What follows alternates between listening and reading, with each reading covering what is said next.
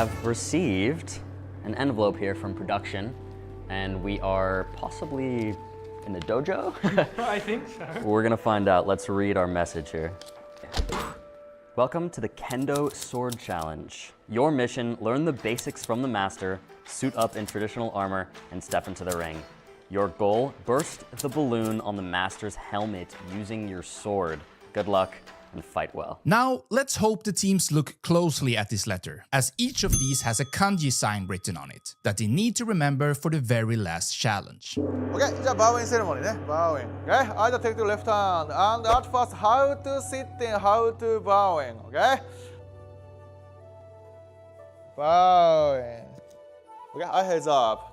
Okay, either please stand up. Please take your bamboo sword. Watch me. Next. Don't move. Hitting. Okay. At first, hitting head. Louder. Hey. Louder. Hey. Then. Hit him, man. Go. You go. Oh, nice. I got chance. No. Oh, go through. Oh. There. Understand? Are you okay? Yes. Hey.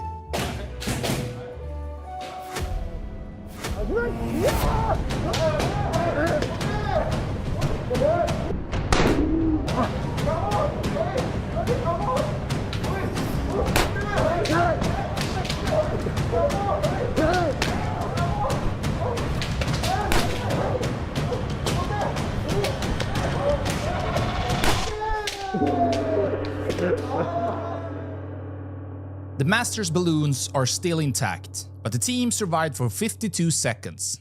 Now, let's see if the blue team can beat that. Come on, yeah. Go there.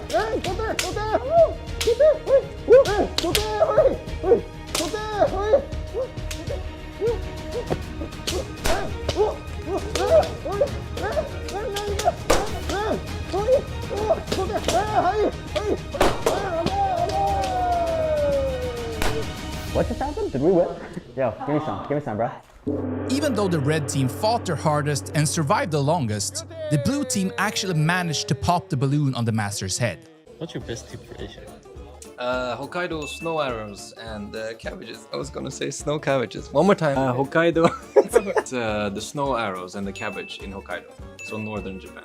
If you see a Jollibee, go the Philippines. Kind of. It's the kabupaten names in Indonesia. So if it starts with Ci, CI, that's usually West Java. The currency, of course, that is rupees. Rupiah. My bad. If you see poles with black stickers, that means you're in Malaysia. But if you see poles with thin white stripes, then you're gonna be on the Malaysian part of the island of Borneo. In Japan, the phone codes go from 1 in the north to 9 in the south. Moving into round 4 here, which is going to be our imposter round. So, if you guys are familiar with old Zigzag videos, he has 3 images of one country, and then one image that's meant to blend in, and is the imposter country for that one. So, let's hop into round 1 then. C almost looks like Ukraine to me, but the other ones are C. Then A is not. Right, time's up. Because A is so weird because Said the main country is Romania, the imposter is Russia, and we put that as C. Okay, and blue team will go over to you. What do you guys got? I mean, we have the main country as Denmark. We switched from Bulgaria, interestingly enough, so we were very close to them, and then we went for Denmark because the forests look Danish. There's no way C is. And then we said the imposter is D and Russia. So, same imposter country. The correct country, the one with 3, is Slovakia. Our imposter country is the United States. That's going to be 0 points for both teams on round 1. And let's show round 2 here for our competitors. But like, I mean, these are like, these pines definitely, you know, could just. Oh, could be Uruguay. Wait. I have to start. It looks like a long plate, but I can't. I don't know. Maybe. All right, 20 seconds left, guys. Okay, so don't judge us, but we went with Spain as the main country, and we think that C, based on the like cloudy vibes and maybe like a little bit of pine trees there, could be Uruguay. Okay. This is right. We're not as confident as the other team, but we ended up going for Albania because 3 of them kind of matched the Albanian vibe. And then we just went for France for D because that's the odd one out. Can confirm round 2, once again, 0 points for both teams. Unfortunately, the correct country is Turkey, and the imposter country is Mexico. Okay, let's move into round 3 here. I'm pretty sure D is. I wish you might have something. Okay. Because I could never see that. But A could be that too. No sense. A's. Gotta get to right in soon. Weird. Red team, you'll be revealing first. What do you guys got on your board? All right, so we went with our main country being Vietnam. And we said our imposter is Bangladesh, and it's D, only because I just know like every Bangladesh like place. So yeah, I think I'm pretty confident it should be. Maybe Bangladesh will be the main country and you don't get any points, but That's true. we went for Philippines as the main country, and we went with the imposter being D as well, and we said D is Panama. No points, unfortunately. That's insane. It's pretty funny, actually. Lenley called it because the main country is Bangladesh. Our imposter country is Indonesia. He did consider, like, we did consider saying Bangladesh as the main country, but I was like, none of these look to me that much like Bangladesh. 0-0. Will we have 0 points to end off the game? We'll see. Let's move into round 4 here. This is tricky. Here's round 4. I don't know. What is C? What the heck? Those trees are crazy. Those trees look like the Japanese trees, but like in the wrong place. But then this one's so weird. Yeah, I don't think it can't be imposter because it's so weird. No, this one would be imposter as well. Okay, start Brandon.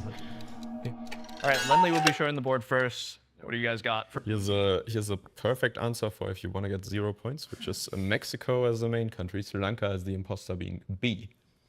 Okay. And red team, what do you guys got? Okay, we ended up going with US as our main country, and then Thailand being the imposter, which is A. There is going to be points for this round, which is interesting. And we're going to get 1 point for the red team, who correctly identified which one was the imposter. They did not get the country right, but they did get it as right, the imposter. they just guessed correctly. So, 1 in 4 chance of getting that correct, I guess. True. The soil was too different. It is Kenya. That's it is crazy, Kenya. really. D is Mombasa, and then C is in Aberdare National Park, I do believe. So that means that it's going to leave A as the imposter, and the imposter country is Nigeria for that one. Mombasa, okay. D. That means the score right now, very low scoring, but it's 1-0 for red team.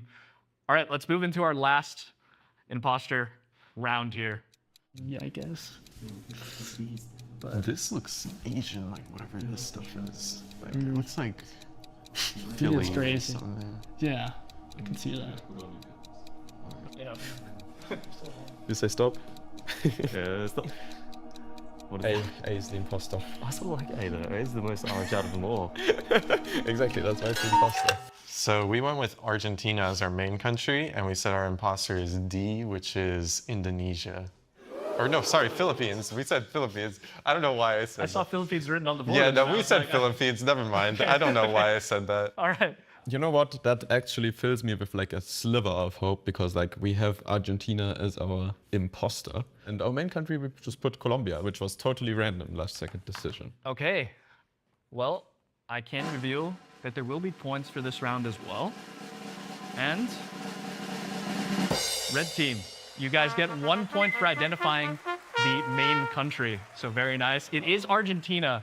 Unfortunately, very heartbreaking for you guys because Yeah, we the said imposter Argentina country the whole time basically. is actually Colombia. So you guys switched it around. That's crazy. B is the imposter. Okay. Oh, you know? That was tough. Congratulations on making it this far. Now, your final challenge. Solve this kanji puzzle carefully, as the correct solution might be your only chance.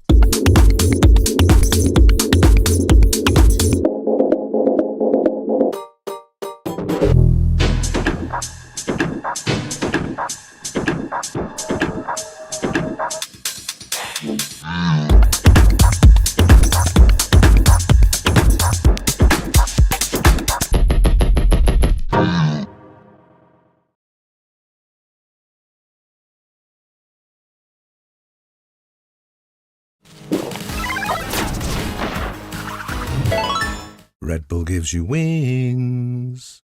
With Waze, get real-time traffic info powered by thousands of editors. The most special thing about the Waze community is its people, and it's the rich knowledge that you could never get anywhere else. Explore and build a map used by millions of people every day. I started editing the maps, adding whole cities, adding roads, adding everything, and the roads are perfect because I made it.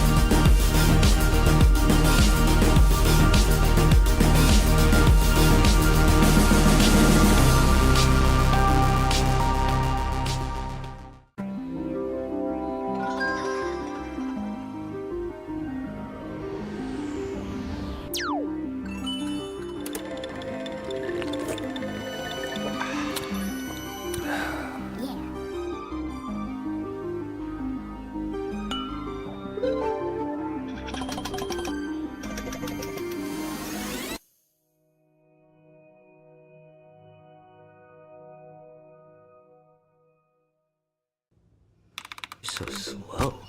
I told you I was done with basic browsers.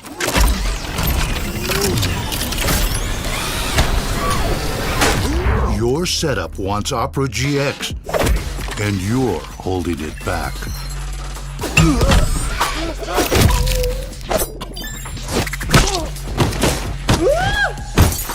Upgrade to the gaming browser.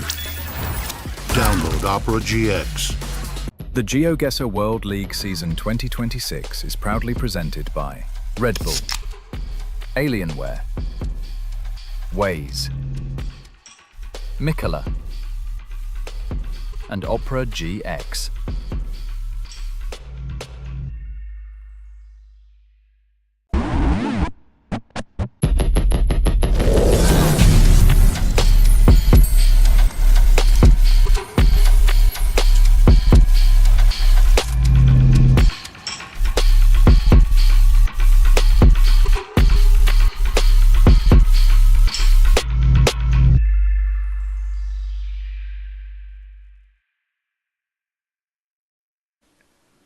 Welcome back, everybody, to the GeoGuessr World League Americas region this week, guys. Week 4 out of 5 for the Americas region is going on right now, and we're here to walk you through it, guys. I'm your host, Bloom, joined by Jake, Lyons, and Diono. We're hanging out. We're going to walk you through the games. It's been an amazing World League so far, and we're already somehow kind of getting toward the end. But how are we feeling, guys? I have two amazing co-casters and hosts with me here. Let's talk to you, man. How are you?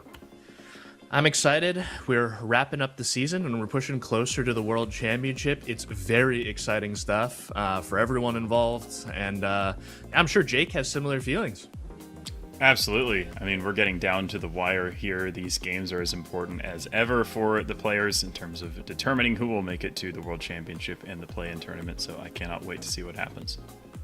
Yeah, guys, it's going to be a super fun day. A lot on the line, as said by my boys here, Jake and Di, so strap in, stay tuned. It's going to be a lovely, amazing time. But guys, what are we even here to do? Let's say this is your first time in a GeoGuessr esports broadcast. Let's talk about what GeoGuessr even is and how the game works. Jake, talk to me about that. Yeah, so if anybody here is unfamiliar with GeoGuessr, the idea is that you are given a random image from somewhere in the world on Google Street View, and you have to figure out where you are using the clues around you, like the landscape or the architecture or the infrastructure or the signage, anything like that. And then once you think you have a good idea for where you are, you open the map in the bottom right of the screen, you put a pin down, and then you get up to 5,000 points depending on how close you are. And your goal in these duels is to get your opponent down to 0 health. Talk to me about game mode too, Di. Yeah, so we've got moving, which is our first game mode that we'll play in a best of 3, where players can move freely with no restrictions on a 1-minute timer. And you want to get, obviously, as close to that 5K as you can, as Jake mentioned. Then we got no move, which is only panning or zooming, so you can't move from your set spawn position. And then we've got NMPZ if it does go to a third game, in which you have no moving or looking around, you're just looking at one single still image. Yeah, guys, that's it. That's how we do it competitively. Our 3 modes. It's always fun if you get to that no-move pan zoom, of course, the classic. But with that said, we can start getting into the format specifics here for the World League, where we have increased the round limit to 20. Health has been decreased to 5,000. Obviously, we're talking increase, decrease, because by now, we're deep into the World League, but relative to previous GeoGuessr esports, we have, of course, decreased to 5,000, increased to 20 rounds limit. Game modes are the same. We're doing best of 3s here. And then multipliers have switched to individual. So if you guess closer, your individual multiplier goes up, which makes things a bit more fair. Every round counts here. It's super important. And, of course, you see that system there is Swiss, which we can talk about here next up. Jake, talk to me about the Swiss system.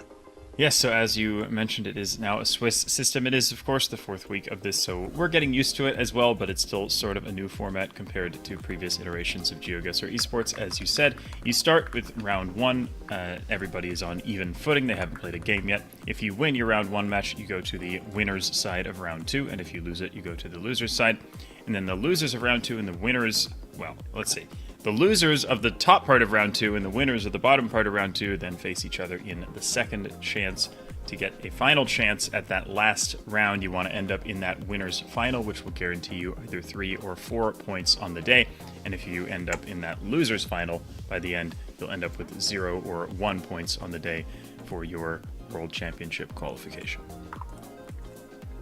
Yeah, guys, that's it. Swiss system has been working pretty well so far. Some exciting matches have come. Let's take a look next here at the leaderboard now. See where we're at, guys. 12 players in the Americas region, with MK and Radu currently tied for first and second here with 11 points each. Now, MK is up on match differential, which puts him in first over Radu C. And then, as you can see, 3 and 4th both have 9 points as well, but Ecal up on match differential there as well. Dai, when you're looking at this, any surprises, anything you want to see shake up? What do you think is going to happen today? Yeah, I think these were somewhat... I think if you went into the season and you looked at the projections for Americas, I think you would have expected MK and RC to, of course, be on top. They've been perennial World Championship participants. So we expected them to do quite well in the league.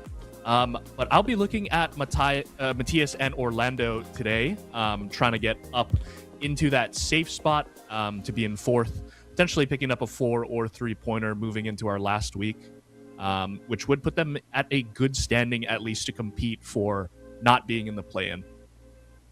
Yeah, great points all around. With that said, we can take a look at the schedule and see how things are going to shape up, Jake. Yeah, we've got a few great matches already here in round 1. Fao versus Gingy should be a fun one. Gingy started the World League with 4 points in week 1, and he's gotten 0 points in both of the weeks since then, so he's definitely going to be looking to get back on track because it is now or never if he wants to get himself into that World Championship. Moo versus the Gym Intimidator, I believe that's 4th place versus 5th place, should be another really tightly contested match.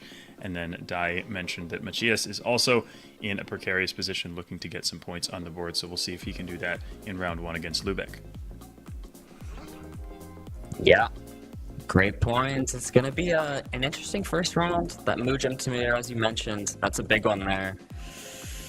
Guys, crazy matches to come. Fao Gingy, though, to start us off is definitely an interesting one. Both these players do need those points. So, Jake talks about it a little bit. How are you feeling? Well, let's see. I mean, Fao and Gingy, like we said, they're pretty close in the table so far. I think Gingy he started off really strong and then has had a little bit of a rough time since then. And yeah, Fao just a little more consistent throughout the World League so far, but again, he's in those... the standings that we saw didn't show that it's the top 4 that go into the World Championship directly, and then places 5 through 7 end up in the play-in tournament. So, of course, you're trying to at least qualify for the play-in, but in an ideal world, you don't want to have to be in that position to have to qualify. So, Fao is currently in those 5 to 7 spots, looking to get himself up to the top 4. I think these two players are very evenly matched, but we'll see if Gingy can turn it around, get some points back on the board, and bring himself back into that top 7. Yeah, that's really the question here. I mean, Gingy had an insane first week, went 4 points on the day, and then second week went 0. And then since then, it's just been a bit of an uphill battle for Gingy. So, again, a lot on the line. Dai, do you have a prediction for this particular match?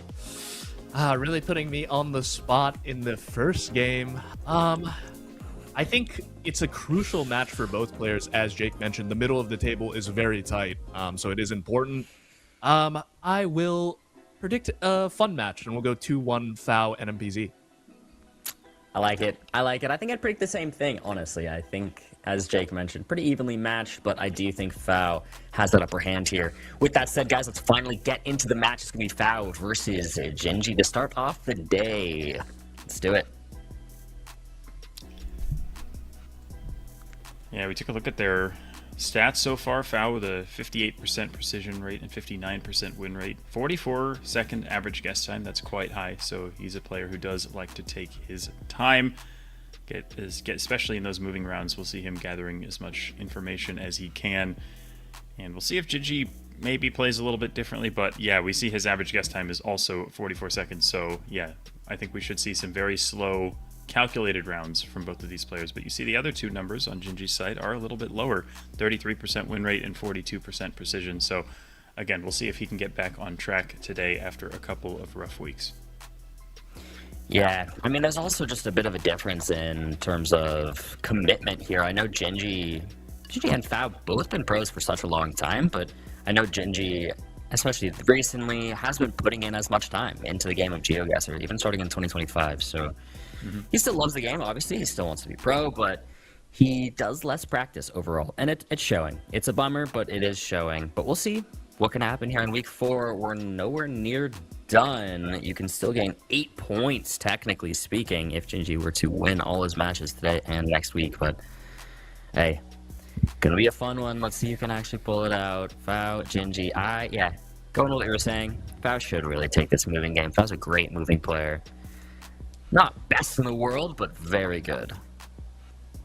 Yeah, and has been for quite a long time.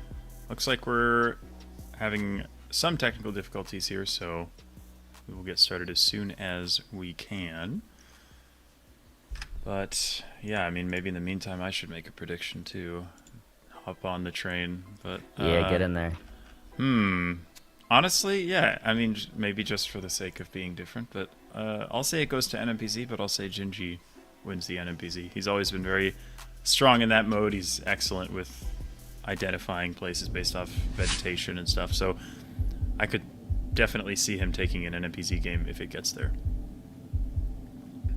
Well, we'll see. We're finally in. Gingy had some internet issues there. Apologies for a slight delay, but it seems like we got it sorted and we're ready to go.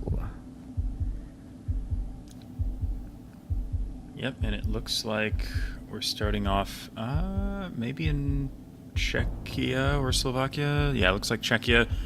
I've got a couple of signs there for Gingy. I don't know. Yeah, he has Vyškov. I don't know. I don't think that's the same as Vyškovice, though, which is the thing written on his sign. FAO has reached the same one.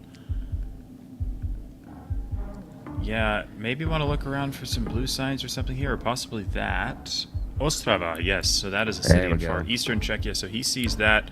That should give FAO the edge in this first round. Yeah, Gingy's close by, though. A little further west. But that's a great find. Those white signs are not usually going to be as helpful there. FAO going to start off with a 4-9-80, deal about 300 points of damage to start off the day. And a little sip of water, too. You know, hey, stay hydrated, guys. I just took a sip of water, too. There you go. It's a good idea. All right. Jumping into... Is it Malaysia, I want to say, here in round 2? And we'll see what the players find. FAO immediately going into Kelantan. I don't know... Wait, what does he see?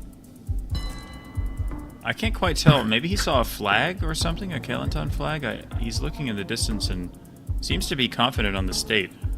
but I'm not He 100% actually- sure what it is he saw. He actually hit the guess and shrug. Yeah, maybe That he's was just awesome. guessing based off of the general vibe of the place, but we'll see. Yeah, interesting. Okay. I'm not sure what that was. Hey, you know, respect the commitment. You know, gotta at least respect that. Yeah, I mean, very risky guess overall, though. So if it wasn't there, it pretty much puts Gingy at a multi's advantage for that round. If he had just clicked middle or somewhat middle there, it was anywhere but there. Yeah. Also, take a look at this prediction average there, Dai. 5K average for foul moving Australia? Yeah, I mean, it makes sense. Australia, very good country for information, especially on a lot of the moving rounds that are picked for the map. Yeah, we can see that Foul actually has a nice C road sign here, whereas Gingy just has the small town name, so that's going to make a difference, I think, potentially. Yeah, he's going to be keeping up that 5K average, I think, unless he rushed that. But he's definitely on the right road. He's in the right town. He's found Elmore, but Gingy is there as well. See if he can match. And we might possibly see a 10K here if both players are in the right spot. Let's see the 10K. 5K for each of our players there. Gingy actually, you know, just a bit down the road, but it's still within that 5K radius. That's fun to see. I wonder if Fao is aware of his 5,000 average in Australia, but either way, he has kept it up there. It's very impressively done by both players. Yeah, Foul just needs to get a lot more Australias, and then he can overtake Blinky on the Red Bull leaderboard. True. For the 5Ks. Surely. So we head into what appears to be Bulgaria here. Players having maybe a little bit of difficulty moving around here. Just 30 seconds left in the round. In Bulgaria, you're just going to look to get to maybe a larger road, which Foul might have found. He is the name of a small town there on that sign. Maybe look for a blue sign, something pointing to some larger places, but that doesn't look like much. So it may just come down to a region guess for them here.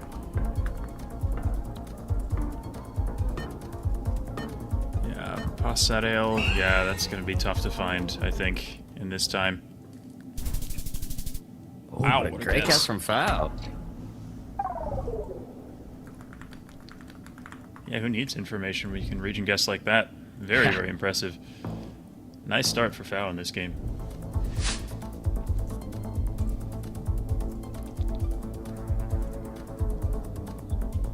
On we go into Thailand. Gingy, ooh. Wow, oh my gosh, I was looking at Foul's screen and I missed it. Looks like maybe a provincial road abbreviation there. Below the entrance to that temple there, that 2540. But not going to have enough time to find that. I think Gingy seemed confident, so he may have found a province name or abbreviation, and he did. Well done.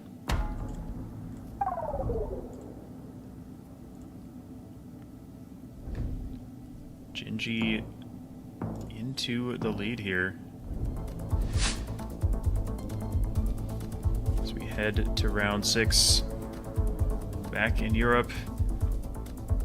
Looks like possibly a Germany round for my first look, which players will be looking for a town entry sign, and it looks like Foul has found one. I didn't quite I think it was Grafschaft Bentheim, which is far western Lower Saxony, so the northwestern corner of Germany. Looks like Foul is in the right area here. I want to say Gingy's a little too far east, if I did read the Landkreis correctly, but yeah, I want to say it's a bit west of where they are, but I'm not 100% sure, so we shall see. Yep, actually good deal west. Wow. But I mean, that's basically the Netherlands, no? Do we count that? it's probably been a point of contention at some point in history, I'm sure. But yeah, another very strong average score here in this country for Foul. Looks to be South Africa, and we do have Gingy sending in the far north of the country. We'll see if that pays off for him. I'm not sure if he got anything or if he's just guessing based off of his surroundings, maybe the polls, etc. Fao looks like he'll follow suit, but going a little safer, closer to Pretoria. Oh. Wow. Dang. Gingy on fire with a couple of these guesses, even though the multipliers are even right now. Fao is down below 1,000 health. He's got to be very, very careful now, and it looks like Gingy was going to guess quickly. I think that... Is that a Madhya Pradesh poll over there, maybe? Not sure, but players will be looking for addresses, city names. Gingy appears maybe to be scanning for something. He might have read the Hindi and is now trying to find the town. Fao continuing to move for now, but Gingy sends it in and pressure is on.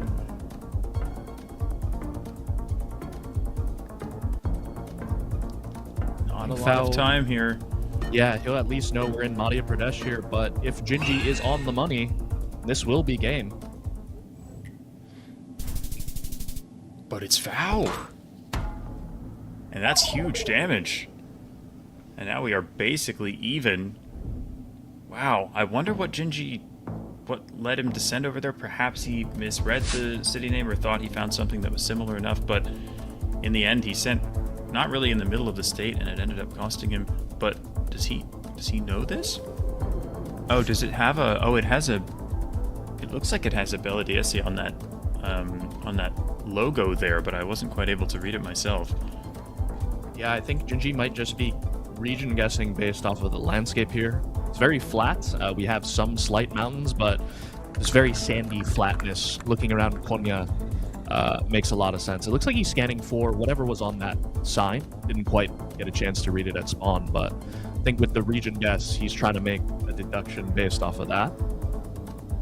Yeah, again, Fao appears to be moving, looking for any information that he can get, possibly a trash bin, but it looks like he's not going to get anything, so he will also go around Konya. Pretty similar guesses for the two players right now. Gingy a little farther east, but with damage multipliers this high. Oh, Fao is found easily, so Fao is on it. Is it enough? Ooh, not quite. Great find, though, at the end there from Fao, taking the lead back, but wow, this could not be much closer here. Let's get into round 10.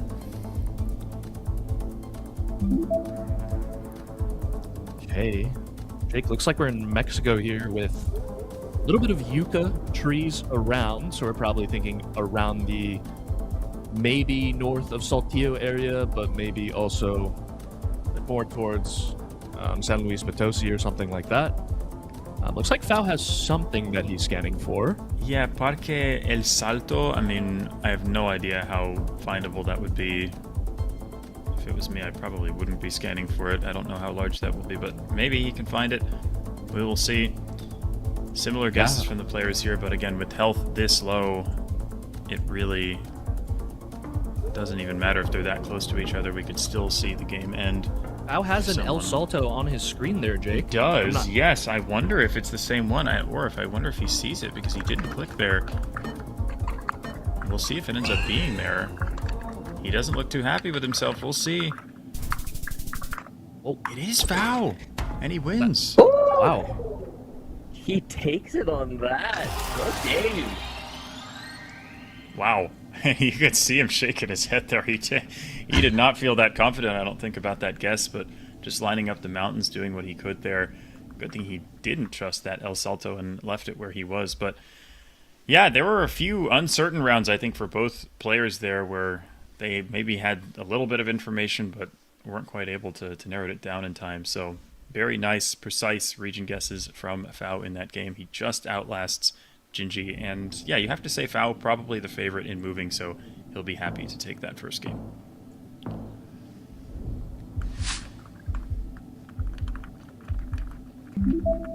Okay, looks like immediately Gingy is thinking Indonesia on this round. I think it makes a lot of sense with these two kind of like parallel concrete slabs as the road, just kind of accounting for the tires on the cars. And that is quite common, especially in Central Java and Yogyakarta. Val's kind of looking in that area. Gingy zooming in on something. Is he in Russia? Why is he in Franz Josef land? I don't know what's going on. Now he's zooming into Springdale, Utah. Yeah, I mean, I don't know what's going on. Does he have a pin down and he's just like, I'm just gonna give them a world tour right now? Now he's going into Xinjiang. Yeah, I don't know. Just highlighting all of his favorite places, maybe. That is going to be the average guess time up for both players at the very least, Jake. Yeah, indeed. Solid 60 seconds on that one. And right between them in the end, but Fao just a little bit closer to get his multiplier up to 1.5.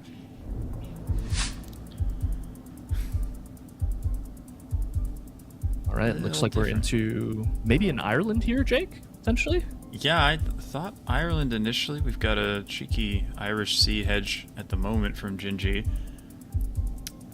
Fao thinking possibly Scotland right now. Maybe looking for a lake that he likes. Yeah, it looks like Gingy's now scanning Wales, and oh, he's up into like that Scotland area as well, Jake. So potentially both players looking for the 5K. We will expect probably a full 60-second round here as well. Yeah, I mean, you do have those houses in the distance with the white buildings and the black roofs. Very typical of Ireland, but you see them a lot in Scotland as well. So I think that's what the players are thinking here, and just trying to line up a body of water. So see if either is able to do that successfully. We shouldn't see too much damage dealt here, but a very nice guess in the end from Fao.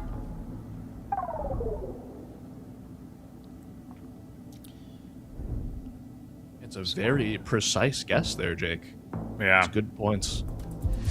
And again, Gingy down 1-0 needs to win this game if he wants to extend the match and not end up 0-1. And again, where we are in the World League, Gingy is running out of time to get points on the board, so he needs to start getting wins as we head into South Africa. Gingy looking at Durban here. It is very green, so I could see it, although it's a little difficult, honestly, to region guess in an urban environment like this, and it doesn't look super like tropical palm tree-ish to me, so I honestly was thinking maybe just more close to Pretoria or Johannesburg, but yeah, we'll see where they end up in the end. Yeah, this is always the age-old 50-50, Jake. When you have an urban round like this, do you just go Johannesburg or do you go somewhere along the coast? It looks like that's happening to our players right now. Yep, Fao seems committed to Johannesburg. Gingy is going to go for Durban. This could be big damage, especially if it's Fao closer with his multiplier, and it's Cape Town. Wow. Oh my goodness. Well, I mean, it's so hard to go Cape Town on that when you don't see those mountains in the distance. Even though there are areas of the city where you don't see them, it's like, that's such a hard commit to make. So makes sense that we saw neither player doing that, but crazy round there. No doubt. And Gingy did get the quote-unquote deserved multis there, because he did get that coastal vibe at the very least, Jake, somehow. Yeah. So a little 10 points of damage plus the 0.5 multis increase. And we have Gingy locking in fast. Not a full 60-second round on round 4. Yeah, we've got those classic arrows and so-called cabbages by the side of the road, all very typical of the island of Hokkaido. We will see if either player is able to region guess it a little better. Similar guesses in the end. Gingy, once again, a little bit closer. Super close game, honestly, so far. Foul up a bit, but see how this progresses here. 2 rounds for each of our players. Immediate zoom from Gingy up into the North Dakota area. Puts a pin down in southeastern North Dakota. Tricky round, and players can use things like bollards to narrow down what state they're in, although I can't say I'm an expert on the bollards myself, but Gingy seems confident on North Dakota. I think it's a South Dakota bollard, Jake. I could be mistaken here with the double bolt and the diamond. So I think Fao might be in the right state here. We'll see. Maybe they do exist in North Dakota as well. That wouldn't surprise me. Ooh. Looks like it is South Dakota in the end there, just. But Gingy with a little bit of an aim in there, a tiny bit closer in the wrong state.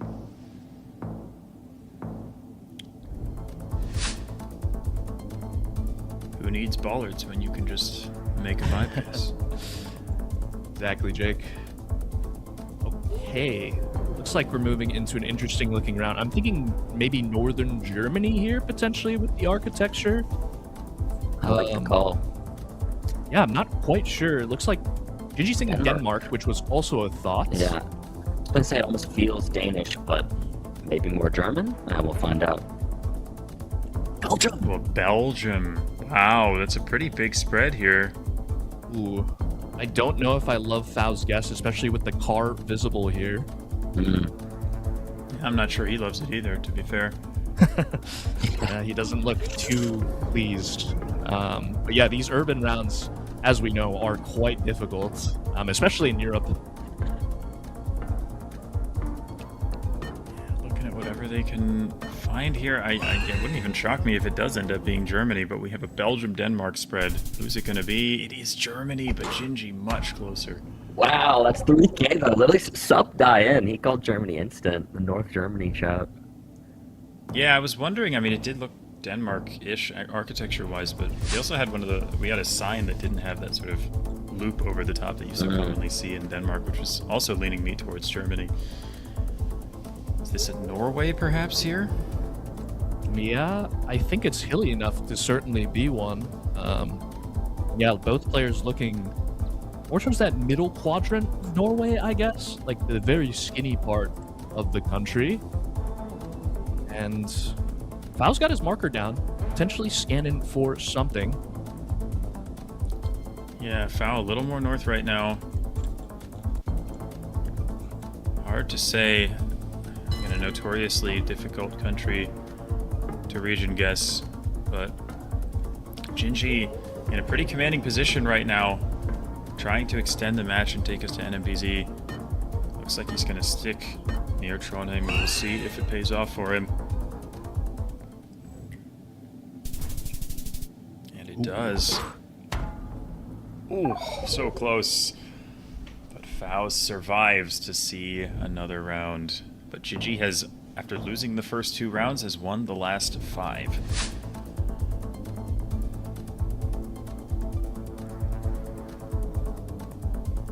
Is this... Yeah, he's currently in Brunei. Yeah, Gingy going for an interesting hedge here. Yeah. Do you think it is Borneo here? Yeah, we certainly have the poles that would fit, I think. And you typically see a bit more of houses on stilts on Borneo compared to mainland Malaysia. So I think the logic here does check out. Looks like Gingy moving maybe into Sabah here. Fao, a lot more east, actually, Jake. Yeah, but also is. in Sabah. It is fairly flat by Sabah standards, so maybe that's why Fao is thinking towards the east, but you can get flat pockets kind of anywhere around the state, and Fao now does move a lot closer to where Gingy is. I'm even thinking about Labuan here, but these are super similar guesses. I'm not sure Fao can even lose here. Maybe, though. Actually, no, I'm wrong. He does. Wow. What a guess from Gingy there. And what a performance. Winning 6 rounds in a row, I believe, in the end there to take the no-move game. And as we all predicted, we will have an NPZ here in this first match. So let's see if the Diono curse does reign true for us. For Jake, if Gingy does pull off the reverse sweep, that would mean that I just can't get a prediction right ever. So just hope I don't predict you in a GeoGuessr match, and you should get the W.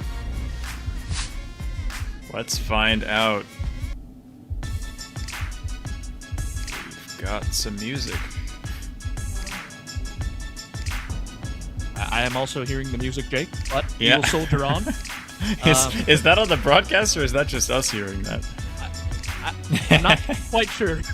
Yeah, it makes the game a little bit more jolly, I suppose. Yeah. That's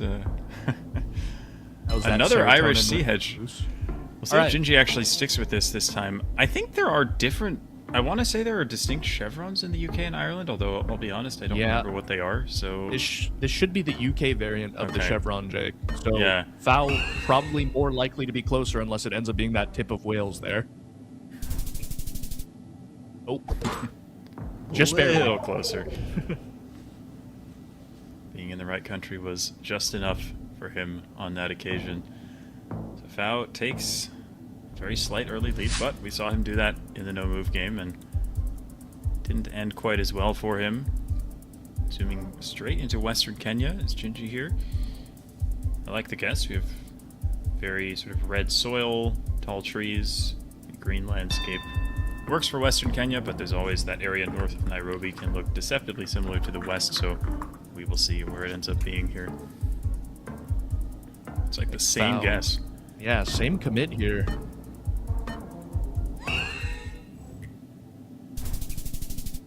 Ooh, it's a nice guess too. Gingy hits back with just 29, but now 1 round to 1, meaning the multipliers are 1.5x each. This one really is anyone's game. An immediate zoom into... I think his pin is in Croatia right now, and Fow following suit here. I think it would make a lot of sense with this ridge we have to the southwest. What do you think, Dai? Yeah, I think it makes sense, Jake. Like, as you mentioned, very rocky-looking ridge, which quite common in both Bosnia and Croatia. I guess it wouldn't surprise me if it was Bosnia as well. And it's just on the border there. Yeah, looks like barely Croatia, but right there on the border, as you said. But players trading rounds here early on. Fow with a slight win there in round 3. See if Gingy can hit back one more time in this one. This one looks a little more difficult. Insta zoom to Central Java. Interesting pavement on this road here, if you can call it pavement. Yeah. Foul there too.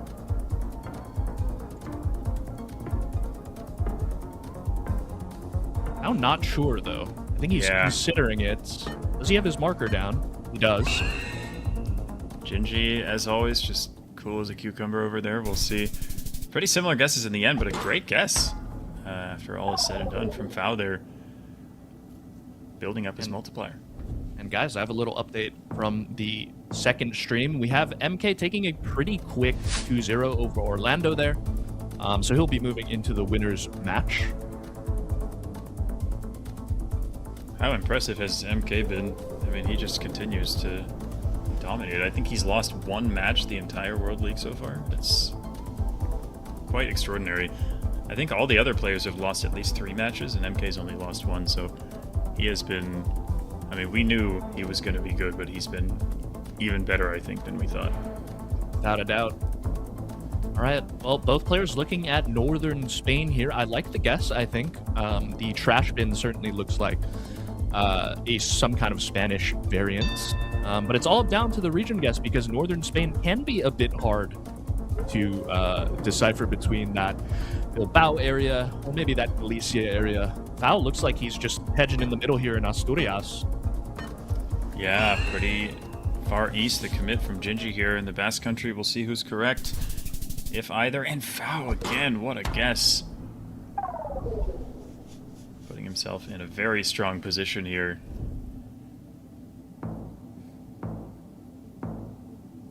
Gingy needs to get a couple rounds under his belt, a couple of round wins, get that multiplier up, give yourself a chance.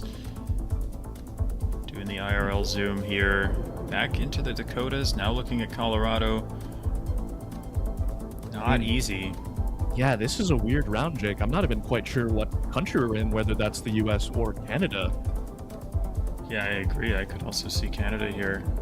I mean, Fow, of course, known as a Canada expert, so we'll see what he thinks on the matter, but he just seems to be taking it in for now. No zoom just yet. Gingy in Utah. It's interesting. I mean, it definitely could be. It wasn't my first thought, but it's a very tough one. Yeah, I'm not quite sure. I think the vegetation maybe does look a bit more western. Potentially in Idaho here, maybe. I don't know though. Is Foul Wait. not in the round? This might be a technical issue? Because he's... Just might be. Yeah, okay. I didn't quite realize, Jake, because Foul just kind of sat back, like, just totally I was like, chill. yeah, man, like, he's playing this round, like, incredibly nonchalantly, like, even by his standards. It's like, I know that he's calm, but, like, it almost looks like he's not looking at it. So, that explains a lot. So, we'll see what happens here, how this will be resolved, but a little bit of a break here. We'll see if this affects either of them mentally either. Val had a little bit of momentum here, but yeah, I'm not sure. And I just want to say, guys, we are aware of Bloom's microphone issues. We're working on getting that solved as soon as possible so you can hear Bloom's beautiful voice again on the broadcast. So don't worry about that. But Jake, how are you feeling about your prediction now for the NMPZ? Well, I don't want to mean, speak too soon. At the moment, I'm a little worried, if I'm honest, but I mean, the only thing giving me confidence right now is the curse and its effectiveness thus far. So, especially in NMPZ, of course, games can turn around so quickly. So, I haven't lost hope yet, but yeah, Foul does have a fairly commanding lead, at least so far here. But with NMPZ, I mean, you could have players sending the wrong continent, the game could end in an instant. So, okay, so it looks like we're gonna roll this round back. So I assume we're just gonna start back at a minute, and they'll have the same round that they had, and Foul will actually get to see it this time.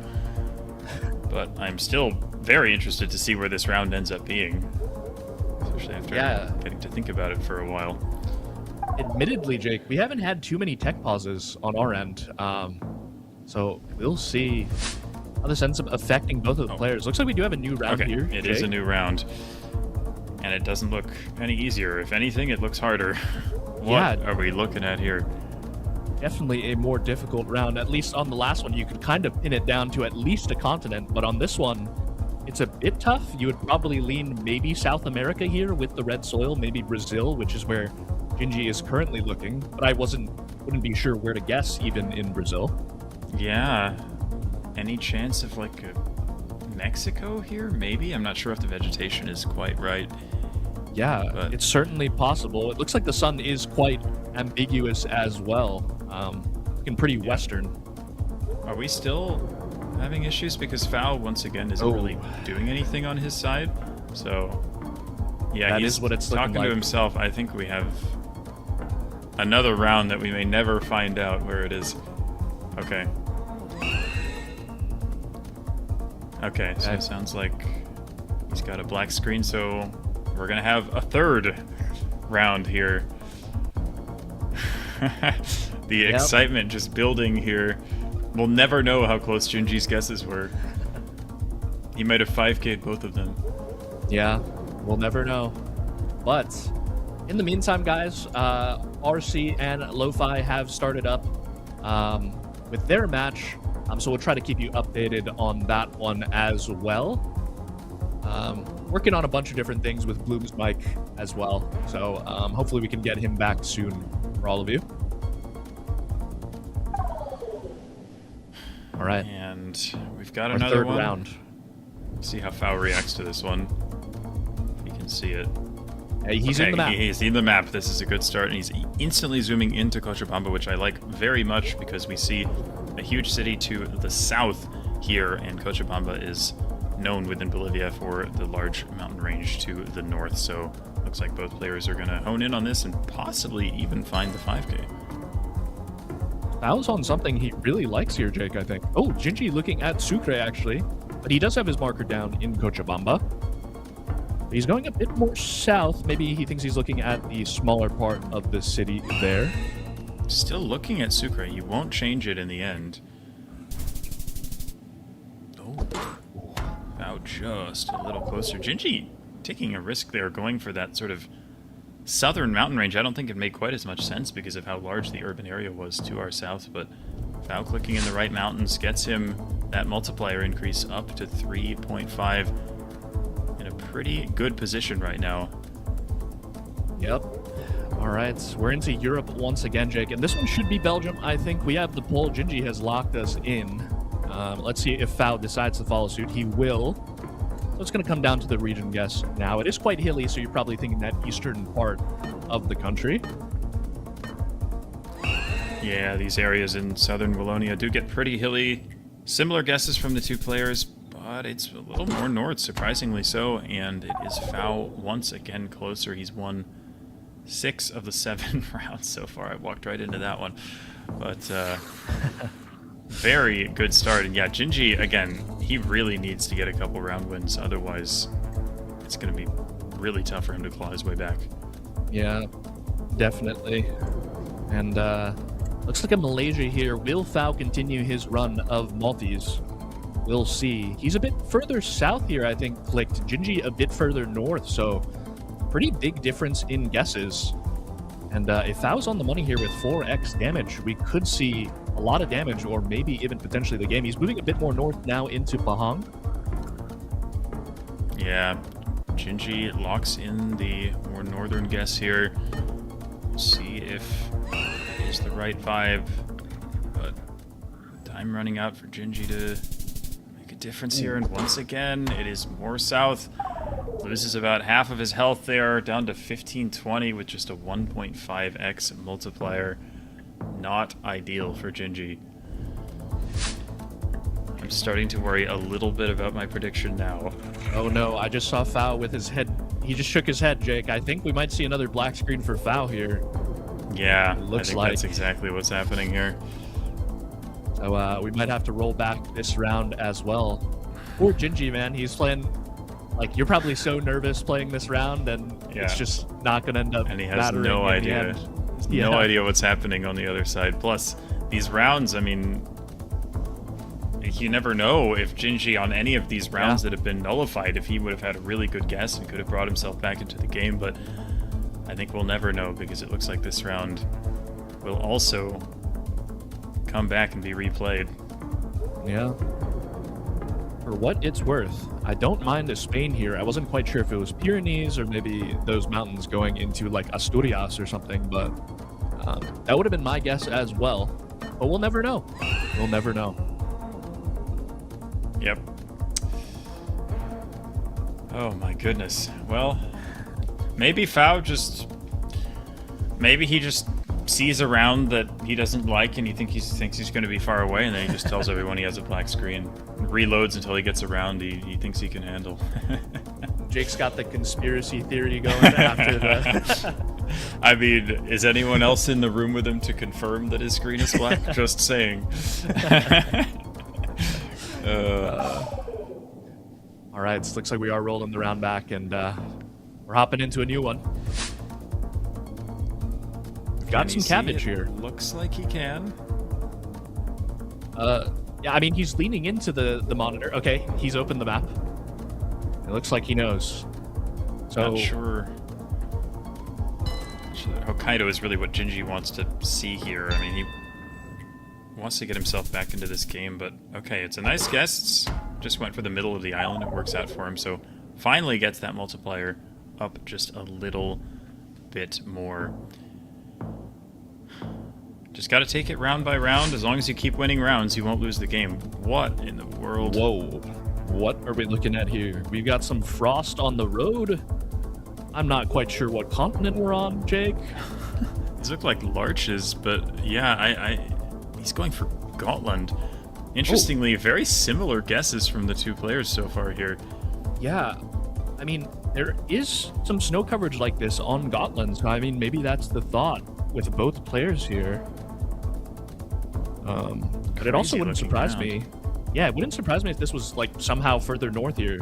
Okay. Oh, Foul has switched up a bit more north here. It does feel very northern with the vegetation, and strange. Also, it's very hazy too. It's just a very unusual round. But did Gingy get rid of his pin there? Okay, he's up near Stockholm right now. Yeah, Fao Okay. more north, and if Fao is closer here, I think he can win the match on this round.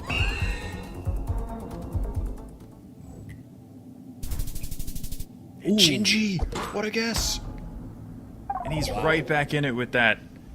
And you have to think, I mean, if he had won a couple of those rounds earlier on and had a higher multiplier, he could have won the match on that round there too. But excellent guess there. It did end up being near Stockholm. A really tricky round, but Gingy right back in this game. No doubt, Jake. And looks like we're moving into Bulgaria now, potentially. So region guess, very important for both players. I'm always worried about not seeing Fao in the round, but he is leaning into the monitor, so I won't know until he opens the map at the very least, but it looks like he is in this round. Yeah, seems to be. Does look a little bit perplexed here, though. He's thinking hard. 26 seconds left. He does zoom into Bulgaria in the end. Hey, Gingy's just looks... He's looking like he's clicking dead middle here, pretty much. Edging for both north of the big mountain range, going through the center of Bulgaria, and the southern stuff here. Where's Fao currently, Jake? Didn't exactly I don't see know, where I don't he know put if his he... marker down. Yeah, he is also middle. Okay. Ooh. Okay. Gingy a little closer. Again, 3 round wins in a row. Health now very, very close. It starts to look like anyone's game once again. Oh my. Ooh. Yeah, I think we're looking at Namibia here potentially. And big country, Jake, so it's going to come down to a good region guess. Fao a bit more south, I think, currently, where Gingy is. If I'm not mistaken.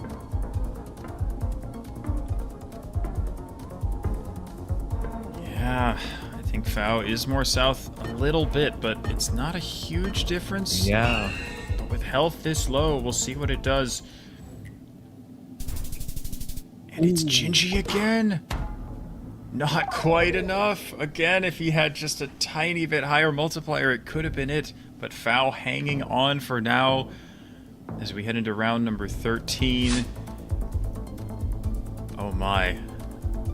We head back into the US here. Looks like this US round won't be nullified, but it's not going to be easy. Looks like maybe soy plantations off to the right there. I'm not sure though. Yeah, that is what it looks like, I think, Jake. But it's now a matter of choosing between which Midwestern state we want to go with. Looks like Gingy's in Illinois. Fao thinking maybe a bit more north. He's more towards Minnesota, South Dakota, North Dakota area. Yeah. And you do get soybean plantations across the Midwest. I think Illinois is the state that has the most of them, but they can show up just about anywhere. So yeah, Gingy now creeping over into Iowa. Fao also thinking about Iowa. But even if they're on opposite sides of the state, I mean, I think we could see the match end either way here. This round is very likely to decide it. Who will it be? Does the curse live? Yes. I would like to formally apologize to Fao. But Gingy does take it 2-1 there, Jake, in a nice comeback. Didn't lose the mental after 3 rollback rounds, but a nice win there, a nice reverse sweep from Gingy, and he'll move into the winner's bracket for us, Jake. Yep. Excellent start to the day for Gingy, and we mentioned he needs to get points on the board, needs to make sure he finishes at least in that top 7. So an excellent start for him. If he can win one more game today, either in the second round or the second chance round, he'll get himself into that winner's final. Hello, guys. My mic might still be broken. Oh, no. My mic might still be broken. We're figuring it out. Maybe you can hear me, maybe you can't. But I'm gonna let them take over so you don't have to hear whatever's wrong with my mic for right now. But we should have another game coming soon in the schedule here. Oh, gosh. Yeah, unfortunate. Bloom has been in and out so far today, but I'm sure he'll be back better than ever once we figure out the technical difficulties. Oh, my gosh. I promise you we're trying. We're trying everything. My end is fine. Their end is fine. We have no idea what's wrong. Oh, my gosh. right, I mean, we all want to hear Bloom's beautiful voice once again, so hopefully we do get those mic problems fixed soon. And we do have our Wazer of the match coming up here. Jake? Yeah. If you'd like to talk to us about that. Yeah, it looks like it was a 12.3 second guess on moving in Thailand for Gingy. Not a super quick guess in the grand scheme of things, but it is interesting to note that on that Thailand round, he did actually have info. He figured out the province there and made a nice guess, and Fao was not able to figure it out himself. So it wasn't just a round where he was just sending quickly to get it over with. He figured out the information, found it very, very quickly, and was able to make a nice guess even in that short time. So very nicely done by Gingy. Wait, I'm seeing chat saying my mic sounds fine, so maybe I can actually, maybe I'm actually back. Maybe I'm back. Awesome. It's decent. Let's go. It's decent. It sounds better. Okay. A bit of a robo voice, whatever. We'll just give it a go. I'll give it up once we're back to the game. But sorry, I don't want to leave you guys hanging so much here. But yes, anyway, as you were saying, not that bad. We should talk about Wazer moment though. Sorry to just like jump back in like this. Jake, did you have a Wazer moment? Oh man, I was kind of expecting Dai to be the one. Oh no, now I have to come up with something. I mean, I think it was really... Gingy did a really nice job in that no moving game, but yeah, I think that NMPC, I might just put it at the last round. I mean, that was a very, very difficult round in the Midwestern US. We had Gingy kind of building momentum in those last few rounds before that final one, clawing himself back into the game. It was looking like he was just about out of it, but yeah, he managed to get his multiplier up, get a few favorable rounds for himself, and then made a really nice guess on a very difficult US round to take the match home. Yeah, I wasn't able to comment much on what was happening, but definitely Gingy had some good moments there. It seemed like Fao's game, the tech pauses, maybe went Gingy's way in the end, you know? He got to stick it out and made it all the way through. They got a nice Sweden guess as well, but yeah, that's got to be a couple of moments of the match there. But with that said, yeah, everybody's hyped in chat saying my mic sounds good. So, guys, we have no idea what happened. We tried everything. It's just something with the program we were using to remote broadcast, so apologies. But anyways, guys, let's talk next about schedule quickly to see what else is going to go on today. Take a look here, Dai. What are you thinking? All right, so we do see that MK and RC, our two top-of-the-table players, did get a 2-0 in the opening round, which means they will be moving on to the winner's bracket and potentially pushing towards a 3 or 4 points, once again staying at that top of the table. But Bloom, we do have Moo and Jim Timidator coming up for us on the main broadcast. Very excited about that. Oh yeah. Very important game, very important week, I think, for both players, as we know. Yeah, for me, when I looked at the first round matchups, this one just stood out like crazy. I mean, these two players are in tight contention right now. I believe it's 4th and 5th place going in.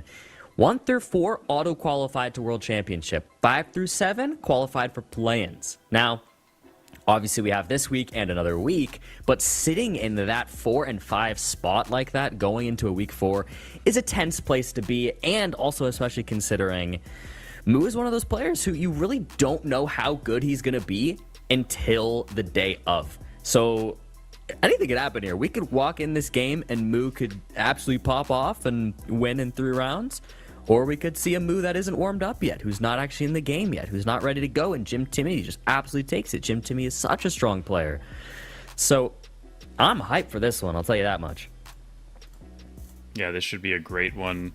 Like you said, 4th place and 5th place. I think Moo on 9 points and Jim Timidator on 7. But like we said, you don't really want to have to play in that play-in tournament if you can avoid it. So Jim Timidator going to try and get himself into that top 4, and Moo going to try to hold his place there. But this is one of the most evenly matched games that we could ask for here. And we start off with moving. Let's go. Let's do it, and I'm back. Can I just say, you guys were killing it while I was gone, by the way. Good work. That was fun. It was fun to hear you guys. This was enjoyable. I missed getting to join in, but you guys had a fun cast on that one. Happy to be back though. Cambodian People's Party here. Yeah. And a big river. So maybe the Mekong, potentially. Yeah, could be the Mekong or the Tonle Sap. We'll see. Of course, Cambodian People's Party signs show up all over the country, so that's not going to help you narrow it down at all. But GeoIntimidator continuing to move, maybe looking for some info here, but just 15 seconds left. And Moo just looks like he's trying to line up the river here. We'll see if he has any success with that.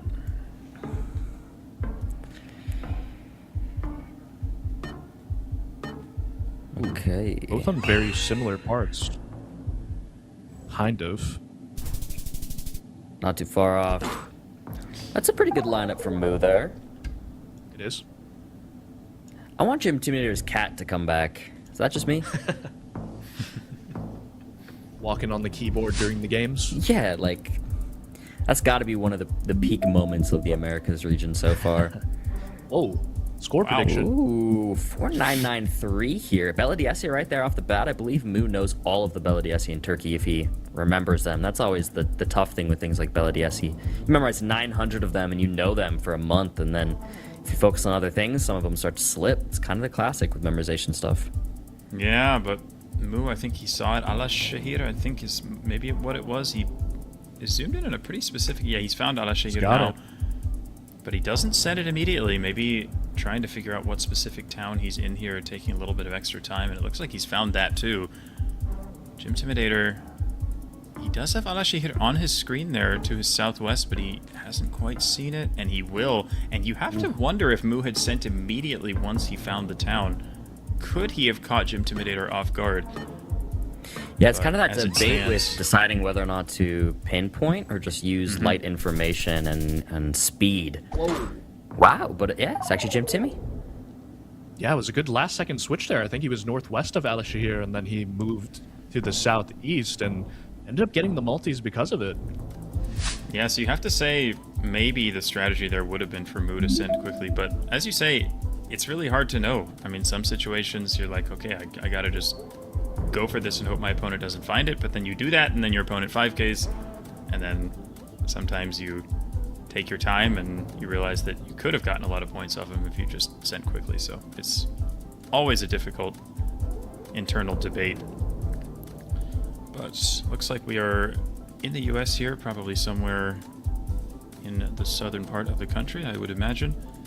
At least south-ish, but we'll see what the players are able to find in the last 20 seconds of the round. Yeah, I don't think either player's found an area code yet. That's what you'll be looking for. Moo has something there, but I didn't quite see. Did it say Mississippi River? It may have. Never mind on the south call. I was thinking it was, I don't know, maybe something like a Tennessee or a Kentucky, but Moo thinking Iowa, and GeoIntimidator in Ohio, but he switches to Iowa. May have found an area code or something at the last second there, and it's a good thing he did.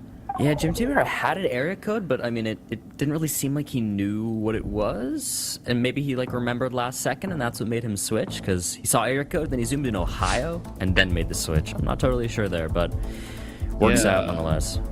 You might have mixed it up with, like, I know players have a mnemonic system that they use, right, to memorize, so maybe he mixed it up there. He does find a 6-3 here, which he, of course, will know. Brazil area code's a bit simpler, I think, than the US ones. Yeah. Just a bit.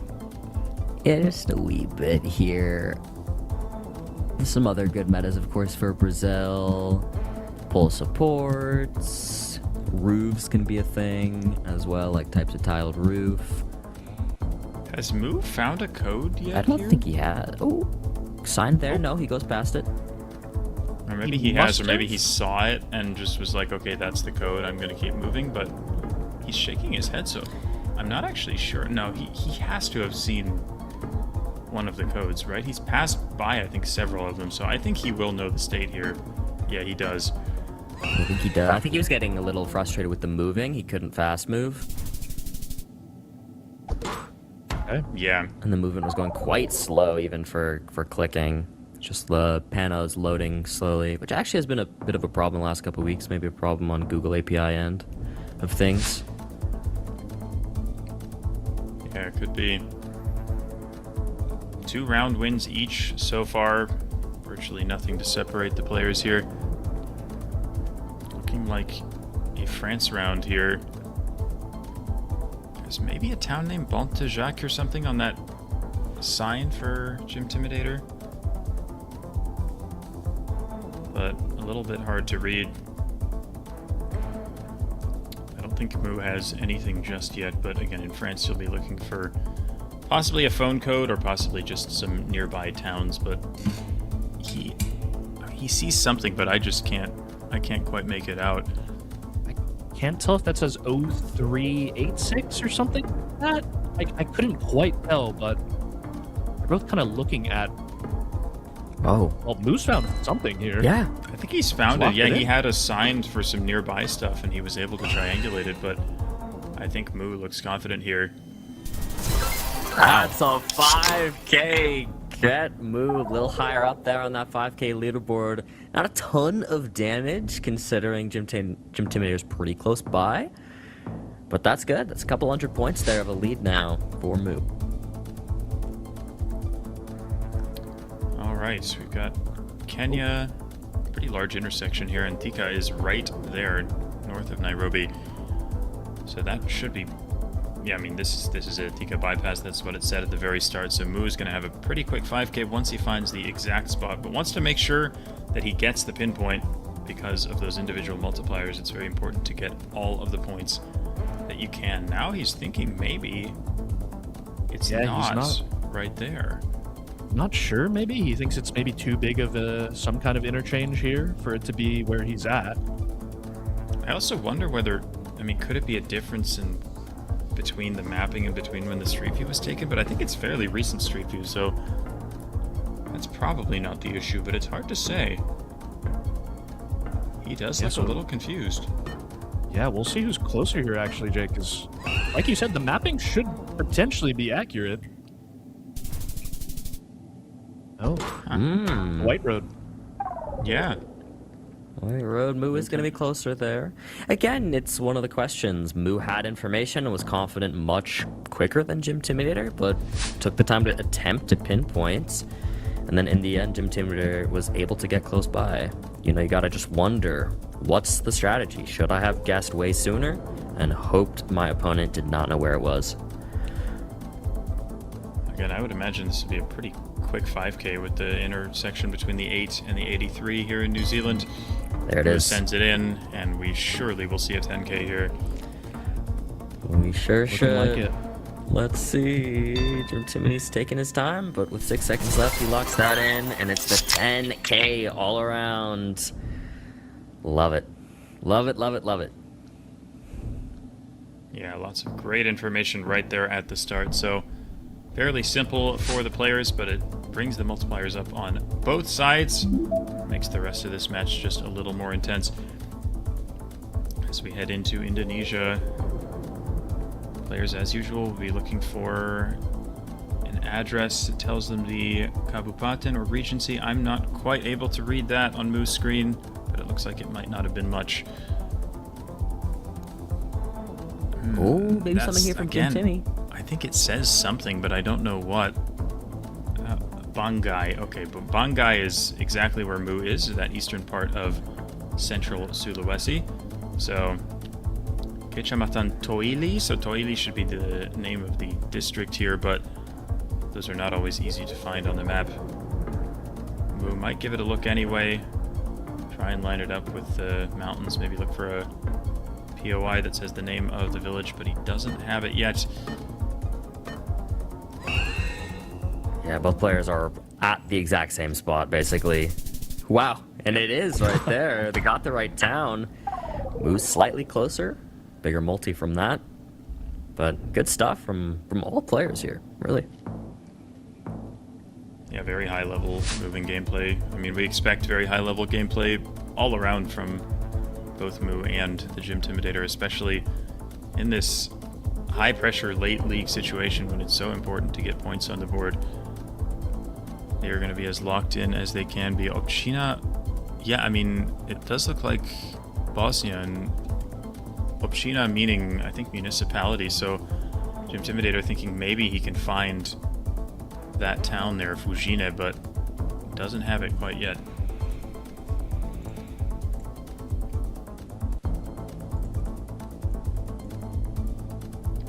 Yeah, really nothing to go off of. We shouldn't see too many points on this one, though. I mean, Moo should have the idea there, too.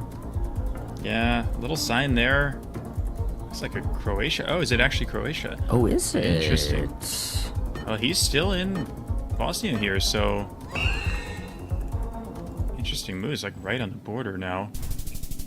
Wow. It is Croatia. Wow. That's 2,200 points of damage. Jim Timmy on 1,800 health now. Wow. Yeah, I mean, as soon as he zoomed into Bosnia, I was like, I didn't really question it. I was like, okay, I guess it's here. And I mean, it made sense. Of course, the infrastructure very similar between the two countries. But yeah, that little Croatian flag at the end helped quite a bit for Moo there. So takes a pretty commanding lead, but it is not over until it's over. Does Jim Timider have the lake here? I think he's looking for one. Yeah. But not quite sure. He has the lake name. Yeah, Lago de Cuiteo, it looks like. Yeah. Yeah, he's scanning for it. He thinks it's near Guadalajara and Jalisco. He's switched over now. Cuiteo. Oh, there He's it is. got it right there. That's the lake Oh, for yeah. sure. Cuiteo. So nice job from Jim Timidator there. Getting to a position where he can read that sign and now knows the lake. We'll see if he's able to find the 5K, but Moo hasn't even zoomed into his map yet here, so this could be big. Yeah, I'm not sure if he had an area code even here, Jake. Oh, what a guess. Wow. What a guess from Moo! Oh my goodness. I mean, wait. All around, what just happened? I mean, Timmy finds the lake, which first of all is insane. Makes a crazy region guess and then manages to find the lake. And then Moo, last second, what was that? With half a second left, just clicks on top of the right lake randomly? Yeah, I mean, maybe he did have an area code there, Bloom, but I'm not quite sure. I didn't see one on his screen. Yeah, me neither. So I might have missed it. Wow. I love when stuff like that happens. That's just peak competitive GeoGuessr right there. That's the top level stuff. And this could be game here. Moo has very confidently sent in Brazil. I mean, Jim Timidator, I think, had an area code, so he knows the right area, but will he be close enough? Two good guesses, but Moo. Yeah. What? Unreal from Moo. That is certainly a start. Maybe the start you expected. Moo is definitely considered better moving player, though Jim Timidator is very good as well. I've mentioned it many times before, but Jim Timidator, very happy to see him in the pro scene here this season, and has been doing quite well, and is really keeping up nicely. I would say Jim Timmy and Ecal, two of the best newcomers here, especially in the Americas region, so keeping up for sure, but Moo is so hard to beat on moving. Definitely evens out quite a lot here on the no move, though. Anything can happen. Dai, what do you think is going to happen here on the no move? Yeah, I don't know. I think both players pretty evenly matched.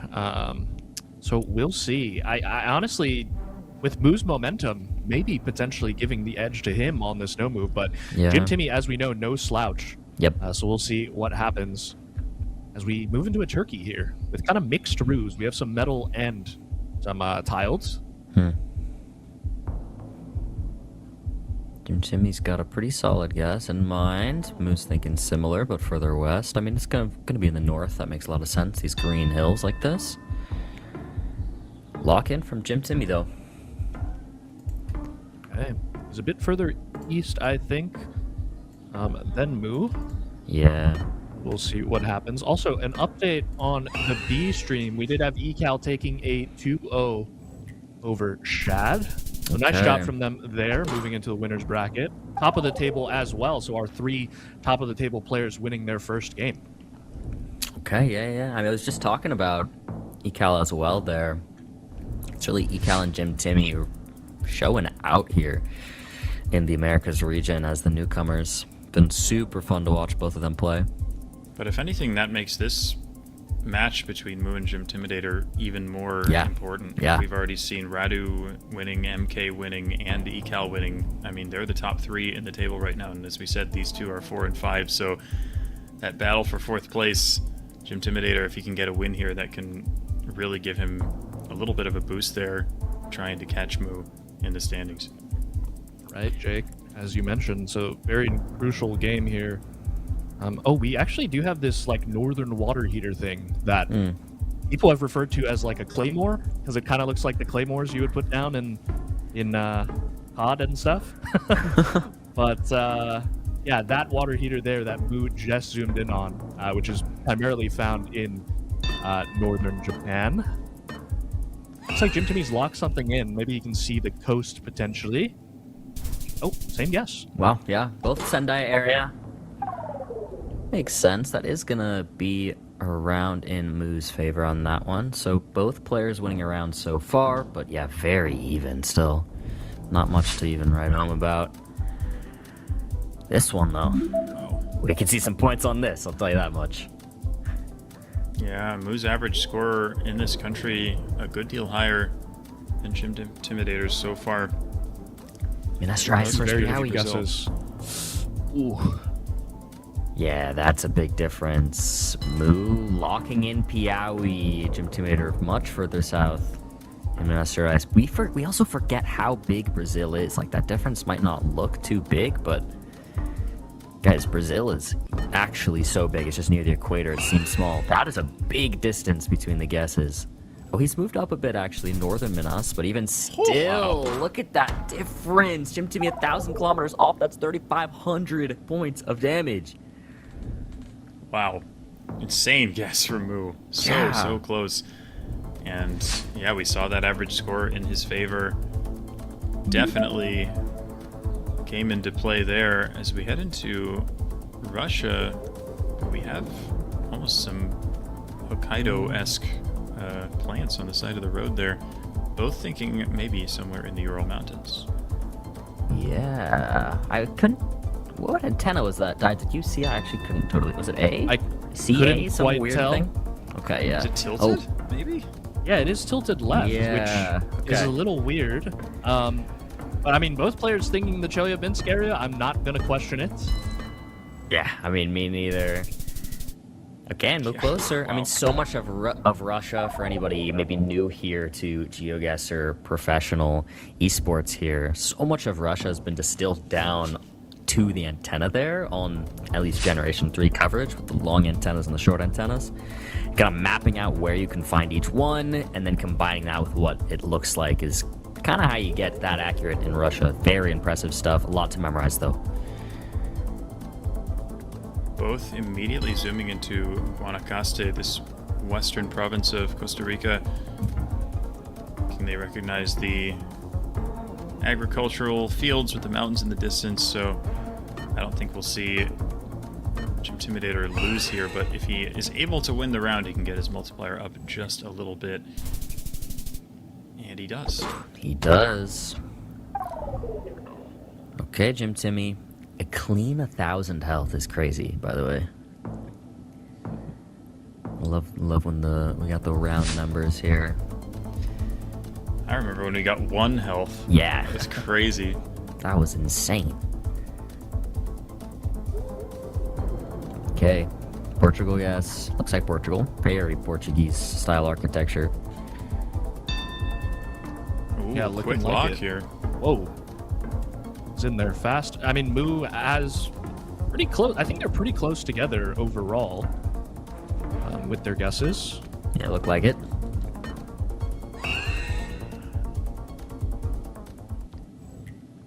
Yeah, basically the same. It is Jim Timmy closer, near that Spanish border.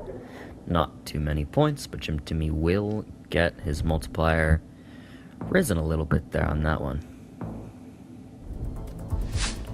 Let's see what we're looking at. 2.5 to 2.5 actually, even though Moo has a massive health advantage. I'm not sure Brazil is what Jim Timmy wants to see, though, based off of the result of that last round. Although he is the first one to zoom in here. Looking at central Mato Grosso. And he locks it in. He's picking up the pace, thinking maybe he can throw Moo off by guessing quickly. We'll see if it works for him, but it's, wow, what a similar guess here. Yeah, no supports is quite... I actually can't quite tell. I mean, it looks like we have no supports, which is quite interesting, but... Yeah, Wow. that's kind of what I was thinking with the no supports. I think Krontonia would have made a bit more sense, but both players thinking about the same thing, and Jim Timmy on 332 HP. Gonna need a big comeback here in the no move. Okay, and we're back in Japan by the looks of it. So much cabbage here on the side, as we've seen a couple times today already. Just like this typical look. And Moo, very scary on Japan. Wow, but Jim we've Timmy... had quite a lot of Hokkaido. Wow, this is a risk. I mean, you can see these cabbage plants south of Hokkaido too, but they're much more commonly found on Hokkaido, and he's just maybe thinking he has to take a risk. And it actually works. It works. You can see Moo laughing about it a bit there. Wow. Yeah, maybe just deciding, he's behind and he needs something special. So going for maybe risky guesses he wouldn't normally go for. It does work out for him in that instance, but he's going to need a lot more to bring this game home. I thought this was the Philippines, guys. I'm not... Me too. Sure. Ooh, in Thailand, though. So maybe I'm just incorrect. We'll see where Jim Timmy ends up going, but this maybe could be a country split. Yeah, I don't rate the Philippines here either. It's a tough one. Yeah, it is hard. I mean, I could see either one, but I do agree my first thought was the Philippines. But Moo seems confident, so it's hard to doubt him. But Jim Timidator has not opened the map yet. Where will he go? 5 seconds. Maybe it does work better with those houses potentially being Thailand. Oh, they're both going Thailand. But Moo further west. Ooh. Oh my god, that's Jim Timidator closer. You see Moo laughing again at that one. He knows he's so close to closing it out in a 2-0 fashion, which would be a beautiful start to the day for him. But he can't seem to take it all the way. Okay. Looks like we're into Malaysia here, and we do have a Sarawak poll available to us. So both players, we guessing in that area of Borneo. Now it's about the road lineup, I think, guys. Yeah. Moo probably a bit happier about this round with his opponent on 332 HP. Yeah, and he actually locks it. Putting the pressure on here. Jim Timidator needs to survive. He knows he won't win on this round, but he knows he can lose. Wow, yeah, they're just next to each other. I mean, that is Moo closer here, but not game. 183 points of damage. Jim Timmy, 149 health now. I mean, Moo's multi goes up there, but still can't seem to close it out. Would be insane if Jim Timmy can somehow pull this back. 3.5x to 3.5x for both of them right now. And we're into a Norway here. Yeah, I was thinking maybe something around Jotunheimen National Park, something like that. Some high altitude South National Park stuff in Norway. I like it. And who appears to be lining something up here, guys? Yeah, he's trying to, if he can. See if he opts to just hedge, but Jim Timmy is the one to lock in the guess first. Pressure's on now for Moo, but he's staying calm. Looking at the 53, I think I saw Jim Timmy looking at that road too. But regardless, similar areas. Moo shouldn't lose on this, but it could be game for Jim Timmy. Let's see. No, it's not. Jim Timmy stays alive. Wow. 70 points of damage to Moo. Yeah, I mean, guys. I was saying going into this that it should even up a bit and no move. Moo kind of seemed to prove that wrong, but now that we're getting deeper into it, you can see kind of what I was talking about there. It is a pretty even game. It's kind of all just dependent on how on it Moo is or not. Can he close it out, though? Again, that's still the question. We don't know yet. I don't think there was info on that sign, but there's a lot of words to read, so hard to say for sure, but again, I think they're just going to be going based off of the coverage, the landscape, etc., trying to make the best guess that they can. Yeah, and if you're Moo here, you're not... I don't know how happy you are with a rush around here, Jake, because as we know, I mean, Jim Timmy has racked up 4x multis, so could easily become a multiplier genius on this round. Yeah, I mean, I know Moo is very good at Russia. Yeah.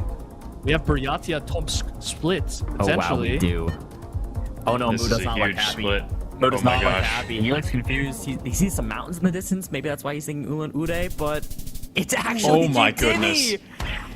And Jim Timmy takes it. I was just saying, we can't say Moo's done it yet. It's not over till it's over. And one round. The Jim Timmy die takes it. curse is actually crazy. The die curse is unbelievable. Nobody does it better than Die. Nobody can curse a player in any esport better than Diono can. I don't know if that's the title you want there, Diono, but it's what seems to be happening. I will let the players know that I take gifted subscriptions in exchange for not Jinx. So Okay, yeah, just gotta let them know for maybe the World Championship or something like that when they do get in there. But I will refrain from making any predictions for the rest of this week, at the very least. Yeah, too bad. I'm gonna ask you for a prediction in like 30 minutes. Have you ever filled out a March Madness bracket and tried to get everything wrong? Because that might be the way to go. Maybe I should try one of those for next year, Jake, and we'll see how that ends up going. A quick lock-in from Moo here in downtown Melbourne. It looks like we have the antenna. Makes a lot of sense, I think. Where's Jim Timmy going? Also Melbourne, looks like. So come down who's going to be closer for the multis here. Yeah, Jim Timmy didn't even zoom in, and it actually works out for him, even though he was kind of on the outskirts of town. It does end up being east, so a good start for him there. Yeah. Not the ideal hedge there from Jim Timmy, but it does get him the multis. Yeah, kind of crazy it works out that way. Turkey here on the round 2. Both players in quick on this one. Both looking in very similar areas here, Bloom, around that Bursa area. Looks like Jim Timmy's opting now to go a bit more east, but yeah, very similar vibes here all around.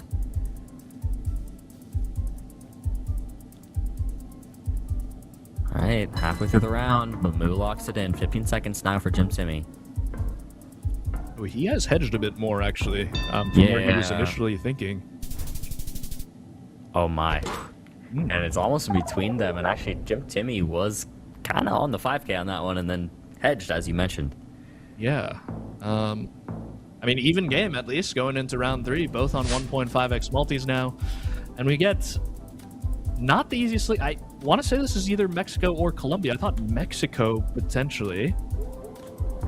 Yeah, one of the two, I think, for sure, but it's always a difficult coin flip, even for pro players. Yeah, especially on NMPZ, this one is quite difficult. I don't mind a Chiapas on this. Weirdly, almost reminds me of like near the Guatemala border, but it could be Colombia too. Like, I don't know. Okay, wow. Okay. If we had Lubeck in this game, we might see a Nicaragua guess. Yeah, that's a good point. The hedge, Mex-Colombia hedge. Okay, Jim Timmy going northern Colombia right now. Keeping it there. 5 seconds to go. Moo switches to Chiapas. Oh my gosh. Oh, this is it, Jim maybe. Timmy's looking at Mexico now. But he doesn't switch. He doesn't switch. He doesn't switch. Leaves it. Who actually has it in the end? Let's see. It is Mexico. And it's exactly where Jim Timmy zoomed on and didn't switch to. Yeah, I think Jim Timmy was thinking about that because Colima notoriously still has a lot of Generation 3 coverage in Mexico, so was thinking about that switch and just didn't pull the trigger, and it ended up costing him about half of his HP. Wow. I mean, but hey, anything can happen. We saw it in the no move. This game is not over till it's over. We could have Jim Timmy on 100 health again, and he might come back. And we're on Russia on this one, so we could even see another big hit. The multis aren't nearly as high, but Russia's so tough, and we've made it even tougher on NMPZ. Yeah, like, is this one east, guys? Like, I far don't east? know. I can't tell here. Yeah, as we know, NMPZ Russia notoriously difficult, Jake. Yeah, this is nasty. I don't know either. I kind of was thinking on the same wavelength as Moo, thinking it might actually be far east, but it's really tough to tell here. I mean, we saw Russia end the last game. We could see it again here. Yeah, I'm starting to get in that far east camp. It could be game here, he guys. switches to Tumen. He's even farther away now. Oh, massively different guesses, Bamboo! What is that? That's the comeback you need on Russia. Hey, I called him a very good Russia player. He did me wrong, and then he totally made up for it there on the NMPZ. What a guess. Redemption. Wow. What a guess from Moo, and yeah. Dai cursed one game, but he didn't curse the whole match, so Moo able to come out on top in the end. What a guess in Far Eastern Russia to bring it home. I mean, Moo can be happy that I did not ask Diono for an NMPZ prediction, I guess, because he took that. He took that in stride, actually. 2 very good guesses. But again, Jim Timmy was considering the Mexico on that, but just went Colombia. I mean, it was a close match overall. Moo more dominant on the move, for sure. Once we got to no move NMPZ, even things up. But, guys, that's it. It's done. It's happened, and Moo takes it 2-1. What a way to start the day. Let's talk about the Wazer of the match. What was our fastest guess? Let's take a look. Jake, talk to me. 9.8 second guess on Australia NMPZ. I think it was just that Melbourne round. It was round 1 of the NMPZ. Moo thinking, I'm pretty sure I know which city in Australia I'm in. Just gonna send it quickly, put the pressure on. Ended up losing the round, but only by a small amount. So very impressive to be as accurate as he was in that short an amount of time. Yeah, nothing too crazy there, but not bad, as you were saying. 9.8 seconds. We've definitely seen faster, and I'm sure we will today. But what about Wei's moment of the match? I have a couple, but Dai, what do you think? Well, I think it would come down to those 2 Russia rounds that ended up closing out the no move and NMPZ game. I'm sure you're going to say the same thing, Bloom, but that nice Tom's guess to force the NMPZ from Jim Timmy, and then we had the Far Eastern Russia guess there from Moo to close out the NMPZ. I think that kind of highlighted the match. Those were the 2 key moments that I saw, which would have been our Wazer moment of the match. Yeah, I mean, Jake, you have anything else, or is it just that? Because for me, it's the same. To be honest, I agree. Yep. Yeah, I think those were the most pivotal rounds, the most exciting and crazy rounds, and again, as we said, an amazing guess from Moo to take the match. Yeah, we can just say the Wei's moment of the match was Russia and just call it at that. Guys, anyways, let's take a look at the schedule next up, see what's still to come, what's already gone down, as we always do. Make sure you're caught up with what's been going on. Always important. As you can see, we started off in the main broadcast with that Gingy 2-1 over Fau. Then off broadcast, been a couple 2-0s overall. Ekal with a 2-0 over Shad, MK with a 2-0 over Orlando, and Radu C with a 2-0 over Lo-Fi. There's going to be one more game still to come in the round 1. It's going to be Lubeck versus Matthias, which should be a fun one to end it out. Not sure which way this will go, but we'll, of course, talk about it when we get to the match, because we're first going to go to a very short little quick break, and then when we come back, it will be time for that match. We'll break it all down. Maybe we'll give you some predictions. Maybe we'll make Diono give you some, but we'll see if he'll actually do it. He might not let me. Anyways, guys, see you in a little bit. Don't go anywhere.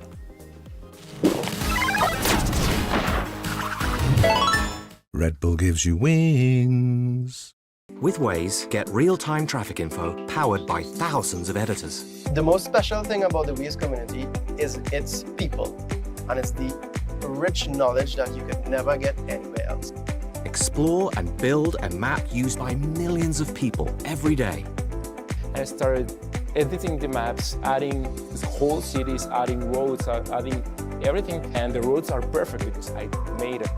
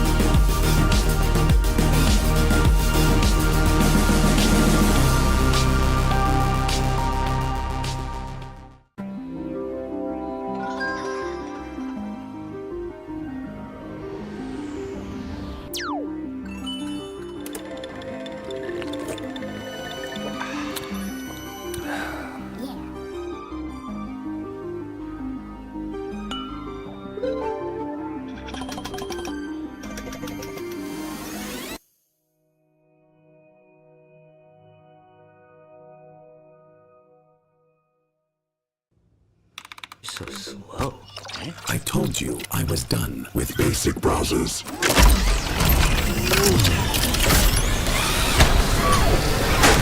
Your setup wants Opera GX, and you're holding it back.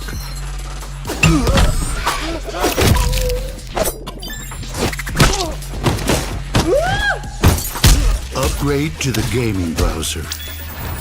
Download Opera GX.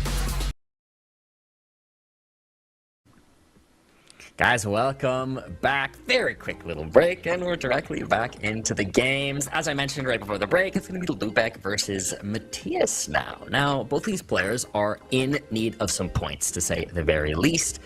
So, a lot on the line. If one of them could go on some sort of run today and get 4 points, I'm not exactly sure the exact standings. I would need to double check, but with 2 weeks left, not completely out of it yet. Play-ins is probably all they're shooting for still at this point. But that's still a great chance if you can make it there. So let's see what happens in the Lubeck versus Matthias match. And I will not ask Dai for a prediction, but I'll ask Jake. At least just what do you think about the match? What do you think might happen? Well, it's a tough one. I mean, Matthias is in 7th place, just hanging on to that play-in spot right now. But if he wants to actually be there by the end of the World League, he needs to get some more points on the board. He's got 5 points in the table right now. Lubeck is just behind him with 4. Currently sitting in 10th place, but definitely within reach. And, I mean, we saw Jinji already get a win earlier today, so he's going to be possibly climbing in the table if he can get another win. So, very, very important match for these two players. They want to start off on the right foot. Very hard to say what's going to happen here. We've seen some kind of up and down results from both of these players. To me, this is really quite the toss-up. And I feel like I have to say it goes 2-1 because it just feels too even not to go 2-1. And if I got to make a prediction, I'll say Lubeck takes it and maybe shakes things up a little bit. Okay. I want to ask Dai so bad. I want to ask Dai so bad, but I won't. Okay? I won't. No predictions from Diono. And wait. I think the winner here is the viewers, Bloom, because we're going to get cinema in this game, no? You know what? Knowing you, with you saying that, the stream's going to crash. Yeah, the viewers are going to lose now. Yeah. What have you done? I don't know why I did that, but it's over for the viewers. I don't know what they're going to get. A sickness, something's going to happen. Oh my gosh. Jokes aside. No, you are right. The cinema all around today, and every day of GeoGuessr Esports, honestly. So, all right. I'm pretty sure Lubeck is correct here and Matthias is wrong. We had the province Quang Binh, which is sort of central Vietnam in that sort of thin area of the country. I think Lubeck is going to be closer here, round 1. Nice. Yeah, good shot there. It's a nice start, and Lubeck was actually much closer than that and moved a little farther north, maybe to hedge, not totally sure. Yeah, Vietnam is tricky, especially now if you haven't learned the provinces previously. They just changed them, so yeah. Now they're completely different on the map as than what they used to be. But we have Provincia del Meta, or Departamento rather, which is a large department in central Colombia. Lubeck maybe thinks he's found the town here. Yeah, I'm not sure that Matthias knows the department. He's scanning for the department, but he hasn't learned them. He's going to have to go central, and it's going to be another round win here for Lubeck. Wow, this is actually looking like an impressive Lubeck to start out. I mean, 4997, he's jamming too. Look at him right now. I don't want to know what he's listening to. Might even be possible to read his lips here. Yeah, any lip readers in the chat, please tell us what song he's jamming out to. We would appreciate it.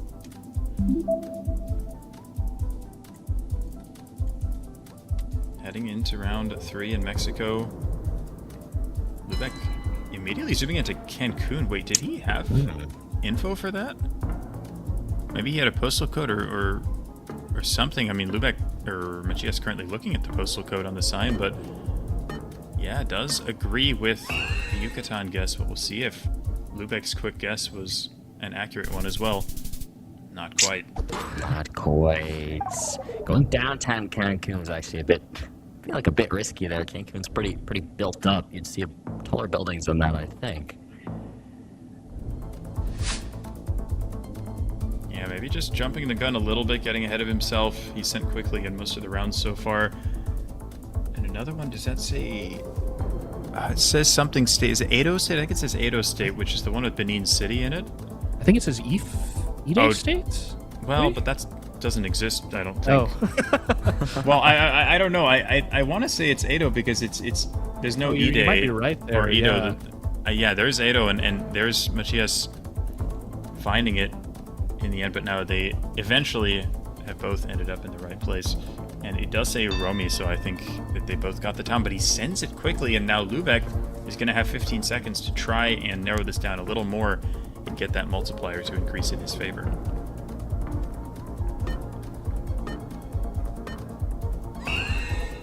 Doesn't look too confident, though. It does work out for him in the end, but yes, he sent without even zooming into the city, so his pin ended up being a good deal north of downtown, and that's what costs him there. So Lubeck in a pretty solid position to start off this first game. Yep, and we're into the Philippines here, looking like maybe more northern tuk-tuks on this one. Both players will be looking for the province name. Potentially, I think Matthias sees the coast to the west, actually. Ooh, maybe we have Zambales there. Zambales. Oh, he doesn't know them. You can see him shaking his head. Oh my gosh. Well, Zambales is sort of the western coast, roughly, of Luzon, north of Manila.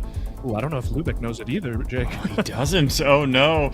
Yeah, this is one of the most high return on investment lists of subdivisions that you can learn is the Philippine provinces. No doubt. It is so helpful because in moving in the Philippines, you're very likely to come across one at some point. But Lubeck currently is quite a bit too far south, as is Matthias, to be fair. If either of them knew it, this would be huge damage, but it looks like they don't, and they're both going to stick in the middle. What? Matthias closer now. Matthias, that's very good for him. Some damage actually puts Matthias in the lead now. 3,200 to 2,700. I do think that is one of the more forgettable Filipino provinces because it doesn't come up nearly as often as some of the others because there's not as much coverage there. That is a fair point, yeah. Quick lock in France here. A couple of town names, they're not going to help all that much, so I think we should... Ooh, wow, that's a very bold guess. Maybe looking at the black roofs in the distance, thinking it's more Brittany architecture. Is he right? No. It's far south. Wow. What a roller coaster so far. We've got quite a game here, Jake. Lubeck laughing to himself about it, at least. But we'll move on. And got even multis here on the round 7. Yeah.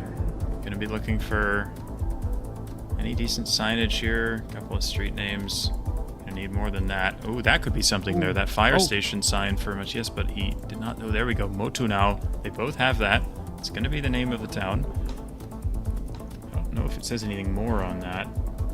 I think we did see the coast generally south on that. Yeah, it looks like Lubeck's looking at it now. So maybe potentially scannable. Lubeck looking at the North Island south coast potentially. Yeah, we have these like wide fences here. It makes me think it could be the South Island. But yeah, not a lot of time left here. Now looking at the South Island. Oh, wow. Very little time left. I mean, if Lubeck switches, the guesses will be so different. He doesn't. They both stay North Island, very close to each other. It is South Island, though. That's 700 points. Lubeck on 1,400 after a nice start. Matthias is really locked in. Yeah, he has 3 round wins in a row here for him. Not much damage left to get as we head into the US. Lubeck with a little bit of an advantage historically. And we'll see if either of them comes across a sign. Definitely somewhere in the west of the country, but not always easy to narrow down. We do have a diamond bollard. I want to say those show up in Montana, question mark, but not super good with bollards. Any ideas, Di? Yeah, it does show up in Montana. I think it's a single bolt. I can't quite see, Jake, but the single bolt would fit for Montana here. It does feel a bit dry, I think, for Montana. Yeah, I would agree with that. Ooh, what did it say? Bay horse? Bath Yeah. horse lake? Something. Essentially? Yeah, I didn't read exactly what it said. Like that, but we've got a Washington-Montana split right now. Pretty big difference.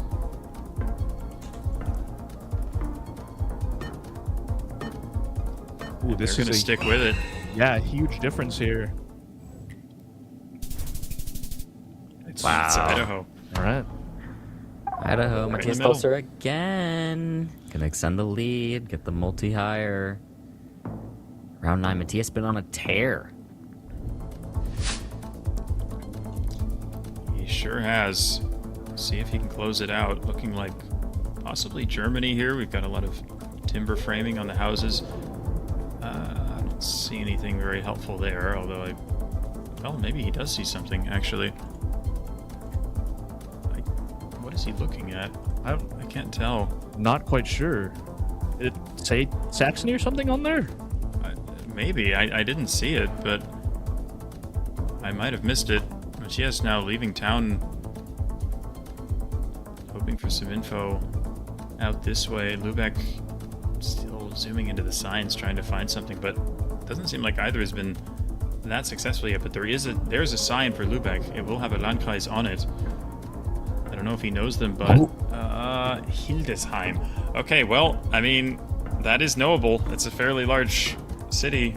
I'll be honest, I don't. Jake doesn't know it? I Jake remember doesn't where it know is. it? Well, okay, I've learned these, but it's been so long that I've just fully forgotten it. Okay, No, it's that's middle. fair. It's exactly what I was talking about earlier. There's so much to memorize, and you can memorize it, and these players do, even people like Jake. But yep, it's just there's so much that things are gonna leave the brain. It's amazing how quickly it goes. I mean, I recently reviewed Vietnamese provinces, so I was like, oh, I know where Quang Binh is, but yeah, I think those just took the place of the German districts in my head, so now I have to go learn the other ones again. Yeah. It's a never-ending cycle. Well, Lubeck does get a Happy Valley Goose Bay round potentially here, looking at the airports. I think with the car, it's solvable, the striped car. Yeah, he has Goose Bay on there. Will Matthias know it? I mean, that's the info he needs, but he's not gonna have it, I don't think. The Canada round that Lubeck needed. Yeah, that's gonna be game. I mean, even without the multi, that was game. Pull through from Lubeck. I mean, Lubeck strong start. Matthias really takes it back, and then in the end, Lubeck closes it out on the moving. But we've definitely seen overall many times, Matthias definitely does not love the moving game mode compared to the other ones. Yeah, we'll see if he can bring it back here. Make some nice guesses in the no move, but Lubeck, a very strong no move player himself, plays quite a lot, so I think he'll feel a little more comfortable in this game too. We'll see if he can close it out and possibly even win it 2-0. I would say it's probably both of their strongest modes here, guys. Both best at no move. Yeah. So should see a pretty higher level game at least than the moving game, I think. Yeah, I think I would agree with you there. Fairly central guess here in Romania from Matthias. Seems like Lubeck agrees with that. And it's actually pretty far south. And it's south.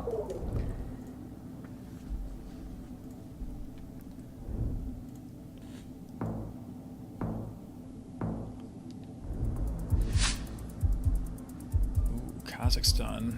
Got some sort of fall-looking coverage. I think it works very well for this East Kazakhstan region here. Both going to try and line up a road somewhere in the mountains near Oskamen. Quick guess, actually, from Matthias here.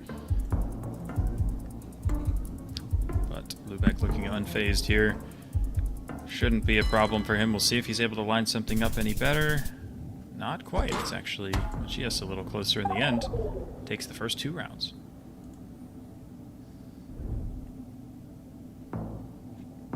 Yeah, quick so far. Round 3. Okay, Panama thinking for Lubeck. Seems like Matthias is as well. A little bit different.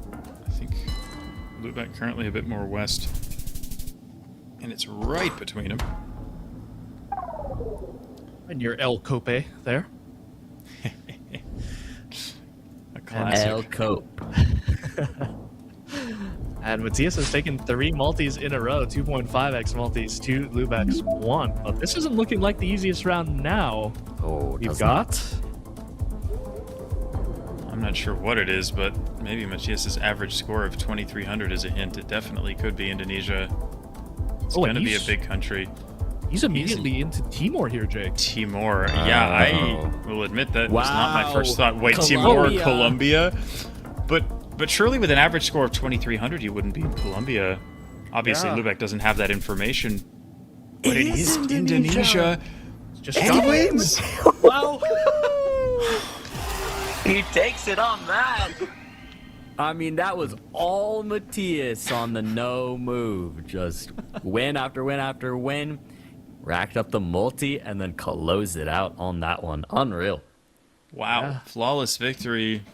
What a crazy ride, but that shows the importance of individual multipliers. I mean, if Lubeck had won all of those rounds before, and then Matthias gets that guess in Indonesia, he gets some damage off of him, but it's probably not even 2,000. But with the multiplier that he had, he knocked out all of his health in one go because of the good guesses he made in the previous rounds.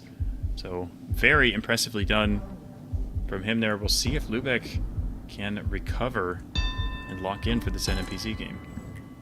It's a good start. It's a great start. A phenomenal start. 800 points. I think Matthias just took a sip of something. Locking in. I love this. Matthias has the energy. You know what I mean? Like, you can tell he's in it. And I love that when you watch him on the cam. He looks locked in. Love the facial expressions from Matthias. Exactly, man. Exactly. It's beautiful. See what we can do here on a turkey here on the round 2. Lubeck has locked in first. Very typical looking Turkish highway. But where are you? That's the question. Similar-ish guesses. It's actually going to be further east, and that's going to be Matthias closer here on the round 2. So both players with that 1.5x multiplier. Yeah, this really is anyone's game. We always say it on the NFPC, but such a difficult mode to call the result of, and both of these players very capable. It just comes down to what rounds show up. Lubeck looks a little conflicted here. Maybe trying to look at the plates on this pole, but they're a little hard to see with the plants growing in front of them. And neither player looks sure, so they're both somewhat going for that middle hedge. It's actually a good guess. Even if it's a hedge, works out well. Matthias slightly closer. Again, Lubeck still up on points, though.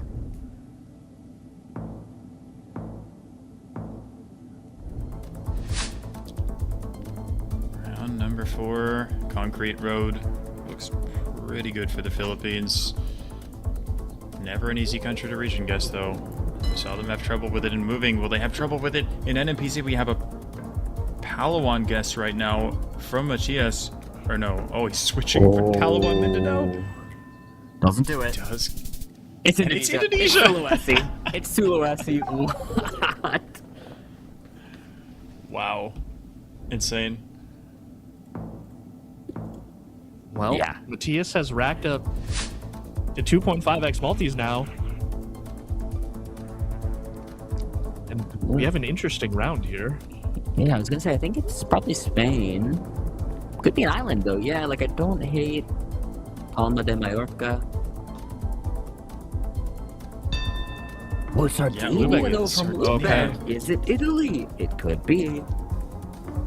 I wish we could see that sign. Yeah, the sign back. It doesn't look that black to me. I kind of like Spain better too. And what a guess! Wow, it is just Palma. 2,200 points of damage. Lubeck was considering it. He couldn't decide between Sardinia and Mallorca. And he just water hedges. Saves him some points. Could have been much more devastating. But wow, great stuff from Matthias there. Nice commit. Back in Japan here, guys. I don't know. I'm just going to call like a Kyushu here. Vegetation looks southern to me, but you never quite know. Yeah. To be completely honest. Yeah, just going for Osaka is Lubeck here. She is going Nagoya. Hard to call, as you say. And it's near Tokyo. Okay. Well, close enough. That is a average Close enough. Japanese round there. Yeah. Bloom. Yeah, pretty much. I mean, there's some clues and things you can use for sure, of course, but we didn't really have much of them there. Well, there's our Wazer of the match. Yeah, that's gotta be it. Lubeck insta in South Africa. They're both basically next to each other, but that is Lubeck closer. He needs that. He's already less than 1,000 health. He sure does. Yeah. Yeah. Again, he's lower in the table. Needs to get himself some points. This is such a crucial match for Lubeck. We're back. Claw his way back in. We are back in South Africa. Same guess. Wow. Interesting. I don't mind it. I don't mind it whatsoever. It's like drier Lesotho kind of vibe. Get further west though. Makes sense. That's some points for Lubeck there. Multiplier as well. Clawing his way back in. We saw this earlier. All it takes is a couple of round wins to bring yourself right back into the game. As we head back into Vietnam. So this time NFPC, no provinces, just got to use the landscape, the architecture, whatever else you can find. Quick lock from Matthias. I think he's pretty far His south. pin, I didn't quite see it. I think he is, yeah, but can't see He's on the right now, label, so this is basically. huge. Okay. Wow, is Lubeck closer? You see him kind of smiling and laughing a bit. I still see Lubeck coughing. We thought last time he was sick, but that was like almost a month ago. I hope Lubeck's okay. I hope the cough goes away soon.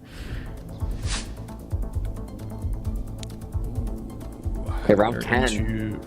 Yeah, Argentina here, maybe, guys, is what we're looking at, I think. Not the easiest round. Matthias looks perplexed a little bit. Yeah, Corrientes for Lubeck. Matthias, same idea. Same idea. Okay. I mean, given how close they are currently, we might not see game either way. Oh, they've kind of like swapped positions here. We did. Interesting. Order is a really risky guess from Lubeck here. Unless it's Paraguay, I guess. But wow. No, it's wow.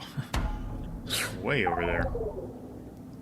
Interesting. They had the same idea. I guess because it was a bit green. Maybe they expected it to be a bit drier up there where it actually was. This is gorgeous. Is this like Hobart or something? just That was Hobart? my thought, yeah. I like it. And it's Both players looking at it. Wow. It's like the same guess. Oh, who's closer? Just about Machias. I'm actually surprised Lubeck didn't go closer to the water on that one.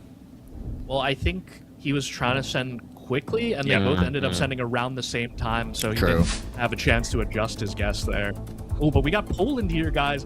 Notoriously hard country to region guess, and He's just, it's the send which. Oh my god. Well, the question is, will Machias take a risk or will he just go middle? He does go a little north and he's going to win on it.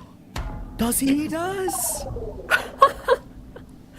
And that's honestly a really, really smart play from Machias there. Especially, I mean, he knew that Lubeck sent very, very quickly. So he probably thinks, okay, he probably went in the middle. Probably just wants to go next round. So since he's already down at 600 health, Machias just thinks, I may as well send a little bit off of the middle. And in case I happen to be just a little further in the right direction, I can win the game there. And that's exactly what happened. So smart play from Machias in that final round, getting himself over the line and getting himself into that winner's side of the second round. A huge, huge start for him. Yeah, very important start here for Matthias. Props to him, props to Lubeck as well. Kept it a close game. Was actually a really good game to start off there. Pretty similar guesses and then a couple defining rounds as it tends to go here at the top level. But guys, let's take a look at the Wazer of the match. I think it's got to be that Lubeck one, doesn't it? South Africa? Yes, it is, Jake. Yeah, 3.5 seconds, a very quick guess from Lubeck there, but it was a nice one. And as I recall, it was the first round win that he had had in quite a while in that NPC game, and started to sort of shift the momentum in his direction, which yes, did manage to win the match in the end. But given he only spent 3.5 seconds on it, it was quite the guess from Lubeck, and very deserving of the Wazer of the Match title. Yeah, most definitely. Wazer match, that's it. 3.5, our fastest of the day, but also we have a Waze moment of the match, and I like giving this over to Diono. Did you have a Waze moment of the match, Di? Oh, I honestly think it was that no-move game that kind of like pushed momentum, I guess, maybe towards Matthias, kind of picking up those 3 or 4 rounds of multis and then ending it off on that Indonesia guess where they had the Timor and Colombia splits. I think that was probably the biggest moment of the match, because as Jake mentioned, if Matthias didn't get the multis prior, then wouldn't have been game, and we would have been looking at maybe more no move and Lubeck potentially taking that one in a 2-0 fashion. Yeah, that was a good one. Definitely good pick there. Guys, also, we can take a look at the 5K leaderboard, I believe, is what we're going to take a look at here next. Red Bull 5K leaderboard. Here's where we're at right now, guys. I mean, we were talking about who can possibly get into contention here. It'd really be Radu in terms of the Americas. He's tied for 3rd place right now with 30. I think by the end of the day, he'll probably go up on that one. But Jake, when you look at this, any surprises? Anything you think will happen? Well, in terms of the Americas players, yeah, I mean, we obviously have a lot left to go today, so I think we could see Radu get himself probably into 2nd place. I mean, if he gets at least 3 more 5Ks today, he can put himself into 2nd, but I gotta say, Blinky is gonna be hard to catch. Oh yeah, 48 is unreal. Not too much of a surprise, consider the pinpointing god of GeoGuessr. I think I can pretty confidently say that. Nobody really bests Blinky in pinpointing, so makes sense he's up there. 48 5Ks is unbelievable. Love to see that. But guys, anyways, we finished up round 1. Let's take a look at the schedule here. What's gone down, what's yet to come, of course. Catch everybody up on how we're doing. Round 1 completed. This is what we're looking at. Every match we watched on broadcast was 2-1s, as you saw there. 2-0s off broadcast. This finally takes us into round 2, Diono. Yeah, so we got Gingy versus MK coming up next during the winners matchup. As we mentioned at the beginning of the broadcast, very important week for Gingy. I wouldn't say it matters too much for MK as much, but obviously he would like to secure his spot by getting 3 or 4 points in this week, so he doesn't have to worry about it moving into week 5. Yeah. Definitely eyes on Gingy for this first game we're going to be watching here. And we can actually take a look at the losers section of round 2 as well. Seems like those matches already did get started, as some of them had been decided for a while. Looks like Orlando got a 2-1 over FAO. And Shad and Lo-Fi currently battling it out off broadcast. Looks like a 1-0 currently there. But yeah, we're going to have some exciting matches still to come here in this upper. I mean, MK Gingy, going to be a fun one. We have Rado Ekal, and then we had Mu Matthias. I believe those are the 3 we're going to be watching here in the round 2, which I think will all be awesome. I'm definitely looking forward to match 2. I'm looking forward to all 3. What am I even saying? Like, all of these are going to be awesome. This one specifically, as you were mentioning, kinda MK's game to lose. Gingy really wants it, but MK looking really strong here. He's looking like the guy to beat. It's going to be tough to do it. MK's been in top form this season. So we'll see what Gingy can do after a nice win to start the day. No predictions, but just thoughts. Analyst thoughts on the 2 players. My thoughts are this is important for MK as well, not to make light of his situation, because if he does end up in that winner's game for 3 or 4 points, it's going to be hard to drop out of the World Championship finals and drop into that play-in. So he would obviously like to win this game as well. Yes. But as mentioned, Gingy starting the week off at 4 points. This is an important week for him. So you want to get into that winner's match so you can get that 3 or 4 points, potentially trying to get into that play-in game. Yeah. God, a lot on the line, guys. Week 4 of 5. These games are becoming just so much more important. We said it in the beginning of the World League. We said, hey, there's only 5 weeks this time. Swiss system each time. every match means so much more than round robin like we had last year. And now we're really seeing it. I mean, even still with week 1, we were like, things will happen, things will shake up. No, we're on week 4 now of the Americas region. Every single match means so much. Let's see what happens here, Gingy versus MK. We're in round 2 of the Swiss. Let's do it. Starting with some Generation 4 India coverage, we've got the Gujarati language and these classic holy polls, so definitely put us in the state of Gujarat. India, Gingy currently trying to read this sign, trying to compare the characters and see if he can figure out what city that is written there. I'm not sure. Yeah, this is going to be tricky. Is it Bhavnagar? It looked decent. That looked decent with the characters, I think, Jake. Yeah, I think it is. Okay, well that's to our east, so we might be quite a bit further west within the state if it is in fact Bhavnagar, maybe closer towards Rajkot.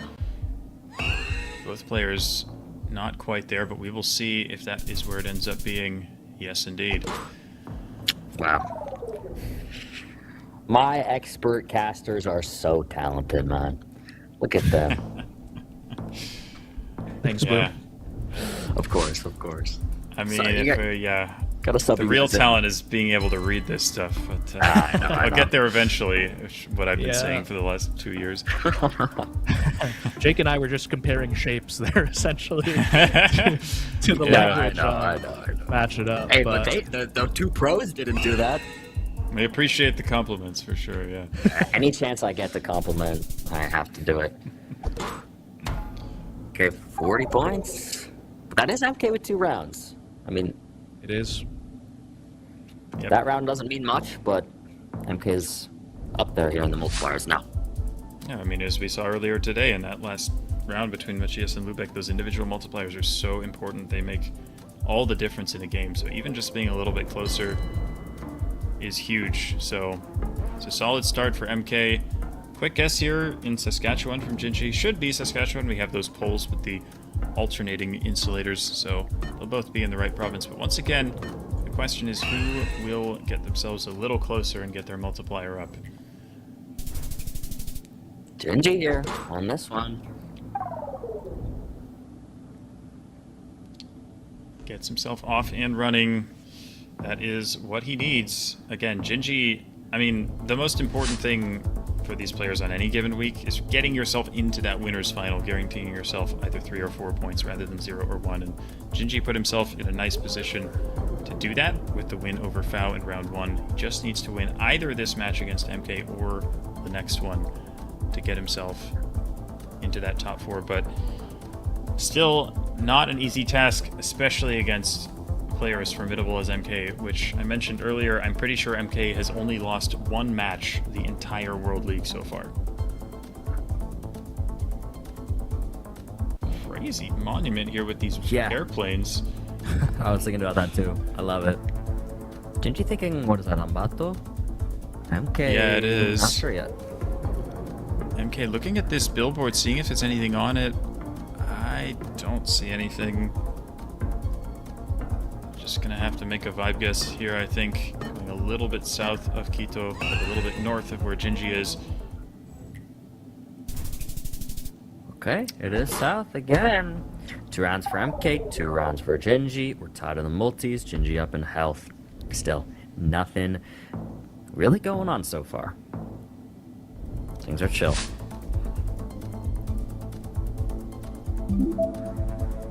Okay, looking...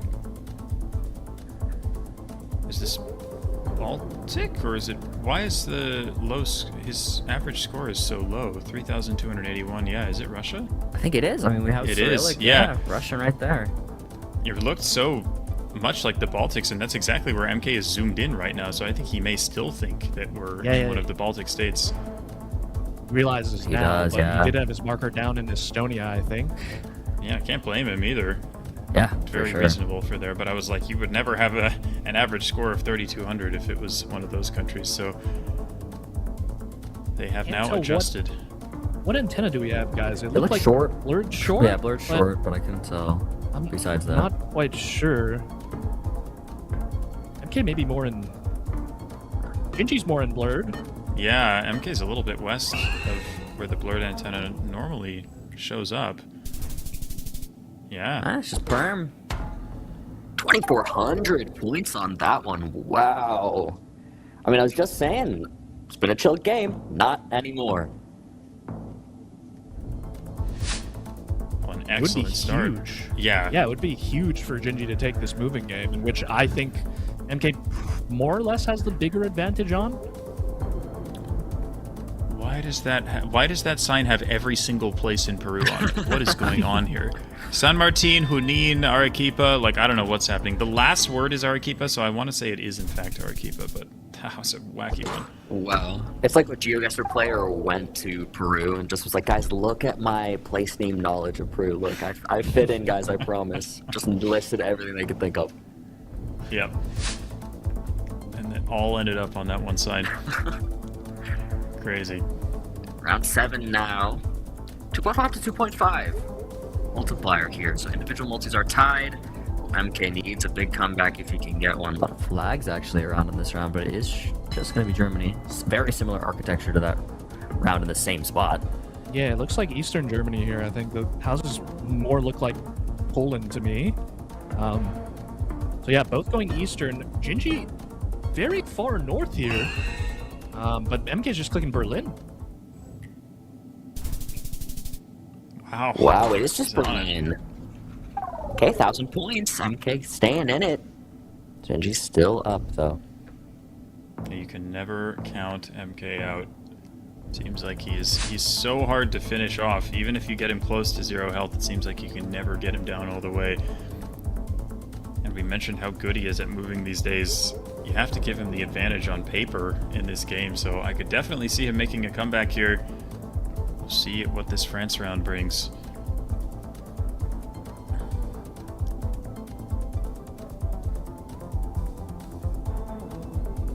Okay. Much yet. Ooh, does he have a... Oh, du Loir. L-O-I-R. Oh. So that is a river. Yeah, I was going to ask if that was the same river as L-O-I-R-E. It is not. You have Le Loir and you have La Loire. Oh, La okay. Loire is the big long one with the E at the end, and then Le Loir is a smaller river, but it's still decently large. It is in the western part of the country. And I want to say MK, he's looking at the area codes too, 0254. I think Gingy's too far east right now. This could be big.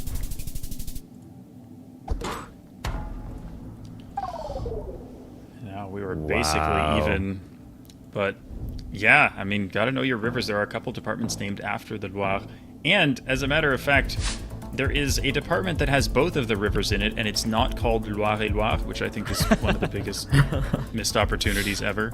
So, in my opinion, they should rename it, but what do I know? I agree with you. I support it. Okay. Ooh, big sign here. Nyeri? Yep. Nyeri County is a very large city as well in sort of central Kenya. Gingy, I'm not sure he has the same info. He's going west. This could be the win here for MK. I mean, 3.5x multi, it's possible. I think it's probably enough, unless he switches. Wait. But he doesn't. He doesn't. How much damage is that? I think it's enough. It is. MK does it. Gingy couldn't close it out. Had a moment there. Had a little streak going. Dealt some nice damage. But in the end, MK locks in and takes it there. And Gingy, unfazed as always. Yeah, but MK right on cue. The lower his health, the more he seems to lock in. Yeah. A couple of excellent guesses there to bring that one back and take the moving game again. He's definitely favored in that moving game, so good for him to get that win on the board, although realistically, he's probably favored in all the games, given how good he's been so far. So this is going to be a really tough task for Gingy to try and win this match. But again, he did get the win in the first match, so he has a second chance, even if MK is able to bring this match home. All right, quick round one here on the no move. That is 800 points damage.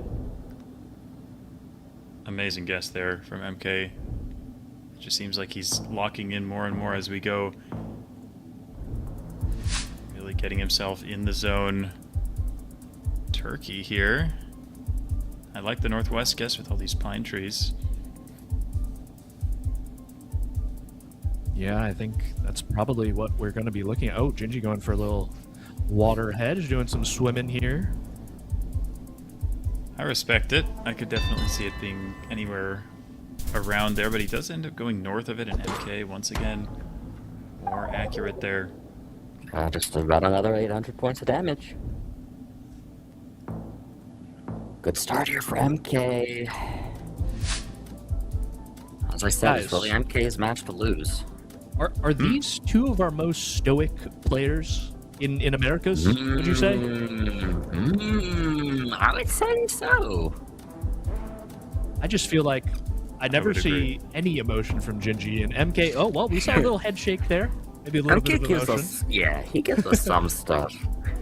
Gingy really gives us absolutely nothing. I don't know who matches Gingy at that exact level. MK's definitely close, I'll tell you that much. Yeah, I think MK's in the wrong... The language should be Italian, so this should be Gingy's round. Oh. We had Zona printed on the road, Z-O-N-A, which is an Italian word. You wouldn't find that in German or French, so nice guess from Gingy there. Realizing that we were in the Italian part of Switzerland. So gets himself off the mark, even if it's just a couple hundred points. And then you look at their cams and they're making the same faces.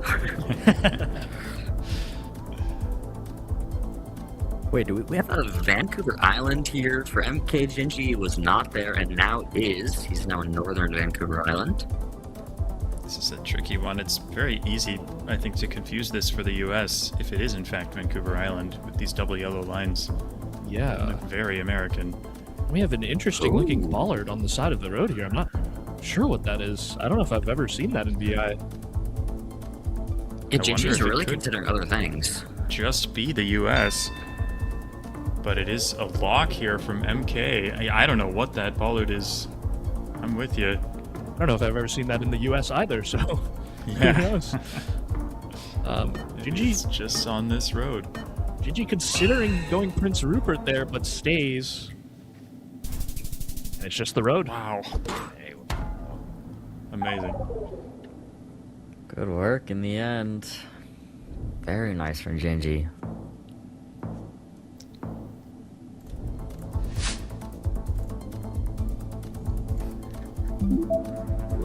We have here. Yeah, not an easy looking Indonesia, I think, for both players. I don't think we have any poles visible as well, so it's a little tough. I like Lombok. I feel like that makes a lot of sense. I mean, we would have to be north coast with the mountains south, but we do have a little tiled roof on that little hut in the distance, which suggests maybe Java or West Nusa Tenggara. But yeah, same idea now for Gingy, also zooming into the northern coast of Lombok and maybe also thinking about Bali here. I could see either one. Hey, I think both players assuming the coast is north. It is quite flat along that entire north part. So I think this is a good lineup for both players. We'll see who's right, though. Oh, MK's moved on to Bali as well. Gingy's in the water. Slightly. He is. Wow. Okay. And it is Bali in the end. Yeah, I mean, you guys are making great points there. It was super flat to the north, which lines up nicely for being on the water. But yeah, I love Gingy in the water on that one. That's kind of awesome. Yeah. Lines up nicely for being in the water, apparently. Yeah, apparently. And looks like we're lining up the coast once again, guys, because we are in South Africa here. Bit of a different guess, I think. Gingy over near Cape Town right now with MK more on the east coast. Yeah. Very interesting split here. Gingy's scanning parts of the coast that, to me, doesn't line up, but I'm not sure. Yeah. I don't know. This is tricky. It's such a long coast that South Africa has. This could be very consequential here. Let's see, timer finally up. Decent difference here in the guesses. Multi's high enough. That's Gingy closer. And that's 4,200. It's not taking MK out, but MK on 300 health now. So close to a win there for Gingy. What a great guess. 4 round wins in a row, but he's going to need at least one more to bring this one home. And it looks like we are in Brazil. Okay. Both players thinking Maranyao here with no supports on the pole. Makes a lot of sense with these brick buildings and stuff. Gingy just needs to be a tad closer here to get the win. Edging a bit for Para, actually. Yeah, I mean, I think we maybe have some acai palms in the distance, possibly, is maybe why he's going there near Belém, but it is just Maranyao. Okay, close on that one. 800 points of damage there. It's not over. I mean, again, we saw it in Move versus Jim Timmy just earlier today. Comeback's always doable here in the game of GeoGuessr. This one might not be it, though. I think they're going to know this die. Ooh, I don't know. I'm not sure if many people will know Mongolia to that degree. Well, MK has zoomed in on a very specific city here, it looks like. I would have thought that this was maybe further west, but I'm not the best Mongolia player myself, especially with this Gen 4. Yeah, the Generation 4 Mongolia, a lot of it very new coverage. Hasn't been studied nearly as extensively as the Gen 3 that existed for so long. But 326 health, I mean, pressure on MK here to make a good guess. Yeah, I mean, to me, it looks like Gingy's kind of just going for a hedge to try to stay alive here, but I'm not sure if it will, if it does end up being... Is MK very far west? I can't really tell. He's very deep into his map, yeah. I think he's more west for sure. That's a pretty big difference. Yep. It is MK closer. 2,700, he wins! Wow. I was just saying it. Anything can happen. And on that one, MK manages to do it and take the entire match 2-0 on that. And look at Gingy. And MK. I mean, they're just stone-faced. Like nothing even happened. Oh my goodness. Well, yeah, I mean, what did I say earlier? It seems like MK, the lower his health gets, the better he gets. And he showed it once again there, not losing his cool despite having just 130 HP left. Makes a really nice guess in Mongolia. Gingy just trying to stay alive, but couldn't quite do it. So MK, I think all but qualifying for the World Championship right there, getting himself into that winner's final. He'll get either 3 or 4 points on the day. I don't think anybody is catching him at this point, especially with the game difference that he has. So great performance there, deserving victory for MK, and yeah, we'll see if Gingy can bounce back and get himself into the winner's finals as well. Yeah, we'll have to wait and see later today. But before then, on this match, let's take a look at the wager of the match. I'm sure this one's going to be pretty quick. Does it beat our 3.5 from the previous game? It does not. It's a 4.3 second. The no move Nigeria one here from Gingy. Pretty fast, pretty quick. Our fastest of the day, as I just said, is 3.5. I wonder if we'll beat it. It's going to be hard to beat. What's the fastest we've seen? Didn't we see like a 2 second something? I think the last Americas. I think we saw something under 3. Yeah, I don't remember exactly what it was, but it was very, very quick. I think we were talking about that round when it happened, and we were saying, I don't think we're ever going to get one faster than that, because that was about as quickly as you can possibly guess. Yeah, well, we'll see if we get one that fast again. I would love to, but we'll find out. Guys, regardless, let's talk about Way's moment of the match. We still got to hit that as well, and Diono, I've been hitting you for these over and over. Do you have one? Yeah, I mean, I think it came down to 2 crucial things, like Jake mentioned during the games. It's very hard to get MK down to 0 HP, and I think that's kind of what Gingy struggled with. He got the lead in both games, but wasn't able to close it out, and I think those are my 2 moments. Can't pinpoint a specific round, but would have liked to see Gingy maybe close out one of those 2 games that he had the lead on. Yeah, that's kind of a good... overall summary of what we just witnessed there. I like it, guys. Way's moment of the match for you. Take a look again next at the schedule, see what's going on here. So we're in round 2 currently. So many more matches still to come today, guys. So make sure you're strapped in with snacks, food, everything, because we are going at it today. We are only in round number 2.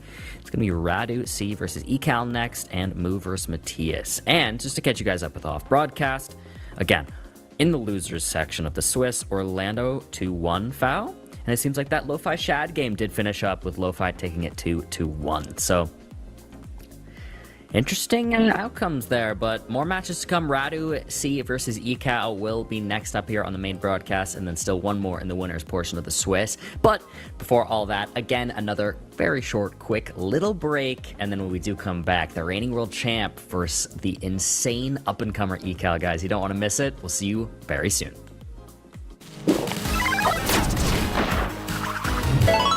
Red Bull gives you wings. With Waze, get real-time traffic info powered by thousands of editors. The most special thing about the Waze community is its people, and it's the rich knowledge that you could never get anywhere else. Explore and build a map used by millions of people every day. I started editing the maps, adding whole cities, adding roads, adding everything, and the roads are perfect because I made it.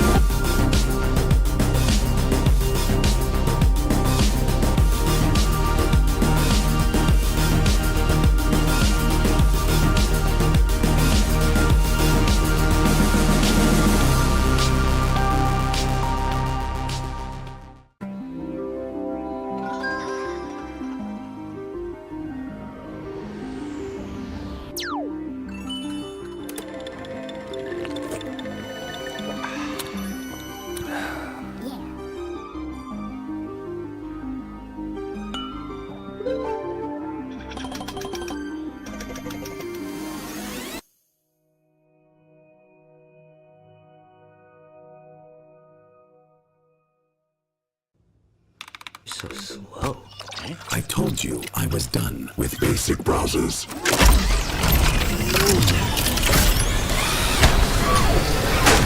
Your setup wants Opera GX, and you're holding it back.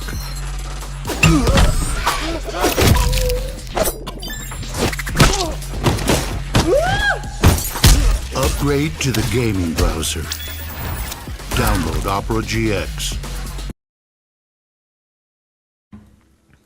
Welcome back, everybody at home to the GeoGuessr World League, America's region this week, guys. We have been going at it today, and the games have been so fun, and so many more to come, including this next one. Radu C versus Ecal.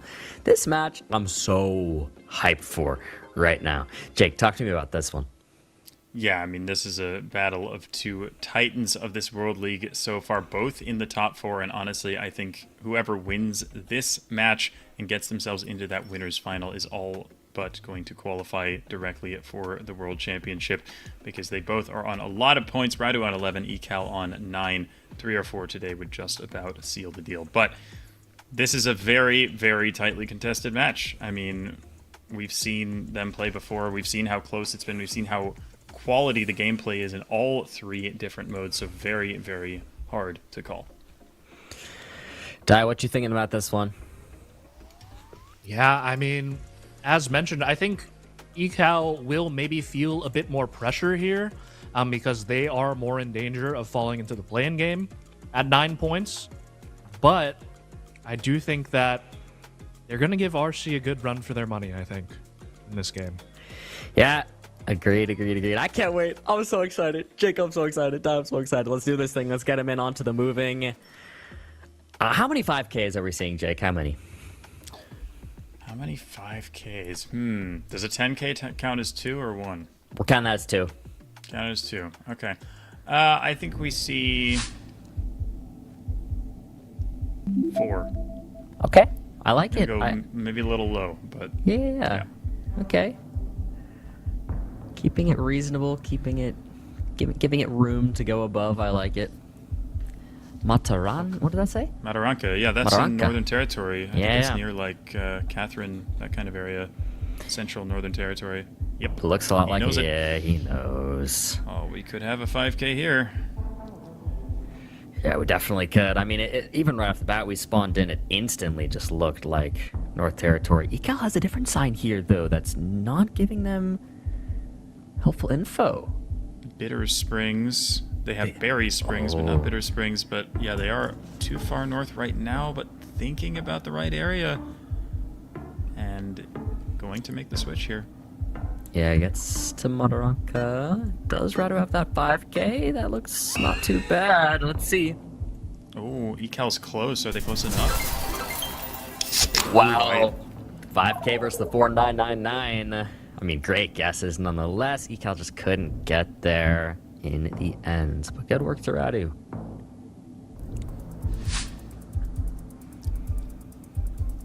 You know, Jake, I had somebody in my chat arguing that casters should only call Radu Radu and not RC. You have any thoughts on that one?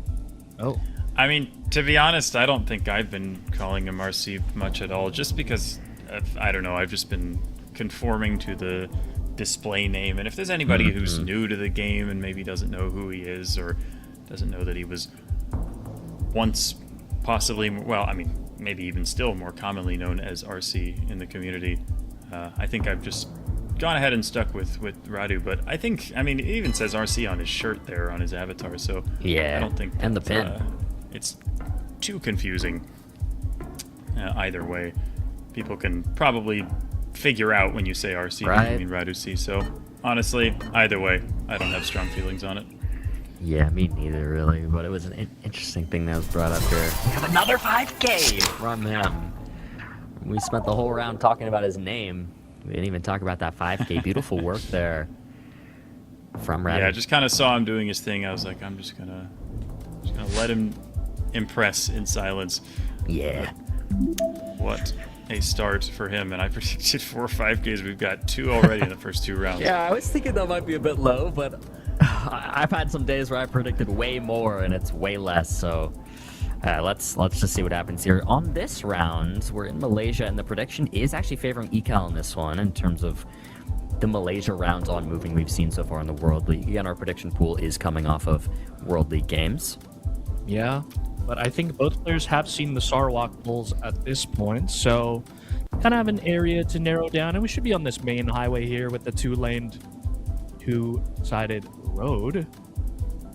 Looks like Ekal's in there looking for maybe that Bintulu. Together we make Bintulu better. I'm pretty sure Ekal had that sign too, but they might have glossed over the word Bintulu, but this is going to be a third 5K, I think. It is.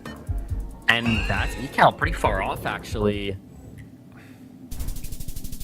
Oh, it's not actually 5K. in the It's city. not. Interesting. Wow, okay, not a 5K, but more points once again. Radu holding the flawless. Ekal 3,400, just under 3,500 health. Well, this one might be hard to 5K, Jake. But you never know. A little bit, yeah. I mean, you never know, though. I mean, Radu out for blood, maybe thinking about that Red Bull leaderboard, maybe trying to catch Blinky. He's going to need a lot of 5Ks to do it, but wouldn't put it past him.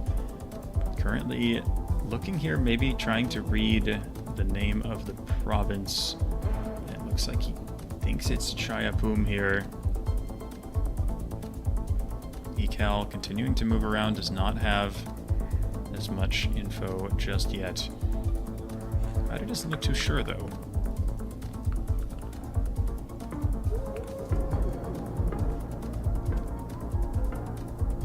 But yeah, anyway, good luck trying to actually 5K this. Like we're just some small town in the middle of nowhere, but yeah, get as close as he can. Ekal just gonna hedge in the middle. Could be more points for the world champ. It will be my, oh my, 1,500 points of damage. Ekal on less than 2K already. Yeah, very impressive start from Radu here. Just has to keep this up. We've got a couple of bilingual signs here. So if you're in Finland, you see Swedish and Finnish on the signs. You should be either towards the west coast or towards the south coast. I'm sure both players will know that. Malmhagen probably is a place name, but might be very difficult to find. He is going to scan for it. Yeah, Radu's trying. Ekal opting to continue moving. Seeing if they can find a sign, and they will. For Vasa. RC kind of looking in the right area, though. Yeah, he does know where the Swedish language is found. Ecal may be looking for the 7300, that smaller road, trying to narrow this down a little more. But they're going to run out of time here. See if they're able to get on the board, though. What? Not quite. Still Radu. Did he? He's laughing. No, about was it that too. just... I don't think he knew. He was shrugging. He was like, I don't know how I got that. Wow. That is crazy. Radu doing Radu things. Look at this flawless. We're going into round 6 now. Has not taken a single point of damage. Ecal here. Is anything doable? Is it possible? Are we in Paraguay? We are. Oh, wow. Whoa. What? Wait. I think they knew the town written on that water tower there. We'll see if Radu can match, though. This is surely gonna be... Wait, he just... That's such a good region guess. I don't think he had any info again. Okay, wow. Wow. But Ecal is closer. Radu must have had something. He zoomed right in on that town, but it was a neighboring town? I don't know. Yeah, I think with the grid line there, maybe makes it a bit easier because the northwestern part is a bit more east-west, north-south grid line. But, I mean, it was a great region guess nonetheless within that grid. I like this from Ecal. Immediately saw a Keda flag and decided to send it, maybe hoping that Radu wouldn't see the same flag, and I'm not sure that he has. He has not. He's in Perak. Ecal's in the right state here. That was a really smart play there from them.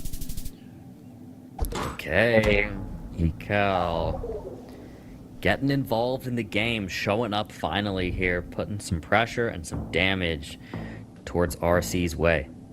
I really like that idea of when you see a clue that's maybe not super obvious, just go for it. Hope your opponent doesn't see it, and that's exactly what happened there. All right, Thailand here on the round 8. Both looking for this green sign. 044 area code will help. That'll put us somewhere in the eastern part of the country. And then there's presumably a province written somewhere here, but their pins are in different spots for now. Yeah, I don't know if Ecal knows the area codes. Doesn't show up too often. Oh, they've found something that they like. I think find Buriram eventually written there, which Radu has found as well. Radu currently trying to line this up. Would be a very impressive 5K. Doesn't look like he's going to be able to do it. Anyone have it? It's 4996. I mean, not a 5K, but I think he's on the right road. Yeah, looked like he was using the railroad. Yeah, the railroad there, I think, Jake. Yeah. Impressive stuff. Okay. Round number 9. We're already pretty deep into this game. Just about halfway through. Looking like France here. The sign is upside down. I don't know who did that. Somebody trolled. No, it's actually a thing. It's like a protest thing against the government or something. They flip the town signs upside down in some parts of France. Yep. Yeah. Wow, the more you know. Different guesses, though. Yeah, these are pretty different guesses. Multis are high enough. This could matter. It could be consequential. It's going to be far north. That's some damage. That's the game. Radu, too strong. Excellent, consistent, and even on the rounds when he didn't have information, still made extraordinarily good guesses. And that's why he's the best. That's why he's the world champion. One more game, and he's going to be pretty much home free with a spot at the finals in Berlin. Yeah. I mean, Ecal looking good still, though. Even if Ecal manages to lose this one, their chances are still quite good at auto-qualling or at bare minimum making it to the play-ins here, but we'll have to see how the games go further past this today, and of course, on week 5. All right, but we're in the no move. Yep. Moving up another Similar road. are these guesses. Wow. Instant. So we have the instant. Chaco, southwestern Chaco car here with the stripes and the grid line. So I think both players knowing that. RC with a slightly better region guess, though. Yeah, just amazing the level of gameplay, though, that we were seeing from these two players especially. It's beautiful. So high quality. Such an incredible depth of knowledge. I mean, If you know the car found in southwestern Chaco, I mean, imagine how many other things are in these players' heads. Yeah, I mean... It's mind-boggling. Wow, okay. What? Radu is in very specific town. Does it just line up nicely? Nah, he's gonna keep looking around here. He thinks it's right near that Texas border in Mexico. He calls a similar idea, but farther south by quite a fair bit. Let's see. Oh, Radu's in the city! What are you doing, Radu? What is this? You see him talking to himself. I'm not sure what he's saying, but he's smiling. What a guess. Into Turkey. I'll let Dai take it away on Turkey. He seems to always have a good guess. Yeah, I mean, we got that flatness once again. I think Ecal kind of looking in that similar Konya area that we had in a previous match. I wasn't quite sure who that was. Don't quite remember. But just flatness and some random looking dry hills. Ecal looking in Konya. They're going to lock that in. RC all the way in Batman, actually. All the way over there. So very different guesses here, guys. Very different indeed. Probably not going to be the game with these multipliers, but Radu's just so good. What? You said probably not the game, but it's kind of close. That was It's crazy. close. I'll give you that. That was crazy. That did not really feel like that area to me. Yeah, the precision has been on point for RC today. And let's see if we can line up a 5K here in Albania, because this maybe could be 5K-able in on the bridge. Well, I predicted 4 5Ks, and I think we're at 2, so I could use a 10K right here. True. See if they can find the bridge right. Oh, that looks good. Oh, that does look very good. Ecal's got one. Is that the same one, or is that a different bridge? Ecal's on a Looks like different one. But Radu locks this one in. Radu locks this one in. 10 seconds now for Ecal. You wonder if he could even win on Albania. It might be enough on 2.5x multis here. Depending on where Ecal is, they've moved to Tirana. It's a 5K for Radu. Make that 3 for his tally in this match alone. Well, okay, just win it with a 5K.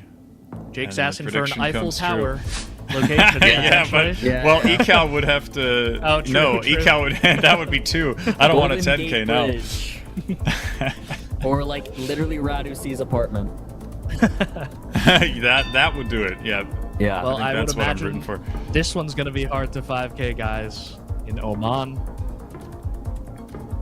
Probably, but there's like that small 3% chance somehow Radu just 5Ks it. It wouldn't, it'd be some Radu thing to do, but probably not. Doesn't seem like it on this one. Close guesses from both of them. Not going to be enough to win. That puts Ecal on 304 health, though. Okay. Hanging on by a thread here. Maybe we get like Truist Park here and RC. Yeah. 5K is Unfortunately, not on this occasion, it would seem. Would seem we're back in Turkey. Now, again, one of those situations where could be game for Ecal, but definitely not for Radu.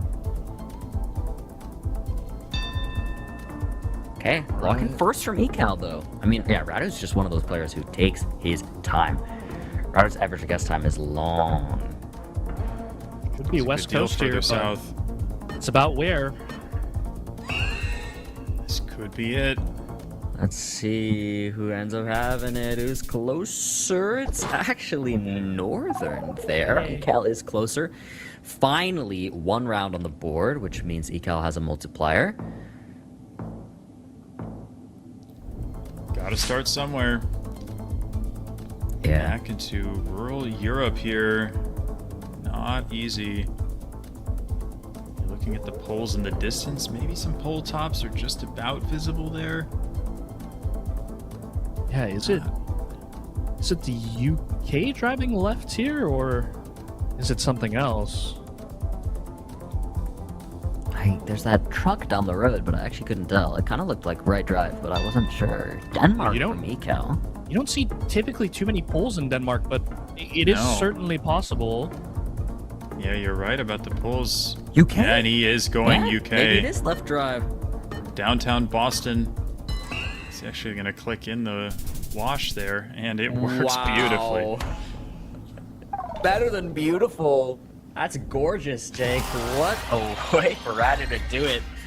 We saw some slightly shaky-ish performances, at least for the scale of Radu C, shaky-ish in previous weeks as he wasn't playing very much, but this is the Radu C we know and love. I mean, this was just unbelievable work from Radu, and Ecal wasn't even playing that bad. I mean, maybe you could call that game ender there, going Denmark.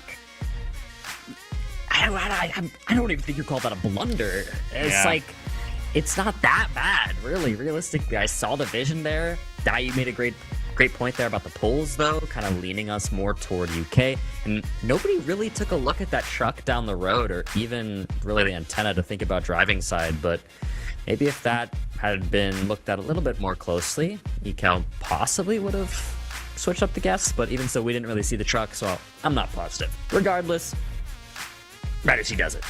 What a game. Guys, let's talk about the ways of the match. What is our fastest guess? I don't even know. I feel like it can't have been that fast in this one. Let's take a look. 8 seconds. That Argentina one. Makes sense, Jake. Yeah, it was that Chaco round in northern Argentina. As Dai said, they both knew the car, which points you to the specific part of the specific province. So Ecal was like, yeah, I know I'm going to be close here, so I'm just going to send this in. And they were. And Radu a little bit closer, but that round was pretty much dead even. It was just a check. Do you guys know this car? And they passed it beautifully. Yeah, pretty much it. But, of course, we still have Wei's moment of the match. And I think a lot could be in contention here. I don't know if you guys even have thoughts. Dai and Jake, let's start with Dai first. I mean, it's hard to pin down a specific moment at that match. I feel like RC played it nearly flawlessly, like one of the greatest performances I think we've seen in a 2-game set. I don't know, Jake, if you have something to pin down. I mean, yeah, he was incredibly accurate. I mean, honestly, maybe the couple of rounds where he didn't seem to have much information and just absolutely nailed them anyway. There was the Paraguay round where he lined up the grid and was super, super close, even though Ecal had the town from the water tower. And there was that round in Finland where it seemed like he was just clicking the coast with the Swedish language and ended up with like 4996 or something absurd like that, even though Ecal once again had a lot more information. So yeah, just so impressive all throughout there, when he had info, when he didn't. Radu just showing how good he is, showing why he's the world champ. Yeah, honestly, I might give it to the Finland one. Like, that, because, of course, he used information amazingly well, as he does, but that specifically is just such a Radu thing to do. I mean, you see other players do it, but not at the frequency that a player like Radu does. Just not actually having information, but just makes the greatest region guess of all time and is closer. Yeah. Unbelievable. So that's definitely my moment of the match, guys. And agree here with Jake and Dai. It was just an insane game. Insane performance. Top level stuff. But guys, take a look at the schedule and see what's going on. We're finishing up round 2. We got another match to go here in round 2 of the Swiss. And as I've said, still many more matches to come. But Mu versus Matthias on this next one. And also, in the losers, we do have the outcome of Jim Timmer Lubeck with a 2-0. I think that's to be expected. I would say, looking at the losers, the only real surprise, I guess, is maybe FAO Orlando, but not surprised it went to NMBZ. That was probably a close match. But two O's in the winners here, and will we get one again? Mu versus Matthias. We did see them face each other before on a day where Mu looked to be a little bit less great form than we have seen, but today Mu's been looking really strong. It's something we mentioned many times. Mu's streaky, sometimes he's on, sometimes he's off. Seemed like today Mu was on, so I think this will go Mu's way, but I need my analysts to chime in. Jake, I'll start with you. What do you think is going to happen here? I think I'm on the same page as you here. Mu with some solid momentum after winning his last match with that insane guess in Eastern Russia. So hard to pick against Mu. I mean, he definitely is a strong favorite in the moving mode. We had Machias maybe looked a little shaky with a couple of the moving rounds in his last match. And yeah, Mu overall just looked very, very strong. Despite dropping one game, he came out on top in the match. And I would expect Mu to get himself into the winners finals today in his quest to stay in the top 4. So 2-0 to Mu is what I'll say. All right, Die. What are you thinking, man? Maybe so a prediction.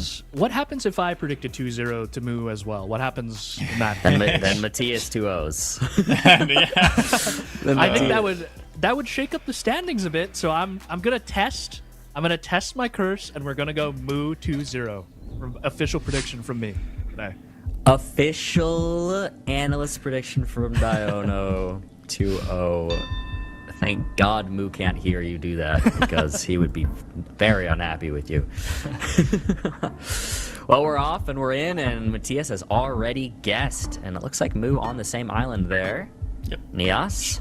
I think it makes sense. We have North Sumatra poles, and we have this sort of like ivy-like vegetation on the side of the road, which you found very commonly on Nias there. So very nicely identified by both, but Mu with the slight multiplier advantage. Okay, round 2, here we come. Oh, a sign right there off the bat. I didn't see what it said, but it should be Sri Lanka here. I wonder who the Wazer of the match is going to be in this one. Oh yeah, I wonder. Isn't this this is Karnataka? This is just not Sri Lanka. We have the Kannada language here, so Machias, I think, realizing maybe that he sent a little too quickly on that one, so this is going to be big for Mu. Yeah, honestly, not gonna lie, I just saw Matthias go Sri Lanka, and I said, oh, we're in Sri Lanka. But I guess we're not at all. Karnataka it is. I mean, that's certainly a start for Mu, and certainly not the start you want to see if you're Matthias. 2,000 health already. Yeah, I mean, he knows that he has to go quickly to try and upset Mu, try and throw him off his game, but so far Mu holding strong, and Machias maybe going just a little too quickly. But he does have a Brazil round here, which could play to his advantage. I think Madeiro, maybe, is the name of the town that we see just above Machias' map there. But he's scanning for it and not finding it just yet. We do have an 86 area code, which should put us in the northern half of the state of Piauí. Yeah, curious, because I saw Mu scanning south here. Is Machias even in? No, he's in Paraíba. Oh. Well, that's why he's not finding the town.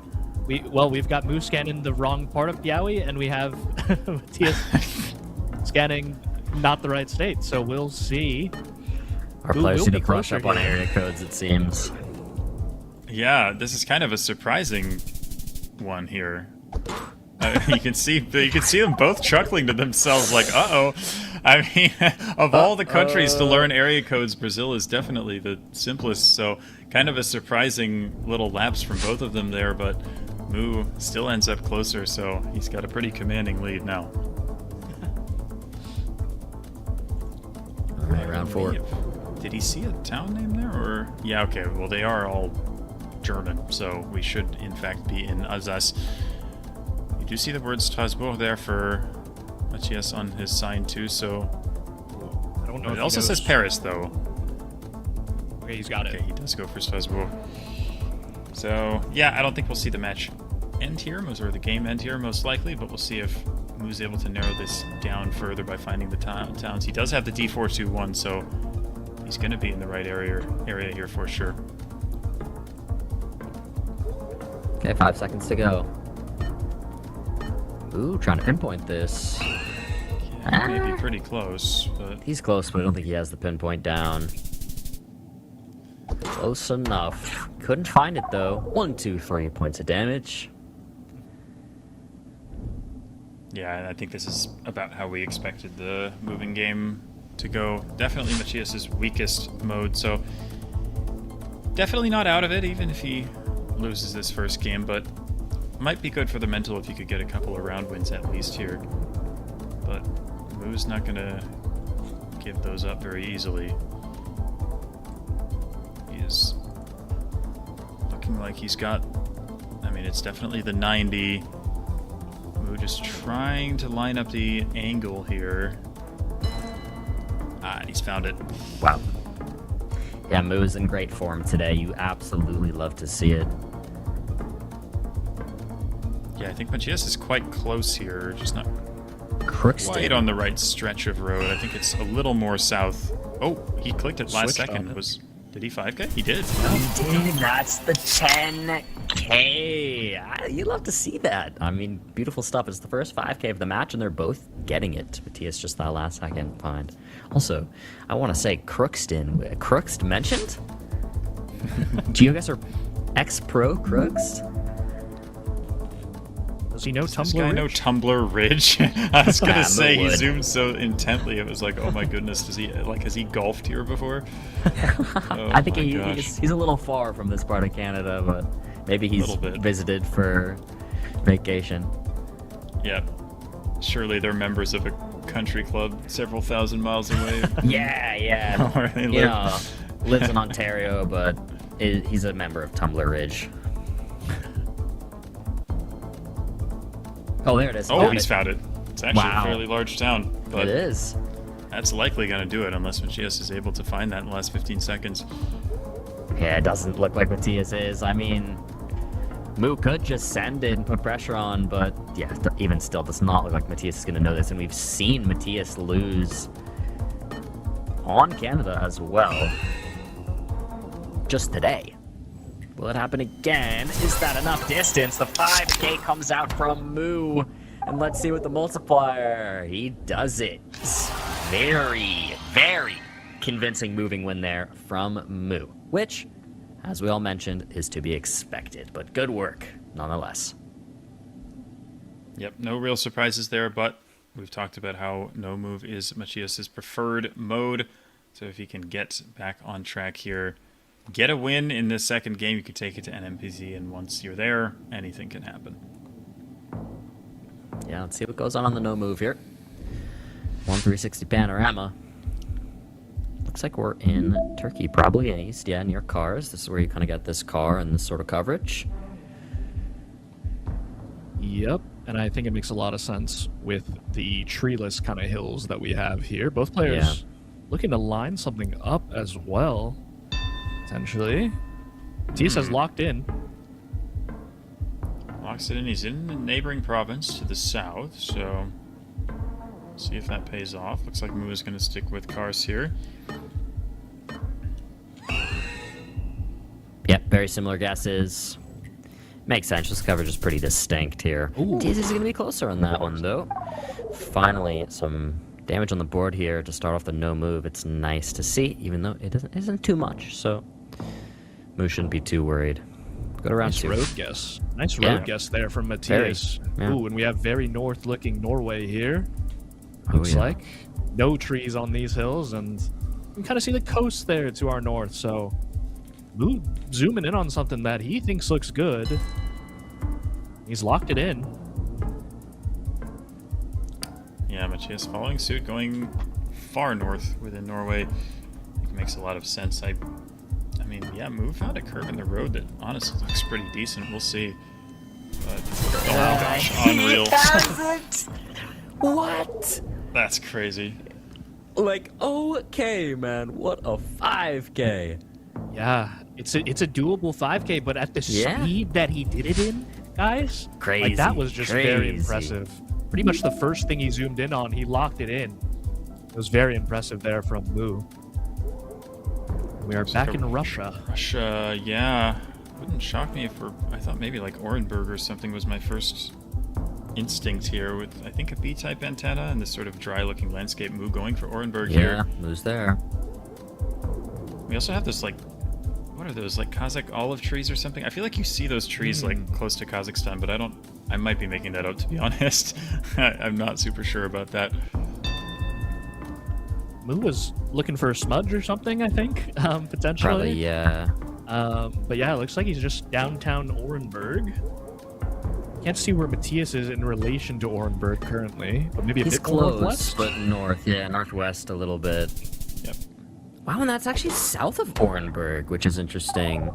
Kazakhstan trees, I'm telling you. Yeah, you were on it. You were on it, man, with the trees, which is crazy, because I feel like south of Orenburg looks a little drier than that. It was quite green. but the trees don't lie, I guess. All right. Wow, quick guess in Bulgaria. I don't mind it. I think Moo is on the same wavelength here. Yeah, we've got that black car, I think. So that would fit for Bulgaria. Comes down to the region guess now. Yeah, the same guesses, and it's Romania. Wow, okay. 14 points of damage. Matthias slightly closer on that one, so his multiplier will go up. That's what he needs. Definitely. Small multiplier increases. Give yourself a chance.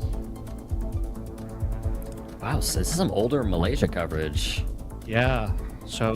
This takes me back to the good old days, Dai. It really does, Bloom. We do have the black sticker on the Gen 3 here, so we should be in mainland with the black car. Only really going to be mainland and Sarawak. The black car doesn't exist in Sabah. Well, you won't see Gen 3 too often anymore. Anyways. Okay. Yeah, Moo trying to line something up, but like, man, if you line this one up, that would be a shock for sure. But let's see how we're doing here. It is Moo closer. Very good guess. Nearby the correct road. Some more damage there. He's got about 1,000-point lead right now as we head into round number 6.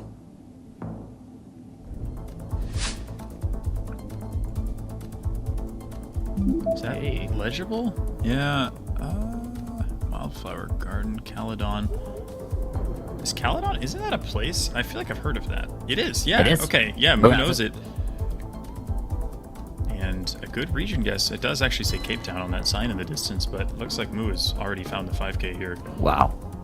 Yeah, I think it says Cape Town and George on there. So Matthias trying to find the lineup here.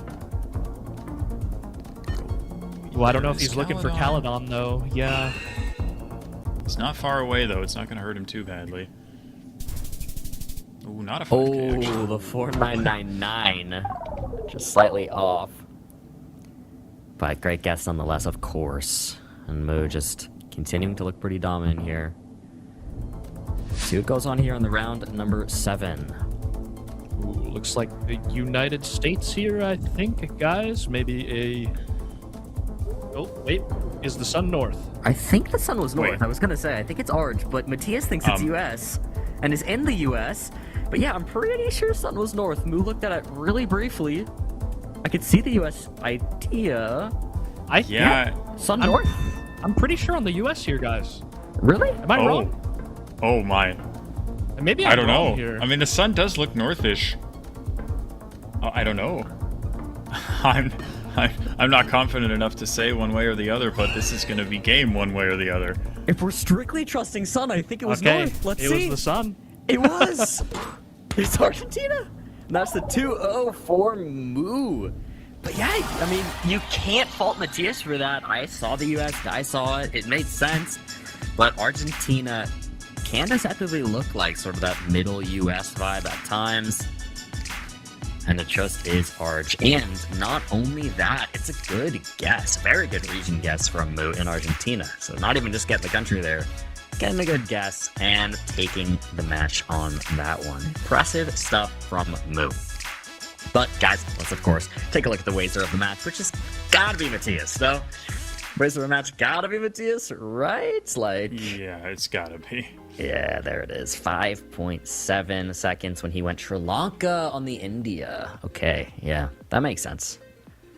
Yep, that was an unfortunate moment for Matthias there. I think he sent a little bit too quickly, and I think maybe he won't be thrilled for this to be the guess that gets the honors of Wazer of the match, because I think it's a round that he wishes he took a little more time on. But yeah, unfortunate there, but he did bounce back. I mean, he got a 5K in the moving game. He had a couple of nice guesses in the no move, but in the end, Moo was just too strong. Too strong. We're seeing the Moo. I talked about it, I think, week 1 of the Americas, where it's just Moo has one of the greatest upper potentials that's not always reached. And we're actually we're seeing it a bit today here. Really, really strong looking Moo. I'm excited to see how he does further on in the day. But guys, end the match. We need a Wazer moment of the match. I mean, Might be obvious. Di, I think you might say what I would say. Yeah, I think it's pretty clear. I think it was that Argentina-US split that we had. And, you know, Mu ending up taking it down 2-0. I mean, important for Mu as well because ECAL did move into that second chance game, I believe. So we know Mu's in the winner's bracket as well, and they are currently tied on points. So we'll see. I think he's sitting a bit more safe right now at this moment. And it's all thanks to that Argentina guess. Yeah, that's really it. I might say actually, let me mix things up. Interesting. I also had a different okay, Jake, you go first then. You go first. Okay, sure. Well, even if it wasn't that consequential of a moment in terms of deciding the outcome, I think that 5K in Norway was very, very impressive for Mu in the far north when he just lined up that road back quickly and just found the curve. That was pretty awesome. Yeah, that was amazing. I even have a third one. And I think you guys might like this. Mine is Di breaking his prediction curse. That's my favorite guess. I almost just fell over in my chair because I'm so excited about that. I mean, he finally did it. Di finally did it. The curse is broken. The curse is broken. The correct prediction. You love it. Guys, anyways, we'll take a look at the schedule now up next because we're halfway through the day now. But only being halfway through the day is crazy, guys. So much more to come. It's going to be so exciting. Here is what the end of that round 2 looks like. All 2-0s. It's what I said. All 2-0s in the winners and all 2-1s in the lowers. So round 3 and then the round 4 later, guys. On the main broadcast, we will see Gingy Lo-Fi and we will see Matias Orlando battle of the Brazilians later. ECAL Gym Intimidator will happen off broadcast. And those matches will decide our round 4, the winners final and the losers portion of round 4. So, guys, exciting stuff to come. Make sure you're strapped in. So much more fun, GeoGuessr, and so much on the line. But before then, we will have a short little break. Everybody go grab a snack. This one will be a little bit longer than the previous ones. Get some food, maybe use the bathroom, but don't go anywhere. Make sure you're back for the rest of the games. It's going to be a blast, guys. See you soon.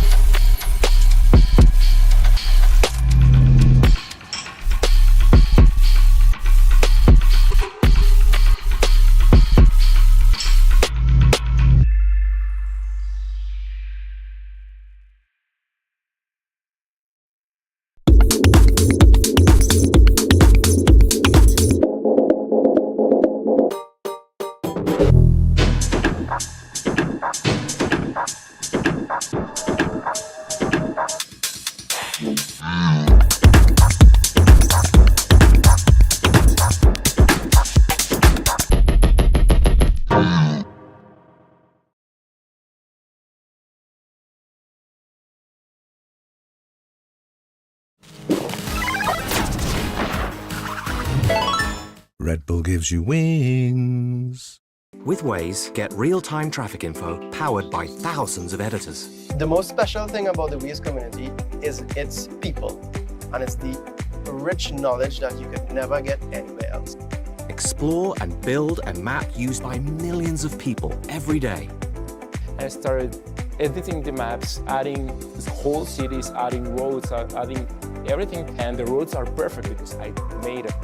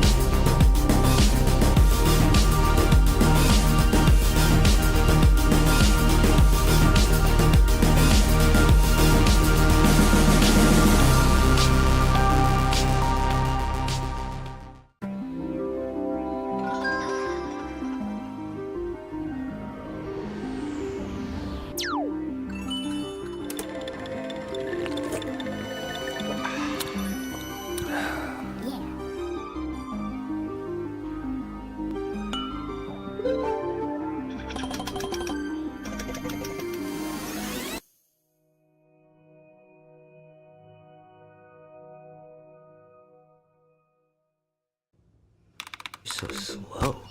I told you I was done with basic browsers.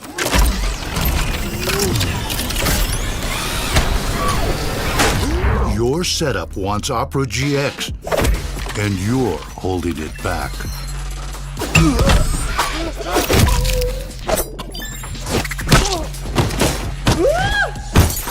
Upgrade to the gaming browser. Download Opera GX. Congratulations. We have received an envelope here from production, and we are possibly in the dojo? I think so. We're gonna find out. Let's read our message here. Welcome to the Kendo Sword Challenge. Your mission, learn the basics from the master, suit up in traditional armor, and step into the ring. Your goal, burst the balloon on the master's helmet using your sword. Good luck and fight well. Now, let's hope the teams look closely at this letter, as each of these has a kanji sign written on it that they need to remember for the very last challenge. Okay, 자, bowing ceremony, né? Bowing. Okay, either take the left hand and at first how to sit and how to bowing. Okay. Bowing. Okay, eye heads up. Okay, either please stand up. Please take your bamboo sword. Watch me. Next. Don't move. Hitting, okay? At first, hitting head. Louder! Hey! Louder! Hey! Then! Hitting man! Go! You go! Oh, nice! I got chance! No! Oh, go through! Oh! There? Understand? Are you okay? Yes. Hey.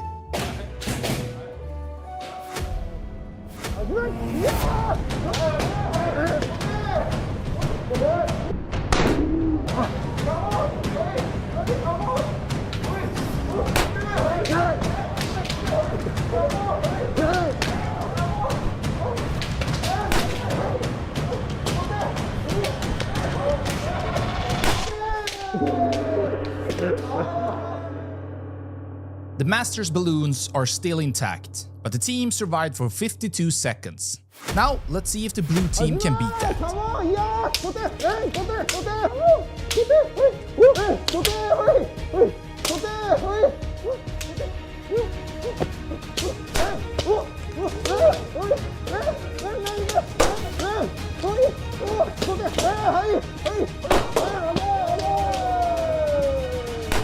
What just happened? Did we win?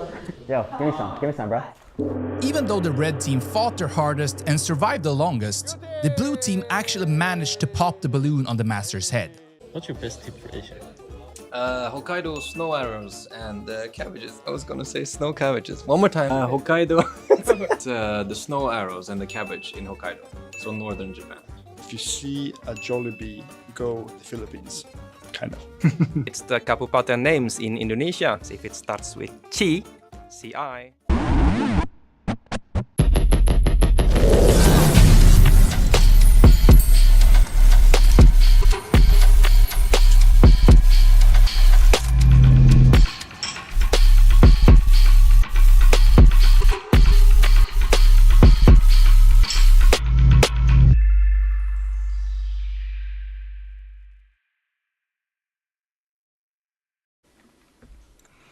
Welcome back, everybody. Short little break there. I hope you guys enjoyed me absolutely destroying the Kendo Master in Japan.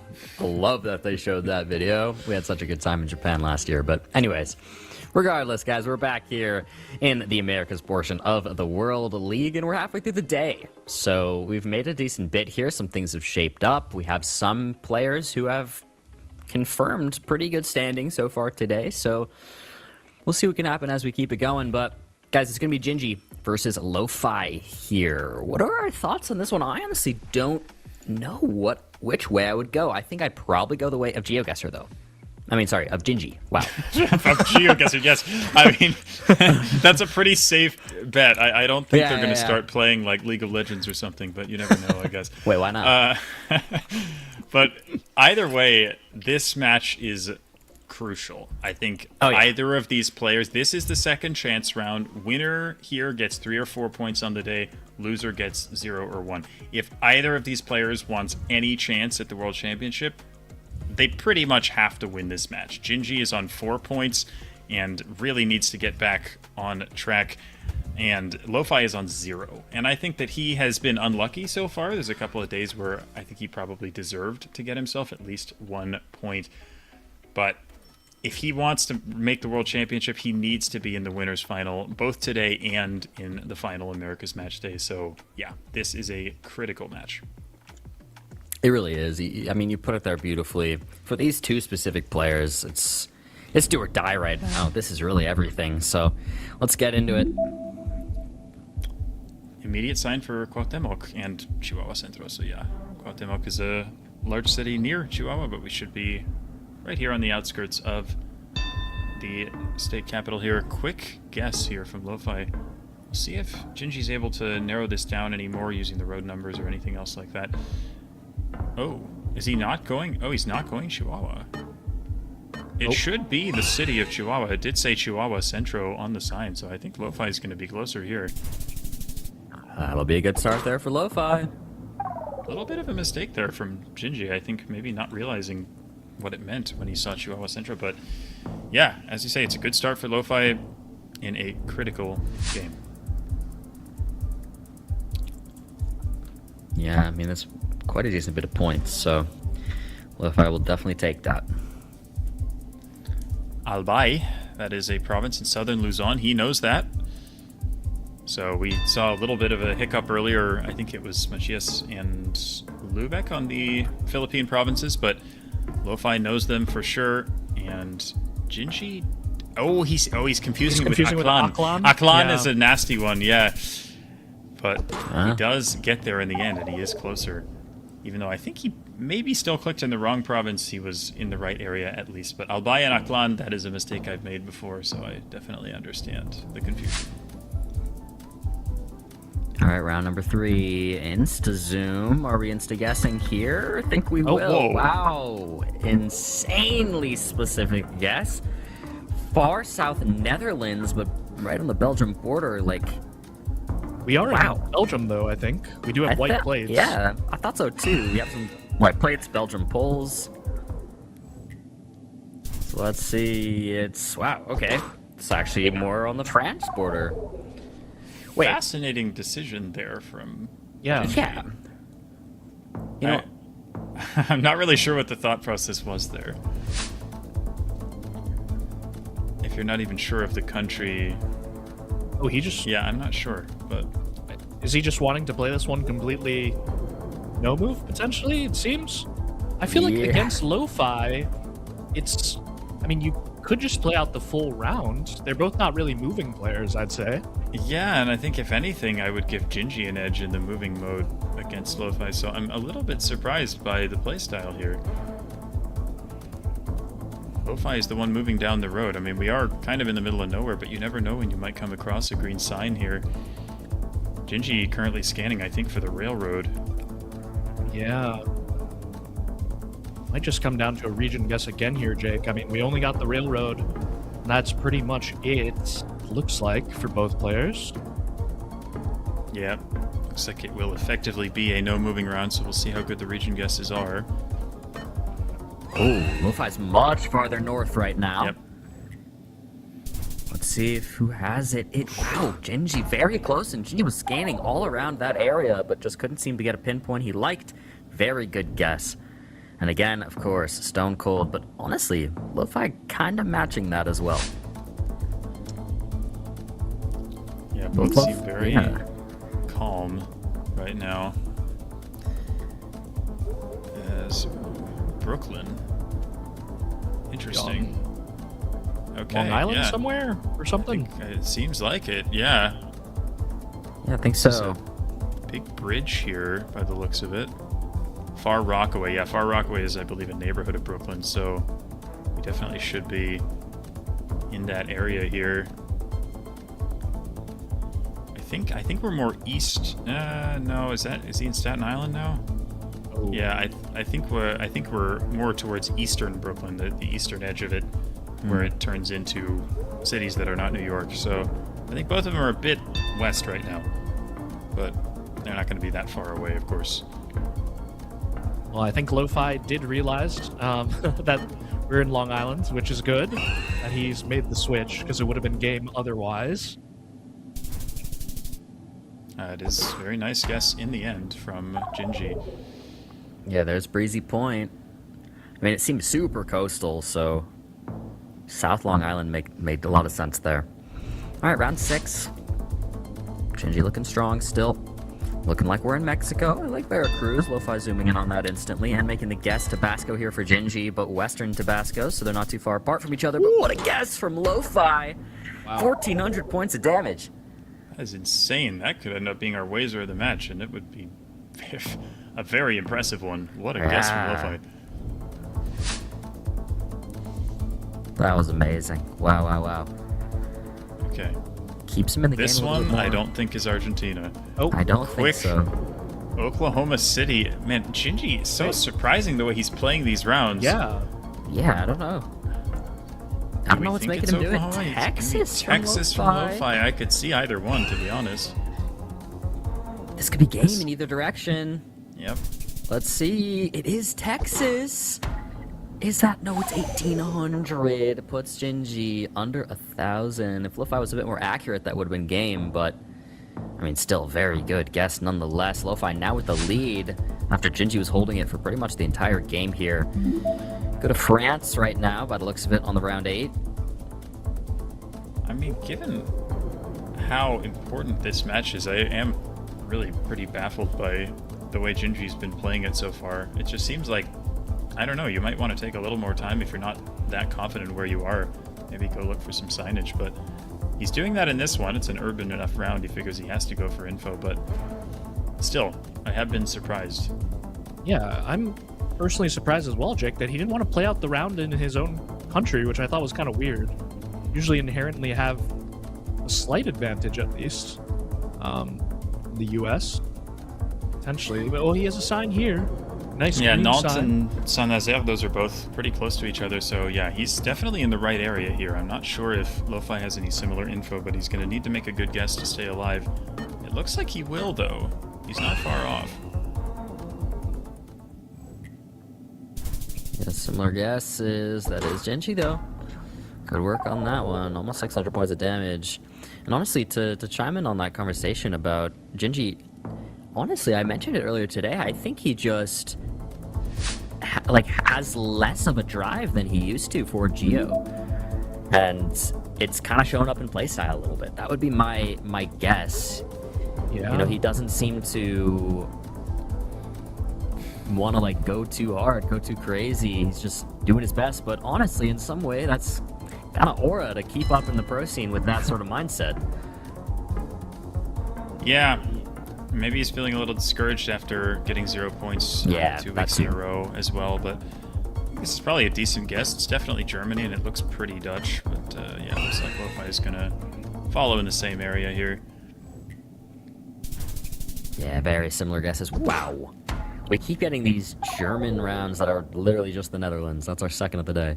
Yeah, we did have a yellow plate, and I think Dutch on one of the vans, so maybe that would have pushed you a bit closer to the border, I guess, but neither player using that one. Looks like we're in Australia here, which typically has good info, so might come down to some pinpointing here. Cunnamulla, that's right there on Gingy's screen, right north of that NSW Queensland border. There it is. I think we're in NSW, though. I think we had the red no stopping sign, so I think the B-71, yeah, he's found the B-71. Bork, yeah, I think Gingy is on it right now. Pressure now on Lo-Fi. Yeah. Not opting for the 5K there. He's put the pressure on by just slamming it in. Yeah. I think that's a smart play here, and it could win him the game. I think it will. Let's see, 3.5x multiplier for Gingy. That's definitely enough distance. He does actually get the 5K, even though he didn't attempt to pinpoint it, and he takes the game on that one. That's Gingy going up 1-0. And yeah, you just look at his face. He does not even seem to care. No emotion. Gingy is a character, man. Yep. very nonchalant, but still able to win games when he wants to. So a good start for him. And again, he needs to get himself into that winner's final. It would guarantee him 3 points. He's on 4 right now. I mean, it would put him up to at least 7, and currently 7 is 5th place. So he's going to be looking pretty good if he can close this out. And Lo-Fi, if Lo-Fi loses this game, I think it is over here for him in the World League. So much on the line right now. Can Lo-Fi bring it back? No move now. Both in Sonora, yeah, but Genji further south.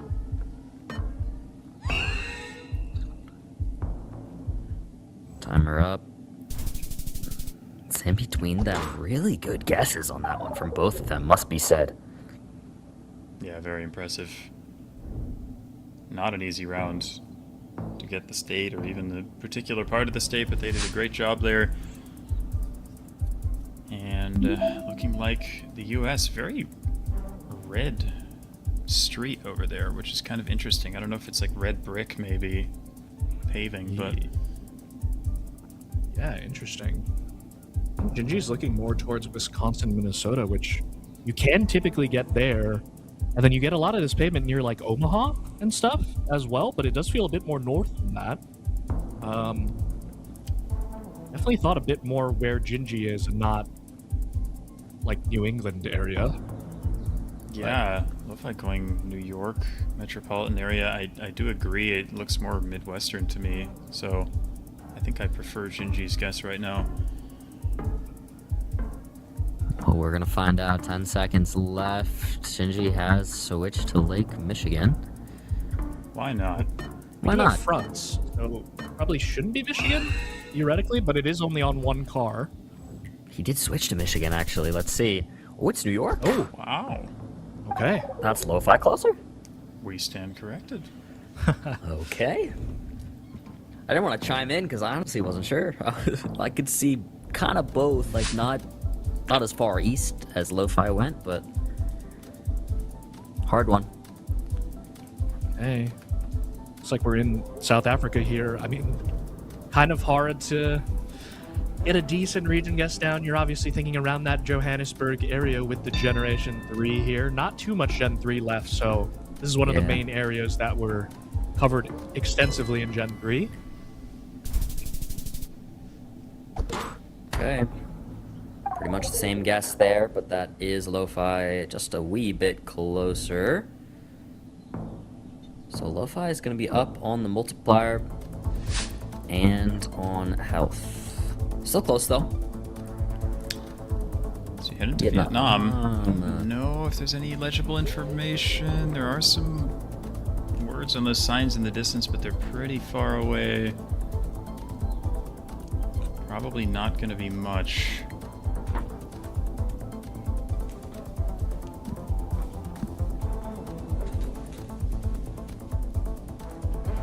Gotta try and use the landscape and architecture, but never easy in Vietnam, and it looks like the two players have pretty different ideas.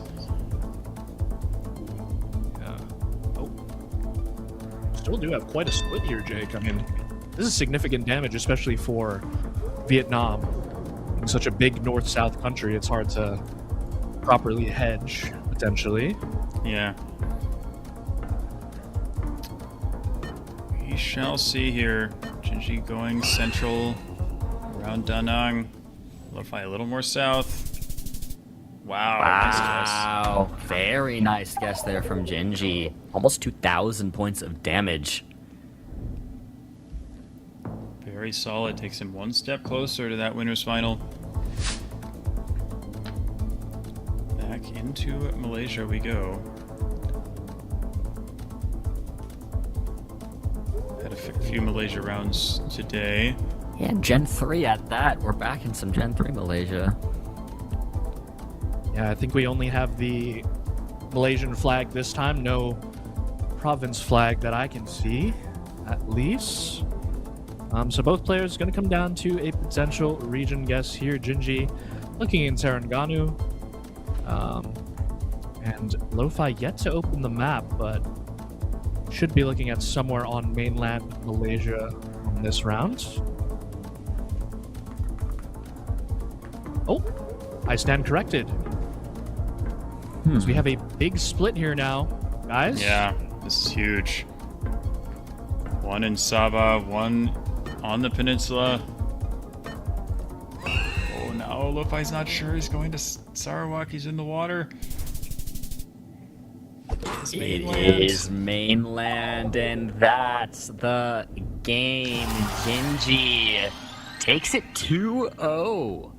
And that's a great for his standing. He has not gained points in so long, and with that, he's confirmed at least 3, which is great for him after going a couple weeks with 0.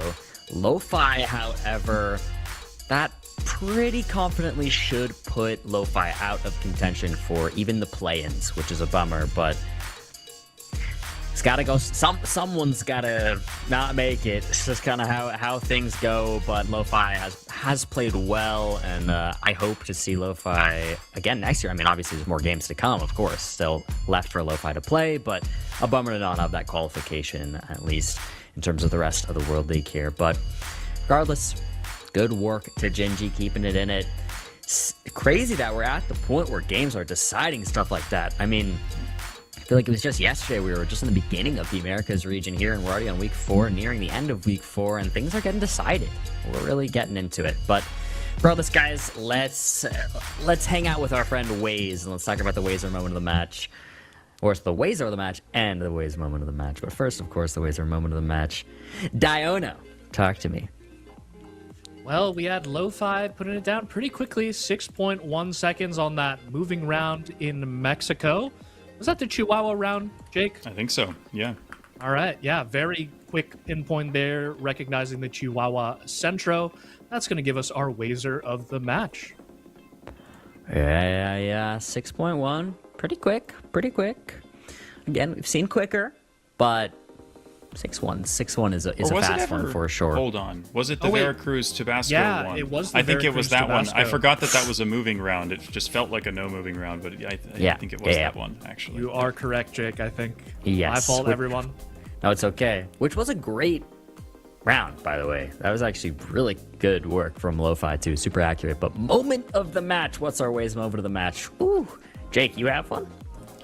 Yeah, I think the final round of that moving game, it was kind of a up and down sort of shaky match, I think, for both players. In that moving game, it was kind of back and forth. We had that Argentina round, that Texas round, etc. But in the end, there was an Australia round, an urban round, where you had that B71 road number. Genji was able to find that, found the correct town, and that was what made the difference for him. Got him the win in that moving game, and then the momentum just carried him through to the end of the match.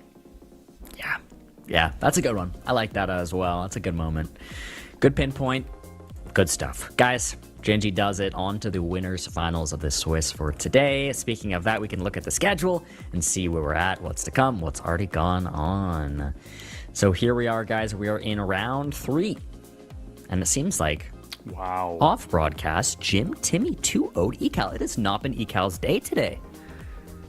Jake, you have a reaction there. I want to. What are you? Well, that's just a hugely important result. I'm kind of surprised we didn't have that match on stream, just because of how consequential it is going forward. But Ecal coming into the day with 9 points in the table, and Jim Timidator with 7. But that match simultaneously guarantees Jim Timidator at least 3 points, and guarantees Ecal at most 1. So I think it's very likely by the end of the day that Jim Timidator is going to be above Ecal in the table, which is huge. Yeah, that's actually the most consequential match here in the second chance round 3 of all of them. Crazy for it to go that way. Really good points from you, Jake, there.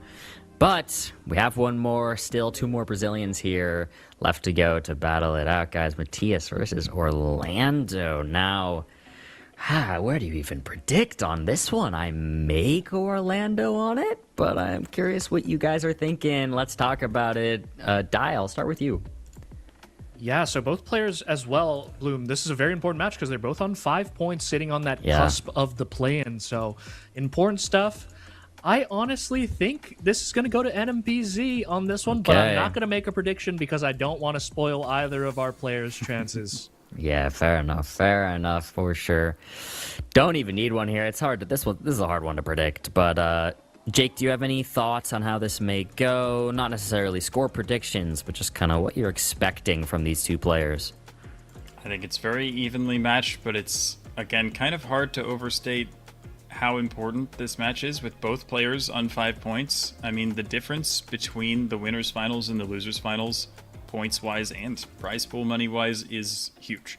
So it really is, the winner of this match is going to be feeling pretty confident about their chances to reach the play-ins, and the loser is going to be feeling like they need to perform very, very well the following week in order to give themselves a chance. So whoever it is going to be very, very happy to win this match. We'll see which of these two Brazilians comes out on top. Let's do it. Where's the Brazil love in the chat? I know there's a lot of Brazilian fans in GeoGuessr, so if you're here, make some noise in the chat. Cold, there it is. Yep, you found it. So, yep, smart from Orlando there. Don't worry about the pinpoint, especially Senegal, very difficult country to pinpoint in urban environments. He found the city name on that sign. Matthias is not going to be able to do the same, so this should be an excellent start for Orlando. Yeah, that's some points for sure. The 4991 to start it off, 600 points of damage. So yeah, we see him using that very effective strategy there. Again, we've talked about how, you know, is it worth spending the extra time to find the 5K or just sending as soon as you find the information? And Orlando definitely making the correct call there.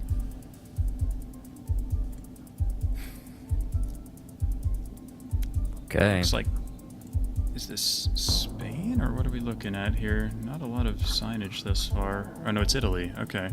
Oh, yeah, that was an interesting one. But Isorus sounds very weird, so I'm guessing it's Sardinia because that language doesn't sound very Italian at all. Well, they keep getting kicked back to the start. I don't know if the movement is glitched here or something, but giving them both a pretty hard time. I wonder if Matthias could have jumped on that highway there. That looked to be above us. You wonder, I mean, fast moving might take you through these thin roads, but I think with the inability to fast move, it makes this a lot harder. But yeah, I would think, if anything, Sardinia here, but we've got a Sicily and a mainland, so we shall see. Let's take a look here. Sub Jake in, people. It's going to be Sardinia. That's going to give it to you slightly closer, though. So he's getting multiplier on that. Multiplier will be tied here. We both have 1.5x damage. Yeah, pretty frustrating round, I think, for the players there with the movement not being very reliable, but in we go into some Gen 4 India, which, yes, hopefully will not go Sri Lanka this time. I think he's learned his lesson, but hopefully. We'll see if he can get any language. It does look like it's Kannada once again, so it should be the state of Karnataka. Yeah, Karnataka pull there as well.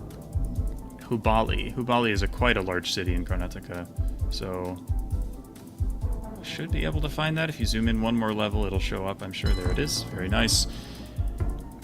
And I'm not sure Orlando has info that's quite as good here. 5 seconds left to go. He has Hubali now. He gets there in the end, just in the time. You see Matthias' reaction to that too, actually. You could see him, because obviously once you make your S, you can spectate your opponent. Yep. And so he saw Orlando get there, not too happy about that, thought he was going to get a little bit of an upper hand. But in the end, he is still the one closer, so he at least gets a multiplier from that. That is such an interesting point about the spectating. I hadn't actually thought about that. But of course, yes, once you guess, you can see what your opponent's doing now, so we can look at their reactions if one player sends quicker than the other. Yeah. Hey, looks like we're in Brazil for the Brazilian round, guys. And potentially looking at the 3 southern states, Parana, Santa Catarina, or Rio Grande do Sul. We do have that Parana pine available to us. I'm not sure if there's going to be much info to find on this round. Looks pretty rural to me, Jake. Yeah, looks very rural, and I agree. I mean, we've got the Parana pine, so they'll know it's somewhere within the southern part of the country, but beyond that, it's going to be very difficult to get anything out of this on this small dirt road.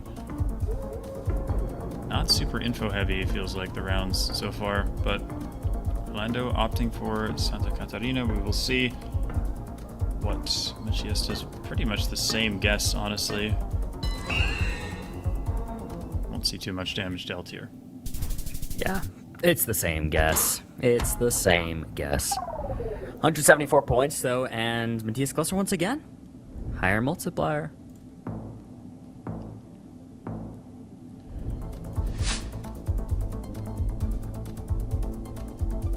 Okay. Looks like we're into a Nigeria here, I believe. Yeah, looks like it. Once again, very rural spawn, so I'm not sure if we're gonna find much info on this one either, guys. Sees a van. I like the idea of looking at this, although I don't think it has anything on it. It just said Promised Land something. So I guess we're in the Promised Land, but I don't know what part of Nigeria that is, so... Okay, Orlando's actually made it into some sort of town here. So that's going to help out a little bit. Actually. Perhaps. Not a lot of time left, though. They're both in pretty much the same spot here, but it looks like they're just going to have to region guess once again. Very low info moving seed here so far.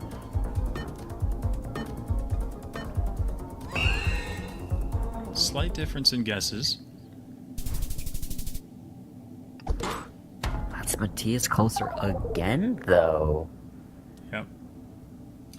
Health is about the same, but Matthias has won 4 rounds and Orlando has won 1. So, yeah. Pretty large multiplier difference. So we're back in Italy here. We've got the bollards and the black signbacks. I have to imagine there'll be some information on a road like this. Yeah, right, eventually you gotta come across something, I feel. But nothing yet. They're at basically the same spot. Yeah. Wow. Still nothing. 30 seconds to find... Ooh, there's a blue sign. There we go. Campobasso. That's in the region of Molise. There, he knows it there. Very nice. See if Matthias is able to follow. He's got Campobasso as well. Trying to line up this road, and that angle looks very good for Orlando here. But do we have that side off-road? Oh, no, that area I looks don't better. think we do, but I think there's maybe a curve to the north that he's using. We did have a gas station south, so... Yes, I think he does have it actually now. Yes, he does. That's the 5K from Orlando. Yeah, I think when it comes down to it, guys, I think Orlando a bit better at pinpointing when he does have the info, but when you get rural rounds like that, I think you got to give the edge to Matthias a little bit with the rural rounds, and that's why he maybe racked up those 4 rounds consecutive of multis. Yeah, that's a good point. We have So the we can players do here. moving. Ooh, they were moving in opposite directions, but Orlando has now turned south. Matthias has a bit of an advantage. He's a little farther down the road right now, so he might get to info first if there is any to be found. And he does seem to be moving into a town here. But Orlando right behind him. Main road here could have some signs. Street signs, not gonna be too helpful. Ooh, they're at the same spot now. There is a road number E16. Ooh, is that E16? Okay, but E16 is a pretty long road if I'm remembering correctly. Yeah, Hedalen is right there though. The 214. I think Orlando is quite close. And oh yeah, Orlando should have this. Not too far away. Ooh, yeah, that's the 5K though. They're back to back. You love to see it. That was impressive, honestly. Orlando found the info pretty close to the end of the round and was able to backtrack, retrace his steps, and find the 5K. Very, very well done. Yeah, very good work here. Prediction favoring Matthias on South Africa here. Why is Orlando zooming in on Brazil? I'm not sure, but I think you'll figure it out. Okay. You got there. You got there. R541 is the road, and then Lochiel is a town, but those are towns too, but they're so faded. Gonna be scanning for the R road, but R roads are kind of notoriously difficult to find in South Africa, so might be a challenge here, but Orlando has found it. Wow. Matthias is kind of stuck in the 5-2s, looking for 5-4, anything. 519. Yeah, I think it looks like we're closer to Eswatini here in Orlando, or Machias is a bit too far north. This could be pretty consequential. Yeah. 1,300. I mean, Matthias, without information, had a good streak there, and now Orlando's really taking it back. Decent bit of a health advantage here, and the multipliers are finally tied up now as we go into India on the round 9.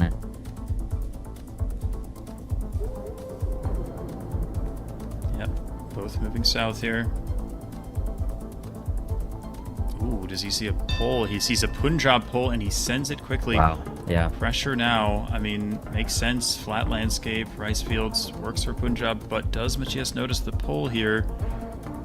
It looks like he will. And it's Uttar Pradesh. Well, they thought they were Punjab poles.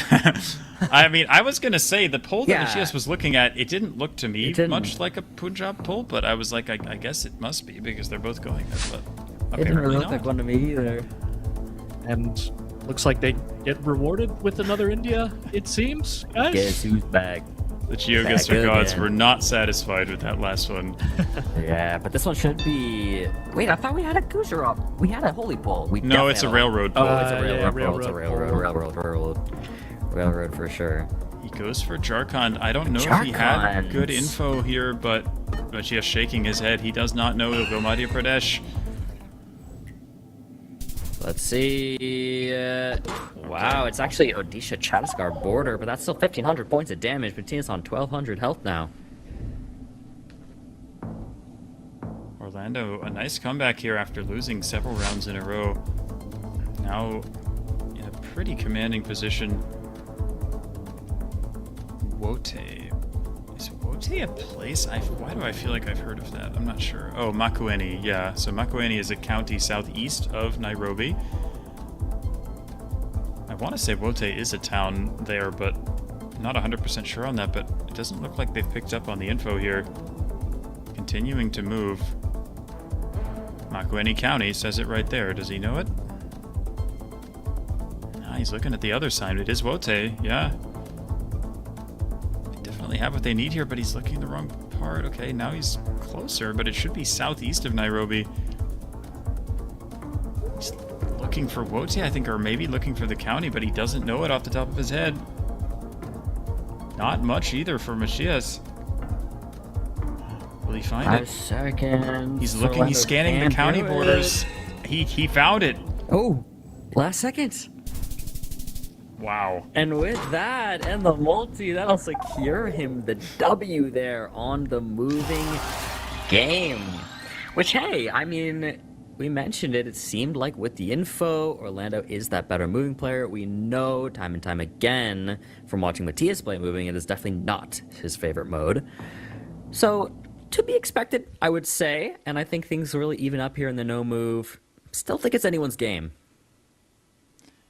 Yeah, but a nice job from Orlando there, recovering after losing a few rounds and playing a lot of those very nicely. Had a couple very good 5Ks, and that last Kenya round a little bit shaky, but managed to scan for the county and found it at the last second, so that got him the win there. And all he needs is one more to put himself into that winner's final and give himself a very solid shot at the play-in tournament. All right, time for the no move game. 1 through 60 pan, and we're back. We're back. The GeoGuessr guys are still not satisfied. They have still not correctly guessed the state in India, so we'll see if either of them is able to do it here in no move. Both going for Uttar Pradesh. And it is. Okay. They might be satisfied now, Jake, so maybe no more Indias for the rest of the match, but we'll see. Apparently, all you have to do is not let them move, and the guesses get better. Ooh, what is that? What? 4 insulators? There's 4 insulators on the board. How strange. Is this Malaysia with the full top, or? I guess one of them looks just kind of fake, so I guess it's a North Sumatra variant of pole? I guess. Maybe it's a bird cosplaying as an insulator. I don't know. How strange. I've never seen that before, but It looks like they will go for Indonesia, and I do like a North Sumatra guess here. Yep. Okay, Orlando closer though. Wacky one to start us off, but yeah. Trust the poll, even if it's slightly weird. Hey, and now we're in Thailand, so I mean, definitely looks like something along maybe that Myanmar border, maybe that Laos border. Orlando just hedging north here. I like Let's see where Matthias ends up going. Same vibe. Yeah. Same guess, yeah. Myanmar border, further west, some points there. Matthias will go up to 2x multiplier.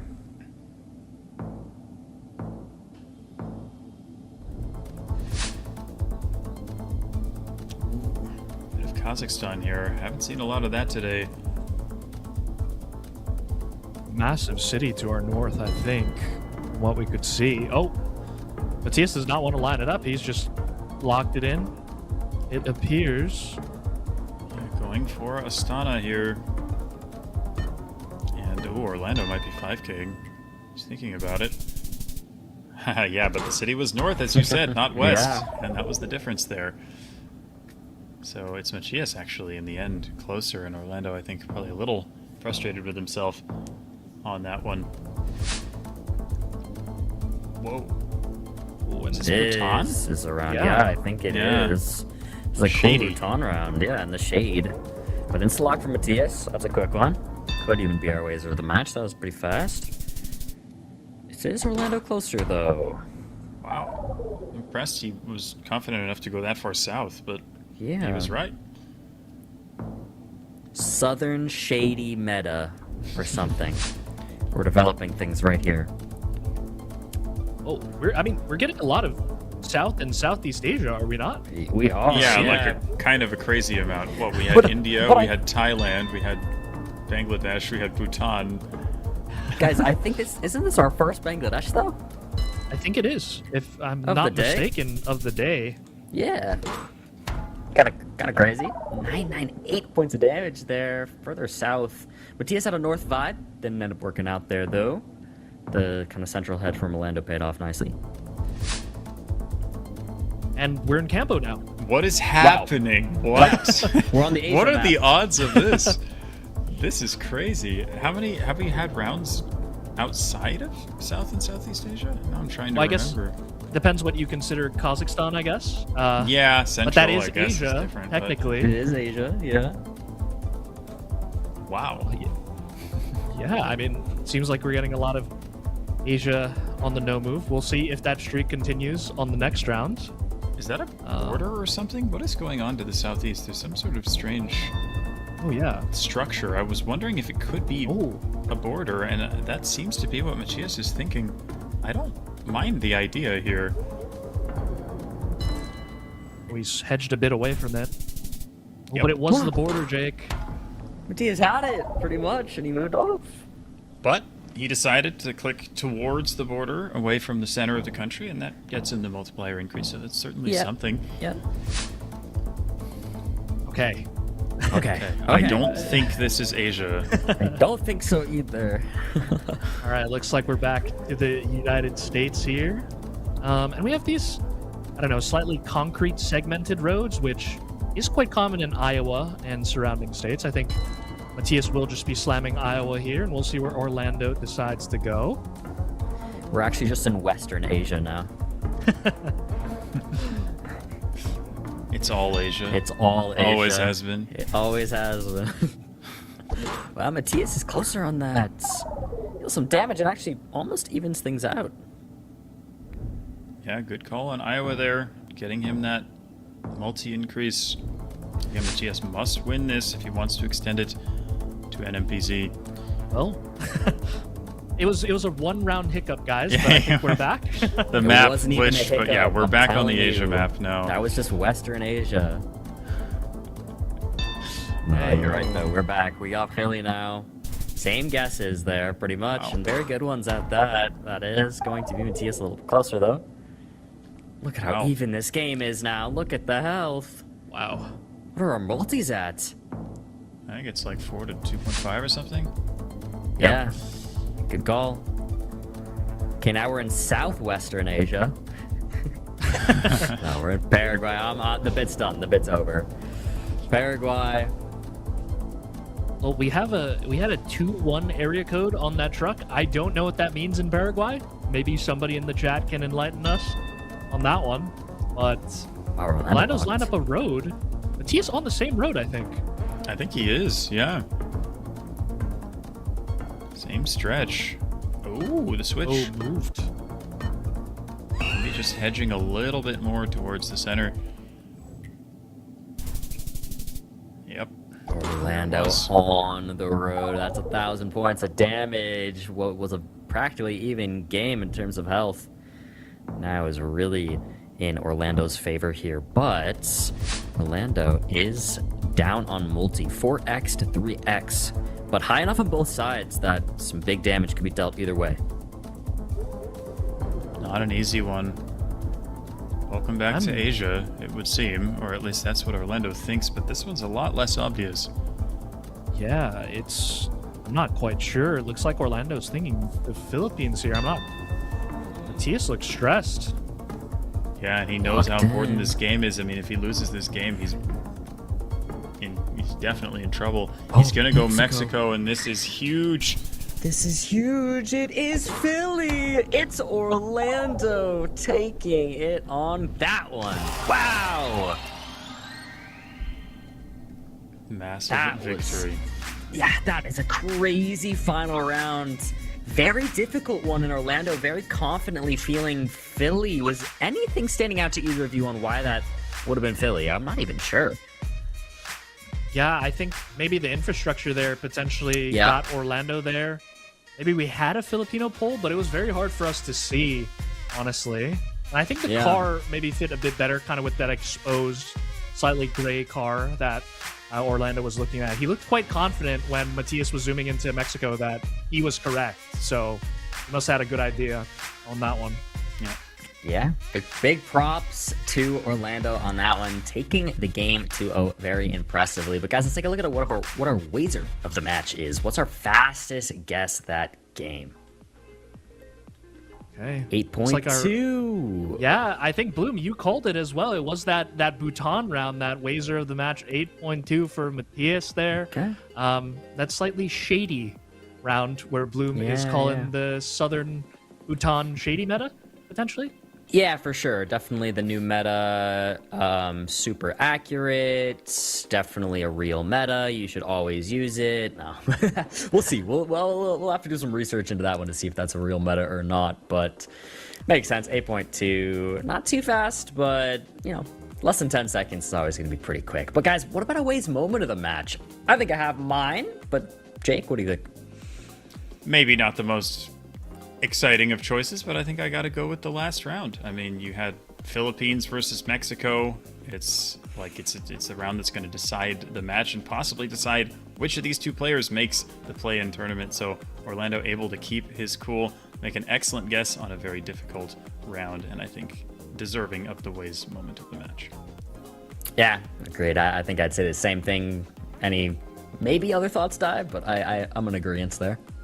No, I think Jake summarized it perfectly there. I think that was those two areas kind of get confused for each other even in throughout the board of ELO. So, I mean, no surprise there that it ended on a South America, North America versus Asia split.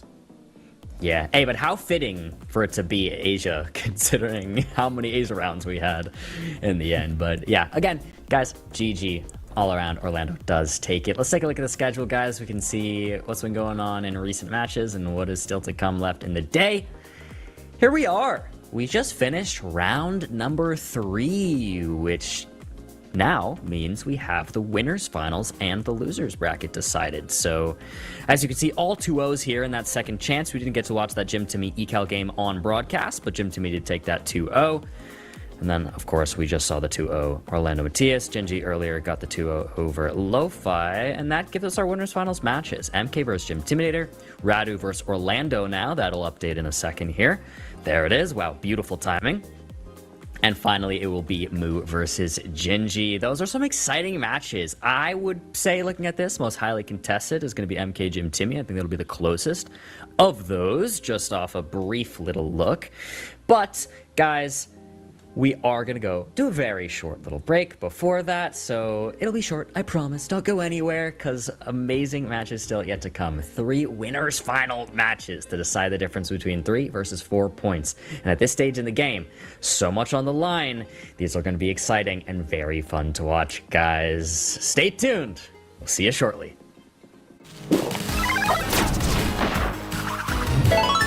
Red Bull gives you wings. With Waze, get real-time traffic info powered by thousands of editors. The most special thing about the Waze community is its people, and it's the rich knowledge that you could never get anywhere else. Explore and build a map used by millions of people every day. I started editing the maps, adding whole cities, adding roads, adding everything, and the roads are perfect because I made it.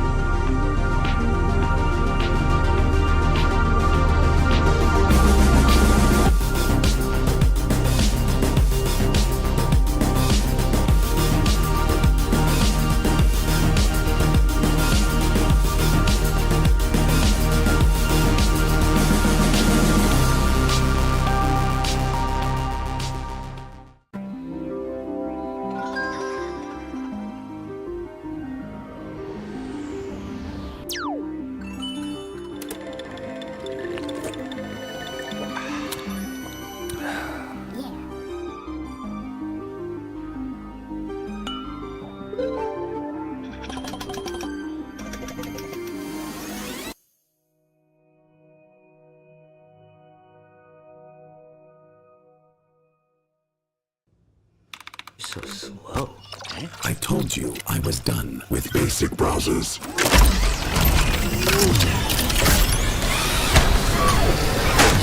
Your setup wants Opera GX, and you're holding it back.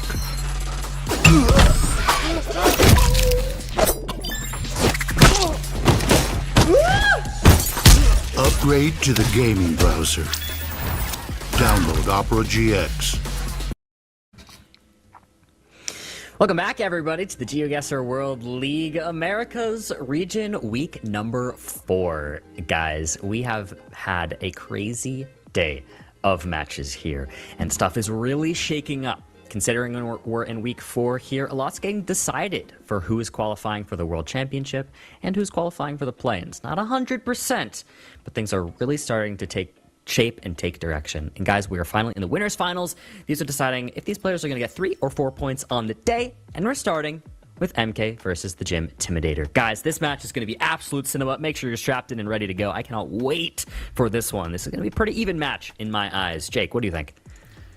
Yeah, like you said, I think it's going to be a very even match. Gym Intimidator has played fantastically today and throughout the World League. He's been very, very impressive as a newcomer. But MK is at the top of the league, and he has only lost 1 match so far the entire time, which is incredibly impressive. So no matter who is against him, MK is hard to beat, but I think Gym Intimidator can definitely give him a run for his money. Yeah, I think the stats don't make this one look as close as it really is, especially considering Gym Timmy's having a very good day today specifically. So yeah, we'll see. MK should be the one to win this on paper, but we'll see what ends up happening. Dai, Ono, I will not ask you for a prediction, but if you, of course, again, want to at least maybe just talk about some thoughts on these players, what do you think is going to happen as we get directly into the match? Yeah, I think as we know, Gym Intimidator moving into that winner's match is going to get at least to 10 points today. So that's going to push him into good standing for potentially top 4, at least be in the driver's seat moving into the last week, week 5. So I think he's quite happy with the result, but of course would like a little 4-pointer here in the winner's finals. Yeah, it would be nice if he can, but we'll see. We'll see. We're off, guys. Peru, by the looks of it, for the round 1 of the movie. Does he have info? No, I don't think so. Gymtimidator looking at a very specific area, but I'm not sure he actually has anything. But it looks like maybe he's scanning, but I don't know what for. Both going to continue to move for now. Just 15 seconds to play. May just be a region guess from the two, although these sort of like hanging roofs that we see here, I think these would push me pretty far north within the country. That seems to be what they're converging on here. Did MK find something? No. Okay. Nah, it doesn't look like it. But good guesses all around. MK slightly closer.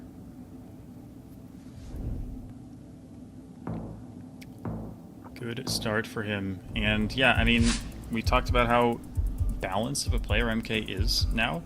So, now, if anything, you might have to give him the edge in a moving game, but I do think that they are very... Why is that in Latin script? Huh? What on earth? What? I mean, it even has a huge city. So, what? That's so weird. I've never seen anything like that before. Yeah, I've never seen it before. I mean, it looks like Jim Timmy's on the... Okay, MK's found it now as well. But curious that there is Latin script here, and I mean, it's on the Belarus border as well. It's not even on the Polish border. Oh, that is so odd. 10K? And it wasn't even like dual script. It was just Latin. Yeah. Like there was no Cyrillic at all. That's one of the stranger signs I've seen.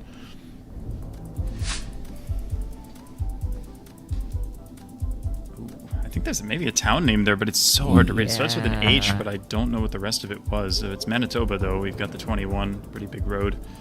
Should be very findable. And then the end of the 469.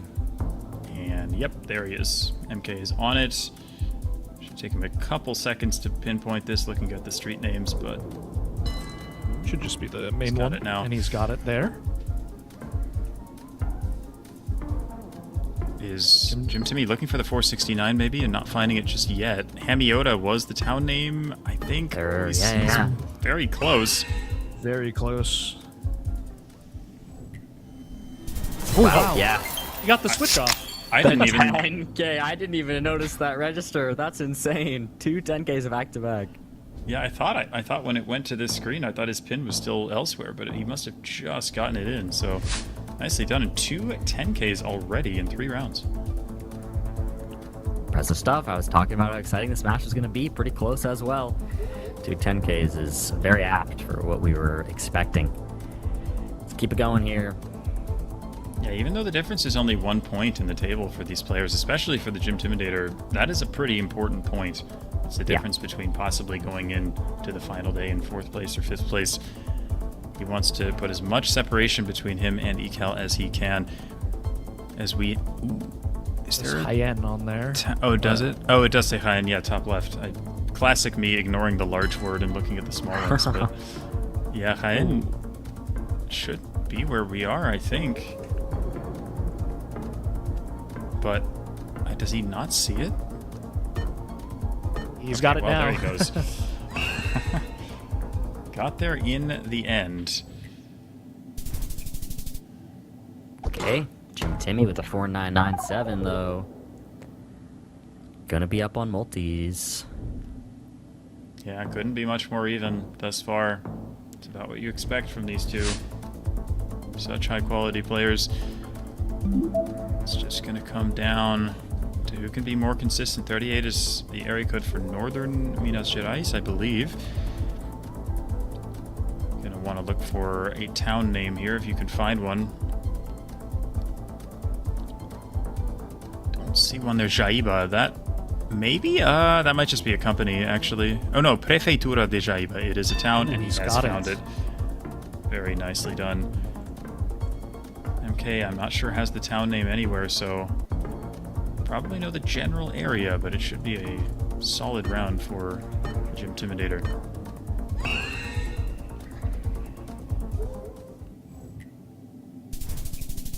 Yeah, 4997 back to back. 1,600 points right there.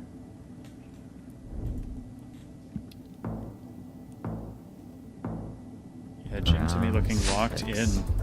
He's been playing so well today. It's really showing. We've got the Vietnam bike. Yeah. Oh, is this the old coverage? Oh my gosh. No. Did they republish it, or is it just another bike? It's a good question, Jake. I was gonna say Bloom was having some flashbacks back to his old days. Yeah, it was, back in yeah. my prime, Oh my god, I'm washed. I mean, relatable. but yeah, I got hyped seeing some bike coverage. You don't really see this much anymore. Yeah, I don't think it's the same because it's Gen 4, and I think there were only 2 towns with Gen 4 in the old coverage. One of them was coastal, but I don't think it looked like this. So it should be some newer stuff, but I don't know where, and I don't think either player has a province. I think one of the signs had Da Nang on it, but I don't know if either of them saw it. Seems like they didn't. Similar guesses in the end, but we'll see if it is Da Nang. Wow, and it's south of Da Nang. Not quite, yeah. Not quite, but it's a great guess there for MK. Deals a decent bit of damage here. Puts Jim Timmy in the yellow here, less than 3k health, but point differential between the two players is about only 500 health-wise, so it's not too bad as we go back to Peru here on the round 7. Third Peru here. Yeah. Yeah. 3 Perus in a game is crazy. This one a lot more rural than the others. See if there's any signage to be found. Both players moving south. MK going a little faster right now. Ooh. Is that a road number ever? I can't see it. It's behind the maps. It was a road number, yeah. 30-something. I didn't see 30-something and then a letter. I didn't see what it was, though. They obviously see it. 36B, 36A. I mean, they're scanning for it. It looks like neither actually has it, though. Whatever it is. How interesting. 36F. F? Yeah. I don't know. May not be marked on the map. Yeah. I don't think I've ever seen an F on the map. These roads. And yeah, it's just some white road there. Interesting. It's 500 points of damage, though. Yeah, real tryhards will memorize the hidden road numbers. Yeah. Kind of like in Bhutan, for example, where they have highways, but the highways just aren't marked on the map, so you just have to know which highway is which. It's crazy. Ooh, is that Welsh? Might have been some Welsh language on the sign there. But no quick send from Jim Timidator, deciding to take his time. Both players seem to be getting stuck with the movement here. So better for MK. What do I say? Criminals beware, guys. Hey? Beware, guys. Albury and Cardiston? Or maybe a couple towns there, but... Welcome to... Does that say welcome to Wales? Yeah, I think it did. Welcome to Wales. Yeah. Wow. Welcome to England. Shropshire. Wow, this is good clues here. Especially if you know what part of the border Shropshire is. We'll see, Jim Timidator's just going to go Central Wales because he doesn't have any reason to do otherwise here, but MK, I imagine, will be a bit closer. Nails it. Yeah. Very nice. Almost 1,000 points of damage. MK kind of running with this here. That's 3 rounds in a row. Starting to build a little bit of momentum. Oh yeah, let's see if he can continue that momentum through to the end. We're looking at Russia now. I agree with this. Gorno-Altaysk, this coverage fits with the fall and the, I think, white car it is. So yeah, he should be in the right area here. Jim Timidator following suit here around Gorno-Altaysk. He did have a couple of town names. Yeah, it was Turochak and I didn't quite read the other one, but... Yep, Turochak is right there. Gorno-Altaysk and Bisk are the 2 towns for MK here. Trying to figure out which town we are in. Jim Timmy may have found it. It looks quite good, this intersection for him here. Locks it in too. Oh. MK looking at the right town, but he doesn't go to it. That's the 5K from Jim Timmy. You'll have to see it. I mean, hey, he's still down in the health. But an impressive guess there. Good for the mental. Keeping him in it. Let's take a look at our individual multis. They're pretty close. MK at 4x. Jim Timmy at 3.5. And prediction is favoring Jim Timmy here on this one. Maybe he can bring it back. Yeah, we'll see what they're able to find here. Looks like Indonesia going to be looking for a Kabupaten as always. Doesn't look like anything quite there for either player, but this looks like a decent road for Jim Timmy here. Trying to read that. I'm not sure it's anything. Oil palms. Is that a North Sumatra pole? One of them looked kind of like one, but I'm not sure about that either. Could be something like Riau or South Sumatra. Yeah, it's maybe looking more South Sumatra Lampung, but I think he has a cab there, but we can't quite read it. Yeah, I can't read it. Yeah, maybe with the tiled roofs you go more south. That's what they're thinking here. Jim Timmy a little more north though. Think. Wow. This goes 300 points of damage with that multiplier, even though kind of similar-ish guesses. Obviously, of course, MK is closer. But that extends that lead here. Jim Timmy on 1100 health. Not looking good, but we've seen crazier comebacks. Round 11. Here we go. Juritsul Timish, that is far west. Timișoara. Aliosh, is he going to decide to scan for the town? I think he will. He's assuming that MK will find that same sign that says the county, but I don't think MK has found it yet. And you wonder if Jim Timmy had sent quickly here, could he have caught him off guard and gotten MK to send the wrong place? We'll never know, because he's got the same info now. Yeah, but that's a good point. We've talked about it multiple times today, and of course many times throughout GeoGuessr Esports. When you get info right off the bat, do you send it? Do you assume your opponent has it? Do you assume they got it? But Alios, yeah, does he? Yeah, with a lot less time, it's MK, the one who finds the town. Jim Timmy in the right county, I think, should survive here. Let's see, 5K from MK, 800 points of damage, 335 health now for Jim Timmy.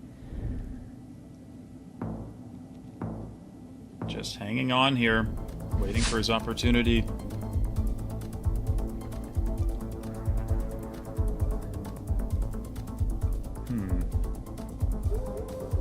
Not immediately sure on the country here. Looks like some small cam. Yeah, makes sense. Bosnia and Herzegovina.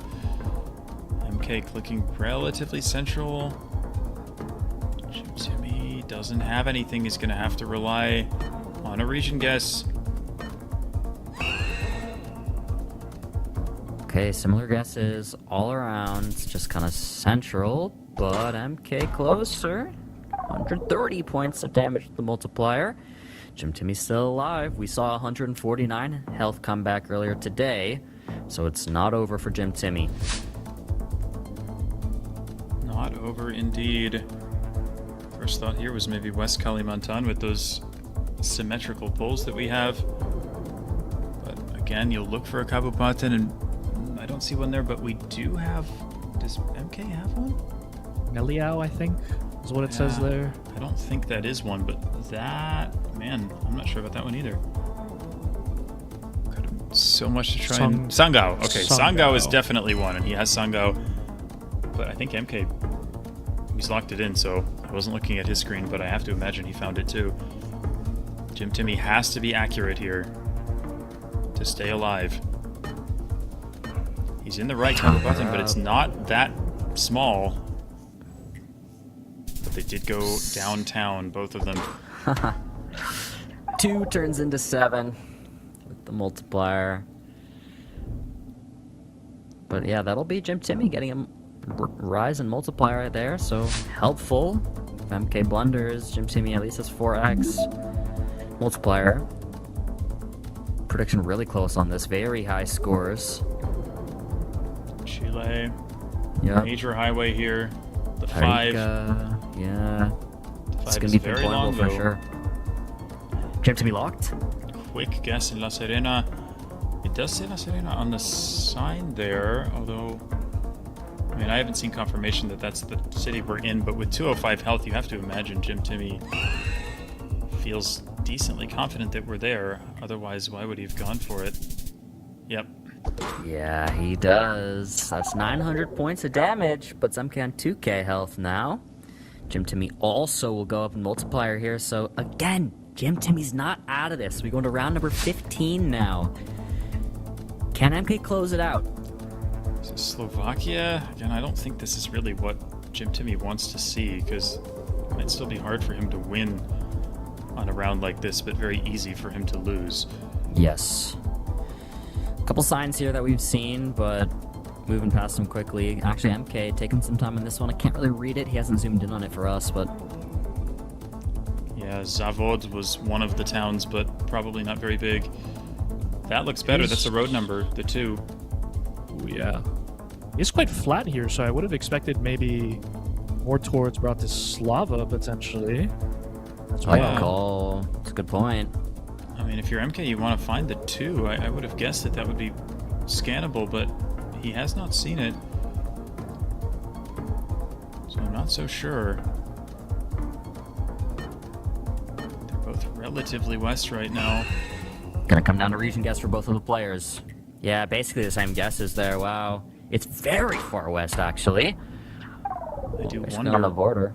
whether the 2 was... Yeah, it's right there. I'm surprised that he didn't go for that, or maybe he didn't realize it was the road number, but it was findable. That could have won him the game right there, but Jim Timmy survives. Bangladesh. Bangladesh. Jim Timmy has lived to see another day, but will he see past Bangladesh? Looks like it says Barishal on the sign, and Agalihar. That's a very quick find for MK. Impressive Bengali reading skills there. Pressure now really on Jim Timmy, and I would be surprised if he survives this. He needs to read it super quickly, and it looks like he will not. Or will he? Oh, he switches to Barishal, but is it enough? I don't think it is. Oh, I don't think it will be. At the multiplier, it is game for MK. A very good last-second switch from Jim Timmy, but not good enough. MK takes the moving game. We go to no move. Best moving game we've seen today, I think, at least in terms of how intense it was. I mean, obviously we saw great moving gameplay from Radu, for example, earlier, but these 2 were both playing super, super well, and it made for an excellent game, 15 or so rounds, I think it was. MK coming out on top like he always seems to do, but Jim Intimidator can be proud of how he played there. See if he can recover here, play well in the no move, and extend this match. Totally agree with you there. Best moving game we've seen today in terms of how even it was. We went the distance. Very fun one to watch. Curious about no move. I mean, Diana, what are you thinking about this with these 2 players now? It looks like we got Russia first round. Yeah, I think MK just a little bit of a cut above, I think, for most America's players, but I think if anybody can give him a run here in no move and NMBZ, it would be Jim Timmy. I mean, we saw him competing in that moving game as well, so I think it's a bit more evenly matched than most people would think. Yep. Very different guesses, though. Yeah, very different. I mean, we have these yellow pipes, which are going to be like west-southwest. Jim Timmy's about as far north as you're going to get them, generally speaking. And he's actually closer on that one. 1,000 points for round 1 is nothing to scoff at. That's a nice start for Jim Timmy. Yeah, he had that advantage in the average score in Russia, and definitely came in handy for him there. Looks like a tricky round 2. A quick Northland guess here in New Zealand. I really like it with the sort of ferny vegetation that we have here in the gravel road, but it's not obvious. And yeah, Jim Timmy thinking a very different part of New Zealand. Whoa, is this going to be a swing the other way? MK seemed confident in south of Auckland, actually. And that's 1,000 points dealt in the direction of Jim Timmy now. What a back and forth to start us off. Round 3, here we come. We are in Western Australia here. It looks like with those green bottom painted utility poles. looks like MK might just be locking in a little bit of a Perth guess here, and we'll see where Jim Timmy decides to go. Yeah, I like it. Good shot on the green poles. Of course, white lines, left side drive, Australia bollards. South of Perth for Jim Timmy, and it is south of Perth, so that is Jim Timmy technically just a little bit closer, 20 points of damage. And a little update from the B stream. Ecal did pick up a crucial point, taking the 2-0 over FAO. So that's going to make week 5 a lot more interesting, depending on how Jim Timmy fares here in this game. Yeah, and that's rough for FAO, picking up 0 points. And we mentioned that, I mean, Orlando is going to be getting at least 3. That's going to put him on at least 8 points. And I think, is Gingy also in the winners finals today? Yeah. He is, right? So, yeah, that puts Gingy on at least 7, puts Orlando on at least 8, and FAO is going to be on 6. So FAO now in danger of dropping out of the top 7. Today has really shook some things up here. This is crazy. And a little bit different here. We have one in Alberta, one in Sask, but a switch from Jim Timmy into Saskatchewan. See if that pays off for him. It certainly does. Wow. Most definitely 800 points of damage on that one. Really, really nice guess there for Jim Timmy. Yeah, he has really looked so solid, and it's unfortunate to have to come up against MK, who's such a difficult player to beat, but this really is some of the best gameplay I think we've seen from Jim Timidator so far in this World League. Oh, we have Croatian bollards here, I think, so we should be in Croatia. Will Jim Timmy be closer in Bosnia if he decides to stay there, though? It's possible. It's very possible. Definitely got the vibe. I mean, it looks like Dalmatia, so it's possible for sure, but MK is on it. 500 points back, and the game's even, just like that. Round 6, here we go. Just 21 points between them, and we have France. Doesn't look like there's much good information here. Gonna have to just rely on the architecture, and I do like the Brittany guess with how dark the roofs are. Ooh, different guesses. I do like the Brittany shout out, Jake, with these black roofs. Oh, and it's just middle.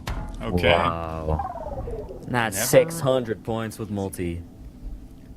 Never easy to guess where you are in France. I mean, there's general trends with architecture and stuff, but it's never a terrible idea to just click middle if you don't have much of an idea.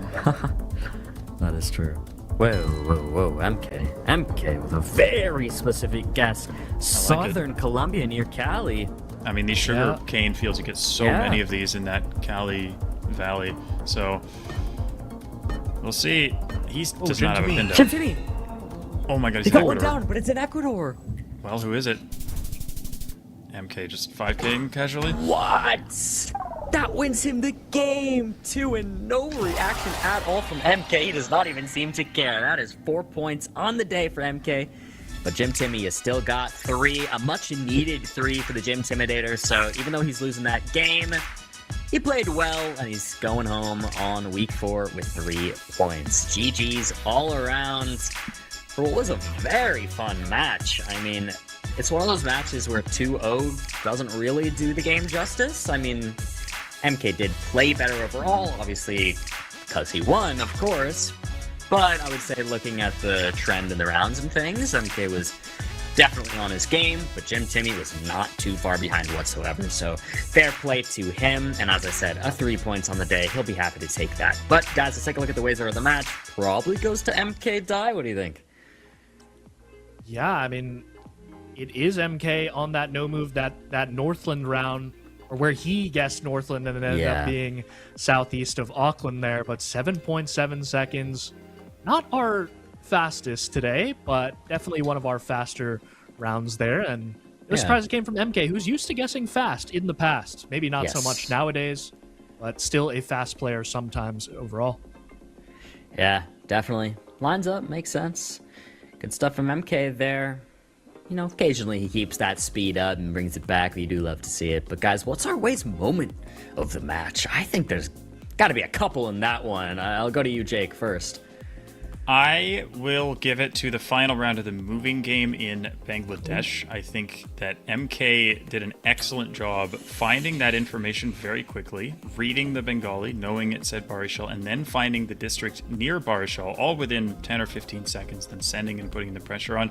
I think that round really highlights how much better MK has gotten at moving, the amount of stuff that he's learned, whether it's area codes, whether it's how to read Bengali. And he did an excellent job there. Jimtimidator managed to find Barishal in the end, but MK sent so quickly that it just wasn't enough because he had the second level subdivision, and that's what got him over the line there. So I think that round perfectly encapsulates how much better MK has gotten specifically at moving, and that was, yeah, a huge round in taking him to that 2-0 victory. Yeah, I really like that one. That's a great moment. Dai, do you have a second one, or do you agree? I mean, that's what I was going to say as well. I think it's important that, you know, MK knew how to read the Bengali. I think Jim Timmy was just doing some character matching there at the end, was able to get to Barishal, but not getting that district, as Jake mentioned. So it's important. Maybe learn some other languages, and it'll help you a lot in GeoGuessr. Yeah, love it, love it. Love to see MK evolving like that as a player and getting the pinpointing. And speaking of pinpointing, we can take a look at the 5K leaderboard, see the updated one and where we're at now. Blinky still, of course, sitting there at the top. And Radu has moved to 33. I think Dai said it. Maybe if he got to 33, he could tie for second, right, Dai? Yeah, I mean, we'll see. I mean, like Jake said, it's going to be very hard to catch a Blinky at 48. That man is a machine. So we'll see. It looks like most of our players are just playing for second at this point. We'll see. Yeah, Mu has moved up to fourth, tied here with Feneb, which is cool to see as well. So love it. I love a 5K leaderboard. It makes me happy. But anyways, guys, let's look at the schedule. See where we're at. Only 2 more matches here left to go today. We're in that winners final here of the Swiss. It's been a long day. It's been a great day, though. And we have Radu C up next. You know, obviously a fan favorite to many, the reigning world champion, up against Orlando. Orlando had a good game over Matthias earlier at 2-0, but now a very tough opponent here in Radu C. And then, obviously, we're going to end the day there with Mu versus Jinji. Wow, some fun matches still to come. Jake, how are you feeling about Radu C versus Orlando? I really like this match. I think Orlando has done what he needed to do today to get himself back into that top 7. But, I mean, an extra point would definitely help him feel safer and maybe even give him a chance at top 4 if he plays really well in the final week. But I think that this is going to be a very tough assignment for him. Of course, Radu, the world champion, we saw him play earlier, and he played very, very well. So hard not to give the edge to Radu in this match. But I think either way, Orlando can be happy with how he played today, and he can know that if he plays that well next time, he's going to be able to secure himself a spot in the play-in. Yeah. Yeah, put it well. I mean, stats here alone just favor Radu massively. 69% win rate and precision for Radu, which is fun. Little tie there. But Orlando here, 43% win rate. I mean, as we said, great he's gotten 3 points today, at least on the day. He really needed that. But yeah, up against Radu C now. It's going to be tough. It's going to be tough here. Dai, do I dare ask you for a prediction? Yeah, let's go with the Radu C 2-0. I think he's been playing quite flawlessly today. Yes. So we'll see if that continues in this winners finals. Yeah. I think I asked you for a prediction on this one because this is a safer prediction. I would agree with you on a 2-0. I mean, there's of course not to discredit a player like Orlando, but Radu's been on it today. He's been on it for what, 6 years at this point? He is one of the long-time standing goats in the space of GeoGuessr competitive professional scene. All right, let's see what he can do here up against Orlando. Let's see how this goes. Round 1, here we go. Kabupaten Nias Selatan, so southern part of the island of Nias, which we saw around here earlier.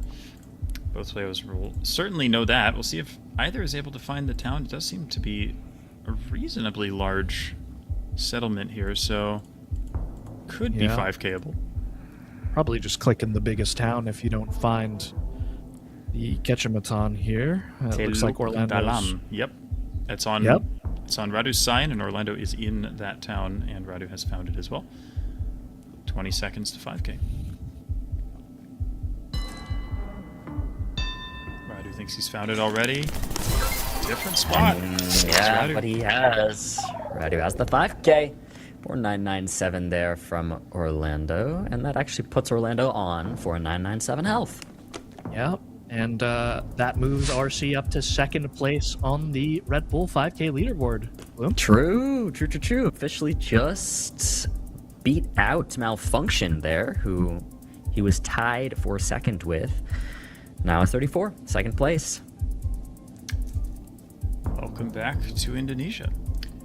Do we have any info here? Oh, gosh. There's an address, but I don't see a kabupaten on it. I don't think Radu does either. Gonna have to keep moving for now. Got a lot of tiled roofs and asymmetric poles. Makes me think of East Java, but it could be something like Lampung as well. Kabupaten Malang, yep, that will be East Java. It's a very large city in East Java. Radu does not have the same info right now. I wonder if he didn't notice the asymmetric poles either. Ooh, yeah, he's not in East Java. Gonna be some damage here from Orlando. Yep. And bang, the 4988. And Radu not looking happy with himself. A lean back and a little bit of disappointment. Yep. And the Diono curse early, it appears. Radu seeing the poles there, which are quite crucial, especially on the island of Java. We'll see if he's able to bounce back from that as we move into Costa Rica here, I would assume. The sheer defeat in your voice when you had to acknowledge your curse. I think it's a well-known fact at this point that you don't want me predicting your games. Hey, nowhere near over. We're only on round 3. All right. Yeah, what are we thinking here, guys? Yeah, it should be Costa Rica, like Dai said. But yeah, see if we get anything else here.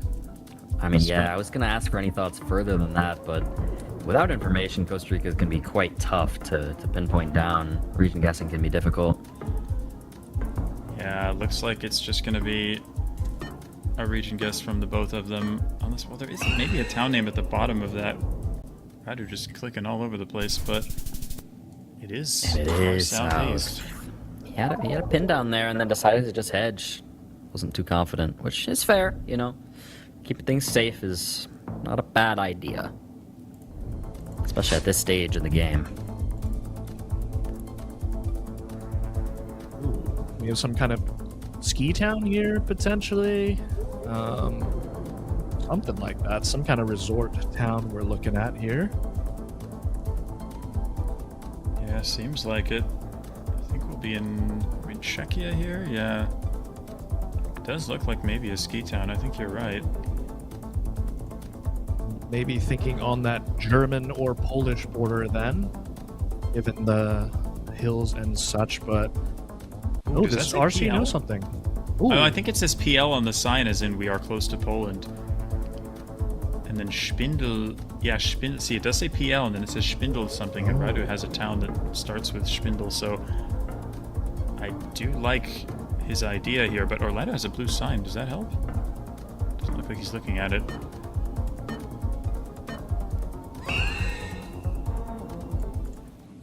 Timer up. Yep. And it's Radu. There it is. That's some damage there. However, Radu is still down in the health.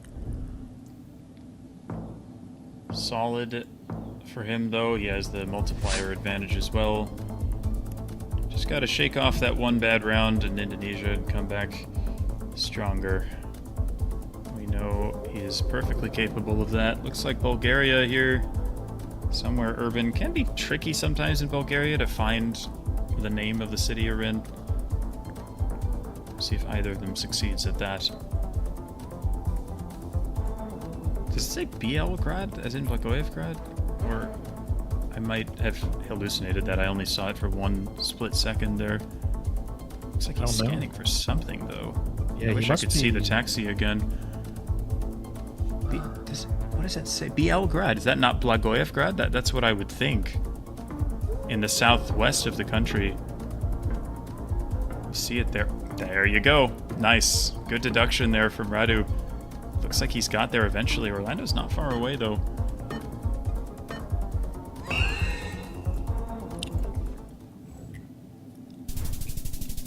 Yeah, but there it is for Radu. Not getting the pinpoint, not getting the 5K, but the 4995. Good stuff. And look at the scores. 3-5... I don't want to say that. Versus 3587.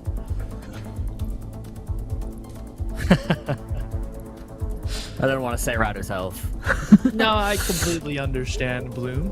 We've had a few incidents in the past in which Jake didn't seem too happy with me and you and our shenanigans. No, he did not. So I'm just trying to be nice to Jake here. I don't want to talk about the fact that Radu has 3567 health. Sorry.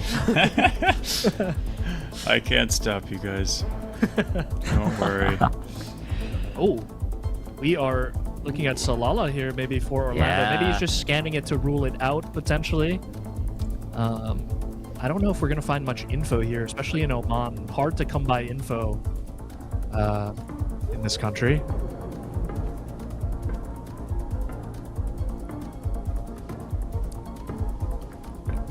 Wow, okay. Well, he is very specific zoom here from RC to the point of the country. That's what I was looking at, but yeah, that's a very good guess once again. 870 points. Now Radu with a good lead here. And he still has the same amount of health. Yeah, even with no true info, his region guess is still on point. Just don't give him an East Java round. Yeah. Yep. And if he wins this next round, he'll have won a certain number of rounds out of a certain other number of rounds. Says Gaziantep on that says Gaziantep, yep. I don't know if he saw it. Ooh, he might not have seen it there. I think you would just go immediately to Gaziantep if you did see that. Probably pretty close. Does he have something else? That, or he just has a really good region guess based off of the architecture. Yeah, we do have the flat roofs, which should point us towards near the Syrian border here. So I think Orlando will probably follow suit if no info. Looks like these trash bins aren't too helpful. Usually you can find a bell at the SE. Looks like RC does have one. He has Nizip He's there. on it. Yep. Orlando now pressure to follow. It's a good guess. Seems like. Oh, really? Oh, he's found it. Wow, wait. Did he have that? Must have. And what a 5K. Okay, okay, Radu. It's like edge of town. Very impressive 5K from Radu. Yeah, that puts Radu at 35 5Ks in the World League so far. Again, firmly in second place right now for the 5K leaderboard, but Blinky with 48, still insane. Nice guess nonetheless. Proud of Orlando there for still getting the city, keeping it close. But Radu has about 1,000 point health lead right now, so Orlando needs to do something here. Our only 1.5x multiplier. He's only won one round. Let's see here. Guadalajara. Seems like Orlando had that. He goes ahead and sends it in. I don't think that Radu has found the same information here. We'll see where he goes. Wow, he's going Madrid. He's not sure, but he's pretty close to Guadalajara in the end, so works out well for him. Actually going to be outside, farther northeast there, but Orlando closer. As I was saying, he needs some closer rounds here. Got that multiplier up. He's going to be on 2x now, but Radu sitting very confidently at 4x. Looking pretty dominant so far. FCRC. Wait. Does he know the RC bin? I think if you write RC anywhere in the world, he knows about it, so that's why he guessed. No, not actually. I have no idea what just happened. What does he know? Is it Something- like something coast, like a subdivision? Yeah, something like Maybe. that. I mean, you can tell Asking it's for Orlando. Queensland. I don't know, but I think it's a pretty similar guess from Orlando in the end. It's Very basically similar, the yeah. same, and they knew something. Okay. Or at least Radu did. closer, though. FC. I can't even think of what that would stand for. Just the name of some shire or something that's unmarked. I don't know. Yeah, not totally sure. We'll have to maybe ask them later if we can. I'll shoot a DM to Radu. What is FCRC, bro? It's, Football Club Radu C, of course. Of course. You're right. My bad. Quick guess here from Orlando on the round 10. We had a couple signs, but they were quite small. We are going to know we're in Czechia. We have Czechia-specific signs. It's the town called Kunstadt. That sounds so German without being German. It does. Oh, Orlando. Orlando's the GOAT. I didn't even realize he found it. I mean, we did have the road number on the bridge where it had 19 on there. But he found that incredibly quick. It was so quick, I was thinking he just sent and didn't have it. Me too. Didn't pay close enough attention, clearly, but what a find from Orlando. That's actually pulled him into the lead health-wise, guys. Yeah, it has. Multi still in favor of Radu. We'll see what happens here. Rajasthan click pretty quickly. I like the Rajasthan vibe here. Got boxcar, seems very dry. Got some Sikar-looking trees, some would say. Yeah, Sikar trees, shout out. Did he? He may have read the Hindi there, because he seems confident on that town. He is 4.5x. That's the game on that one. What in the world? Wow. Crazy stuff there from Radu. Taking the moving, which actually I must say was closer than expected. Yeah, you got to give Orlando a lot of credit there. He played very, very solidly. I mean, Radu with a great find in India to end it, but that game was back and forth all the way, and I think especially in moving, you have to heavily favor Radu against Orlando. So I think Orlando's just in the zone today, coming off of that win in the previous match. He's looking excellent, and we'll see if he can do anything in no move against Radu. But either way, he can hold his head high about how he played today and know that he has a very good chance heading into next week. Or, probably next month. But. Jake, I'm actually seeing that FCRC stands for Fraser Coast Regional Council. So I guess it helps to know your regional councils for RC. Yeah, bro knew Fraser Coast. I've never even heard of that before, so very impressive. Ooh, Mato Grosso Pará split here. That's a split. That's a split for sure. And it's Orlando closer in his home country. 1,300 points of damage to start us off. Yeah, I remember that. I want to say in the 2023 regionals, was it? That Orlando listed Brazil as one of his biggest weeknesses, and then the next regionals or tournament or whatever it was, he listed it as one of his strengths. Yeah, I think you're right. It was 24. Yeah. I don't. Were there even regionals in 23? No. Whoops. That's okay. I tried. Sometimes it's hard to keep track of the years, even though they're just like a couple years back. I know, but I don't remember the year. It's like it's all such a blur to me. It's like, I mean, he beat me in the. I remember that very well, but I genuinely did not remember what year it was. That's a tough look. All good, all good. Oh man. Ooh, it's gonna be south here. Some points, no multi yet, but 600 points. Some decent damage. Orlando's still in the lead here, going around 3. But I mean, one thing, you just talking about Orlando even being there. I mean, these are two players who have just been in the scene for so long at this point. Orlando made his debut at that regional in competitive GeoGuessr. Ooh, is that something there? I don't know if it's a prefecture or city or what. It's 4 characters. I can't quite make it out. Both just gonna go in the Tohoku region here generally. Oh, wow. Wow. As far north as it gets there. Yeah. And just like that, we're pretty much tied up.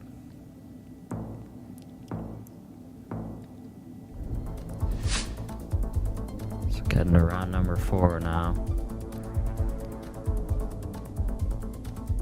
And we are into a Romania here. We have a little Romanian kilometer marker, but I'm not sure if it's gonna tell you much of anything. No road number on it, I don't think. I mean, scary to be up against Radu in Romania. I actually saw some questions about this in the chat earlier today. Some people are, oh, Radu's Romanian, why is it US? Or vice versa. Why is he dual Hungary? citizen.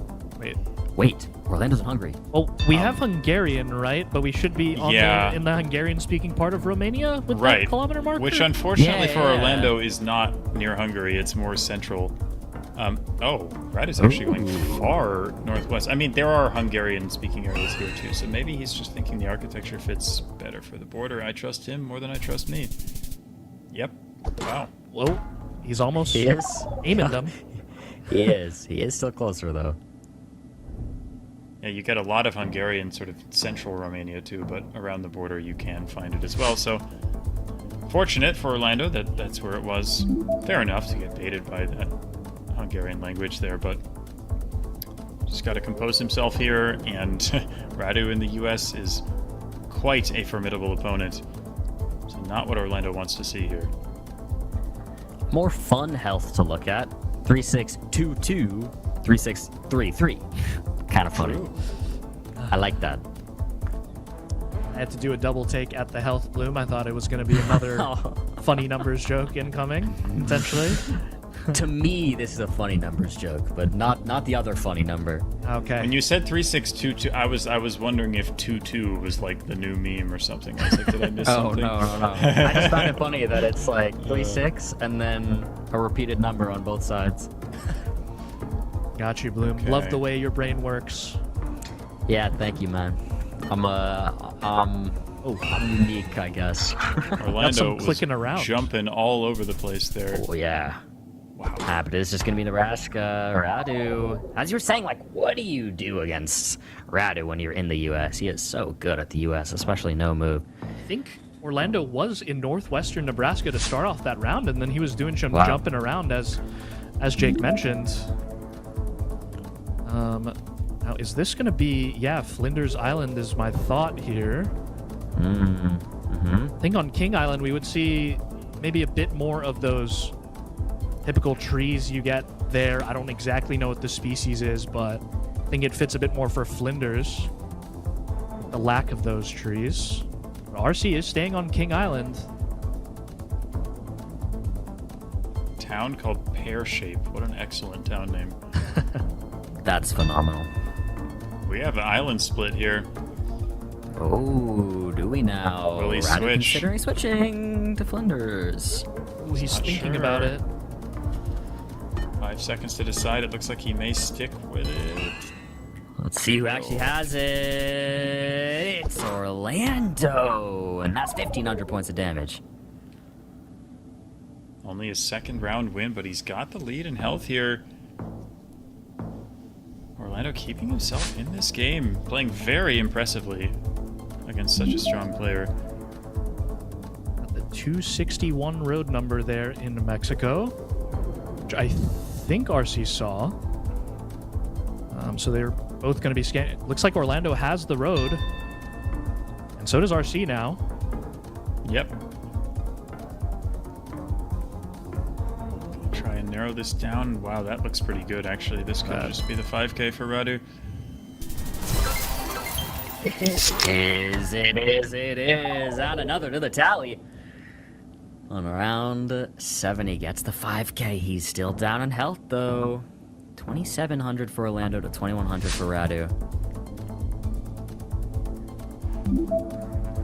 Tricky here. Yeah, a little bit of an Argentina round here. Not US this time, guys. Yep.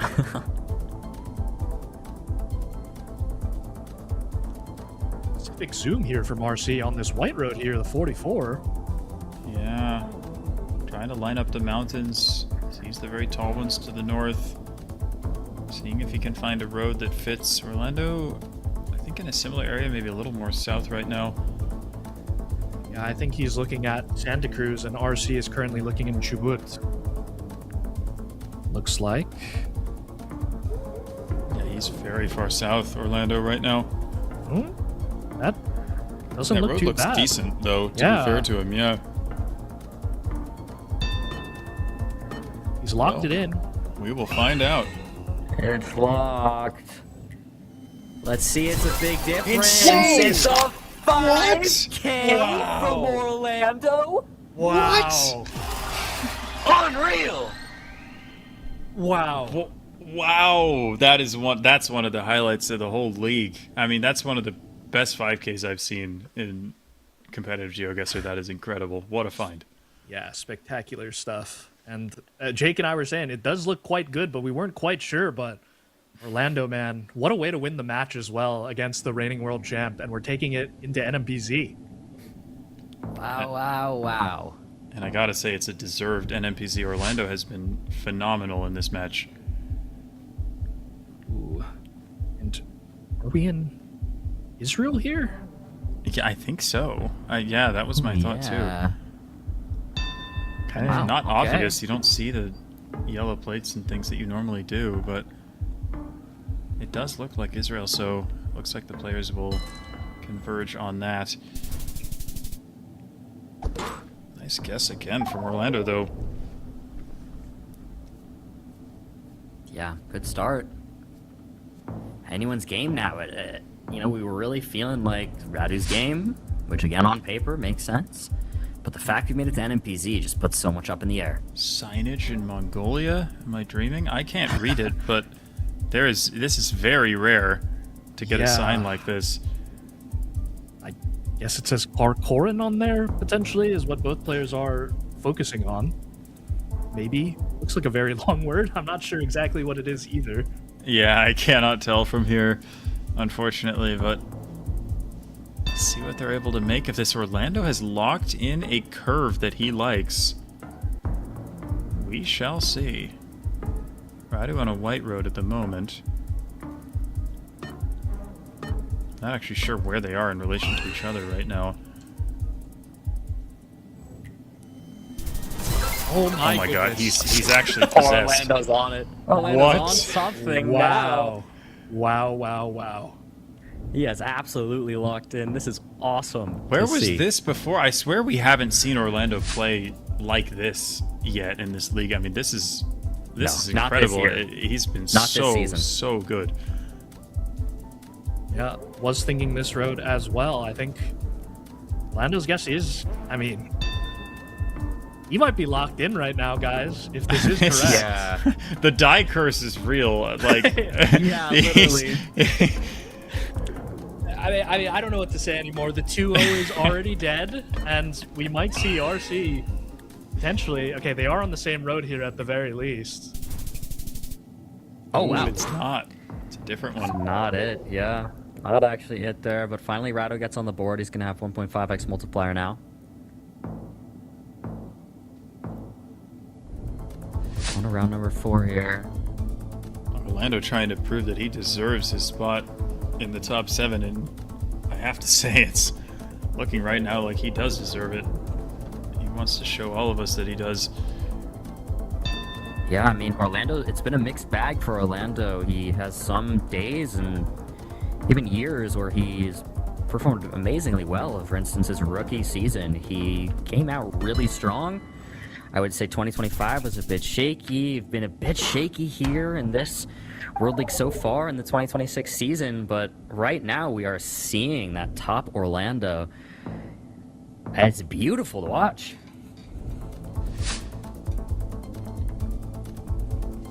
Okay, we're into Nepal here. Looks like massive city to our north potentially, so we're both just going Kathmandu. Yeah, seems pretty reasonable. Although, yeah, surprising for Orlando. I mean, the city was sort of towards the north/east, so where he guessed, I mean, could have worked. It could have been that area over there, but I think that Radu's guess was a little more logical, and he gets the multiplier increase as a result. Whoa. What? Whoa. What is this? Just, What? Wait.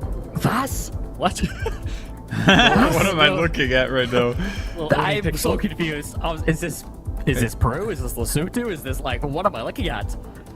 Is this neither of them? Like, what is that house? What is that mountain? What is that house? Why was I going to say, like, round. the house looks maybe North American to me? I'm not even sure. Who knows? This is crazy. This is crazy. Like, is it ever somehow the U.S., but the sun looks maybe north? So it's just like, yeah. It's so confusing, guys. This is so weird. Can it be Lesotho or South Africa? But that house is so odd. There's something about the way that mountain is formed. It reminds me of, like, of course, South Africa, Lesotho area, but it doesn't. Nothing else really makes sense. Orlando finally opening the map is they're both going South America. Chile, Peru. Oh my. Chile, Peru. This is crazy. South I Africa. have no idea. Wait, he moves to South Africa.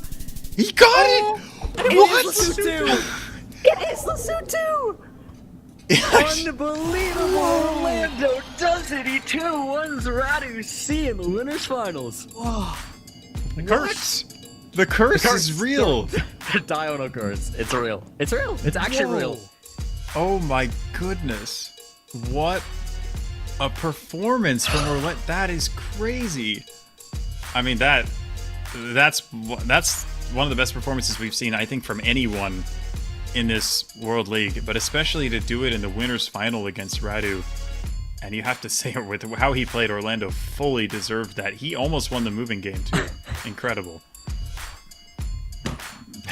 We need like a moment of silence or something. Can we just all just like... What just happened? Like, I'm at a loss. Unbelievable game. That was beautiful to see. Let's get through all of our main points on it. Let's start with the wager of the match. What was our fastest round? And then, of course, we'll get to moment. And there's so much to talk about in that game. And looks like it was the Nepal here was our fastest, which is not even worth touching on compared to everything else that happened in that game. That wager of match was just a quick little Nepal that was actually off. So not much to be said on that one, but a quick one nonetheless. Unbelievable. I'm still like at a loss for words. Let's talk about let's go to moment of the match, which I don't know. I think there's like 8, maybe 18 moments of the match. I don't know. Like I might have to give it to that last round. I also called the Sutu. Sub me in.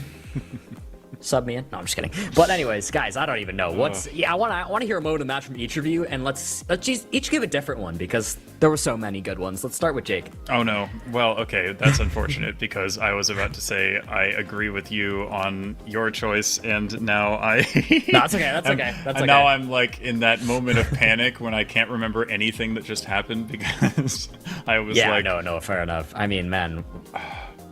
I mean, what I remember all the Orlando 5Ks. I'm unfortunately failing to remember what the last round of the no move was, but I remember it being also very the intense and very Argentina, South impressive. Argentina, the Argentina, 5K, that's move. That's it. I can't say anything other than that. I mean, I remember going crazy, and then in the moment I forgot what it was. But that was one of the best 5Ks we've ever seen, so it has to go to that one for me. Yeah, Dai, what are you thinking? Similar, a different moment you want to touch on? Yeah, I was going to bring up the Argentina as well. It was just the most impressive thing I've ever seen. Like, he wasn't sure, found the road, said, oh, that looks good, and I'm just going to send that, and it ended up winning him the game. And then won the NMVZ as well on a crazy Lesotho, man. Like, that was, I don't know, just one of the most insane matches I think I've seen in the Americas World League so far, and just some great stuff from Orlando. Big 4 points for him. Big 4 points. I mean, guys, that was the winners finals of the Swiss. So Radu still does go home with 3 points. So not a terrible loss on the day. But Orlando with the big 4. He really needed that. He needed a win there more than Radu did. Radu's sitting pretty comfortably at the top still. So MK should overtake him now for a solid first place here, but Radu should be in second. Of course, we'll take a look at the final standings at the end of the day, at the final end. There's still one more match to go. Speaking of which, we can look at the schedule, see where we're at, guys. We are in the winner's bracket. As I mentioned, the final winners finals, I should say, where we had a 2-0 MK Gymtimidator match, and then Orlando just got that 2-1 over Radu C, and one more game to go. It's going to be Moo versus Gingy. Both these players wanting points. Now, I think with Gingy's performance today, he was sitting out of contention for qualification to anything going in today. And now he's gained at least 3 points with 4, and then maybe next week could be sitting in a good spot. So Genji, if he takes this game, is going to be very happy to get 4 points here and really keep him in it. But Moo is kind of sitting on that contention between World Championship direct qualification and play-in qualification. So 4 versus 3 points, also very important for him. But before we go there, guys, there is going to be a very short, quick break. Got to shout out our sponsors and everything. And, you know, give everybody a chance. Maybe use the restroom, whatever you got to do. But, of course, just short break. 2 minutes, and we'll be back very shortly for the final match of the day. You do not want to miss this one. A lot on the line. See you guys soon.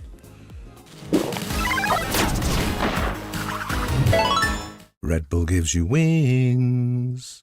With Waze, get real-time traffic info powered by thousands of editors. The most special thing about the Waze community is its people, and it's the rich knowledge that you could never get anywhere else. Explore and build a map used by millions of people every day. I started editing the maps, adding whole cities, adding roads, adding everything, and the roads are perfect because I made it.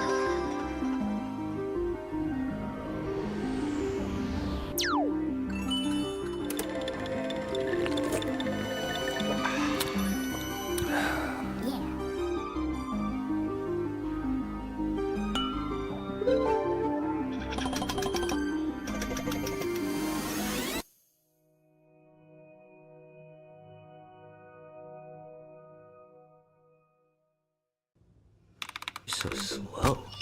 I told you I was done with basic browsers.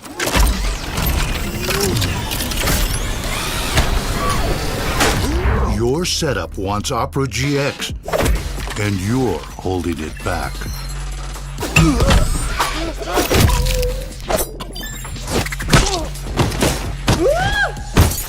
Upgrade to the gaming browser. Download Opera GX. Welcome back, guys. Short little break. Big shout out to our sponsors for the GeoGuessr World League. We appreciate them for helping us make this happen. But guys, we're back. One more final game. I'm so excited. Guys, today's been crazy. The match we just had before the break, unbelievable. Can this one top it? Probably hard. But there's so much on the line that no matter what happens, this is going to be exciting, guys. It's Moo versus Gingy. 3 points or 4 points here in the winners finals. Let's get into this. Jake, talk to me first. How are you feeling about this match? Very excited for this one. Moo has made the winners final every week of the Americas World League, but he has not won in the winners final yet. So he's had 3 points every time. So this is his chance to get 4 and maybe go into that final week with a little bit of extra momentum. But Gingy has played very solidly today. He got 4 points in the first week of the World League, 0 in the next 2, but he's back with at least 3 today and possibly 4 if he can pull off this victory.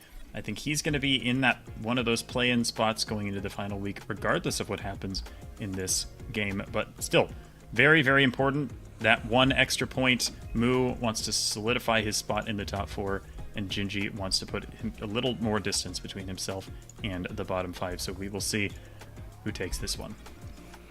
Yeah, we were taking a look in the break. It's really going to shake things up if Gingy manages to win this and get 4 points. Today has been such a consequential day in terms of the overall standings here, and this game is part of that. Let's take a look here as we get into the first round of the moving on what looks like the UK. Looks like England. Yeah, I mean, Warwickshire is a county, so that should help them out a little bit if they can find it, but there it is. Who's got it? So now he's going to narrow this down. He's got the A429, just trying to figure out exactly where he is with this sign. Gingy still looks a little bit more unsure. E435, yep, Moo's got that now. Just a matter of finding the 5K, lining up that intersection perhaps. Looks pretty solid. Does he have it? Let's see. Yes, he does. A great start there for Moo. Getting the 5K. That is the Moo we know and love. Such an excellent moving player. You have to give him the edge in moving against Gingy with how he's been playing so far today, especially. We'll see if he can carry forward the momentum from that 5K into to what appears to be Malaysia. Ooh, that says Kedah. I think Kulim Kedah. Yep. See if he's able to find Kulim on the map. Mu, meanwhile, does not have much at all. There is Kulim, just across the border from Penang. Yeah, there it is. Surprised he's not guessing here, guys. Yeah, he's looking for Taman Seri Mahkota, trying to pinpoint this further. But Mu, that's, as you say, Dai, he gave him that extra time. He could have sent Kulim immediately and might have been able to get much closer, but now they're both going to be in the right general area here. Yeah, but won't see too much damage dealt. Mu did do well to get to the information, like, get to the pinpoint, I should say, or at least to the town very quickly off of finally coming across that sign. But if Gingy had locked that in sooner, yeah, would have been pretty bad. We lost Gingy. Oh, but he is zooming in. He's there, he's playing, but we lost his camera. I'm confused, Jake. I don't know, like, if it's just me, but I'm confused as to what Gingy's choosing to send and what he's not choosing to send. Yeah, it is really quite strange because he's wrong here by the looks of it, which is like, especially in the middle of an urban environment like this. Oh. Well, now I don't know what's happening. I think because we lost the cam for a second, we're getting a quick pause. Mu does not look happy about the pause. People love to talk about, like, the players who are emotive, and I feel like Mu is somehow, like, never in that conversation, even though he's kind of puts his emotions, like, very clearly on his sleeve all the time. Mm-hmm. Yeah, relatable. I'm definitely like that when I play too. Yeah, yeah.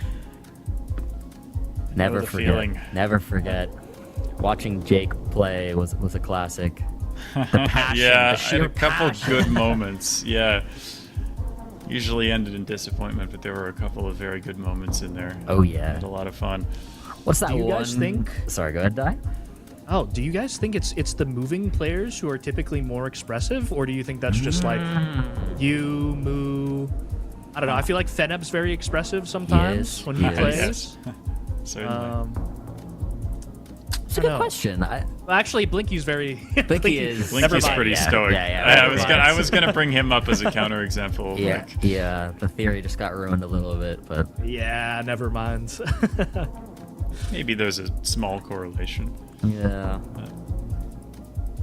We're just gonna say, Jake, shout out that one clip of you celebrating that they always put in, like, the the little quick edited highlight scenes for LANs. Yeah, I think that was the Harmless match from 2023. That was classic. That was a good one. Yeah. Very Classic. Well, game's still under review, guys. We appreciate you hanging out with us. Our assumption is because the camera cut out there, it also cut out again during the pause, so maybe they're just making sure the camera works. You know, just rules. Rules are rules. Gotta be on camera because we're playing from home.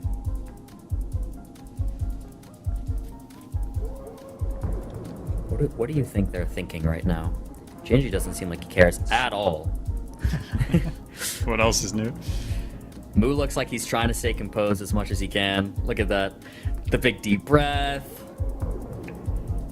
Yeah, Mu's I think that there is something overthinking. to be said about momentum and, you know, For sure. Mu really getting in the zone and then getting interrupted like this. I don't imagine it helps. I think it's, you know, he's a player, as we've said, who's a little more streaky than some, and I think when he really gets into a groove, he finds a rhythm, he plays at his best. So this is the type of thing that probably makes it a little bit harder for him to lock in. So hopefully it doesn't last too much longer. Yeah, we'll see. We'll see. Jake, can you hit a 6-7 for BRB? It's his birthday. I don't know about that one. That was worth a shot. Or I could do it right now when I'm not on camera. So Wait, sure, you could just do it and not say it, and they'll never know. There you go. Wait, we're back! Oh. And a 4996 from Mu after all of that. The round did actually go through. I would assume that was just like a camera check there, because the round didn't get reset, so probably not a black screen or anything.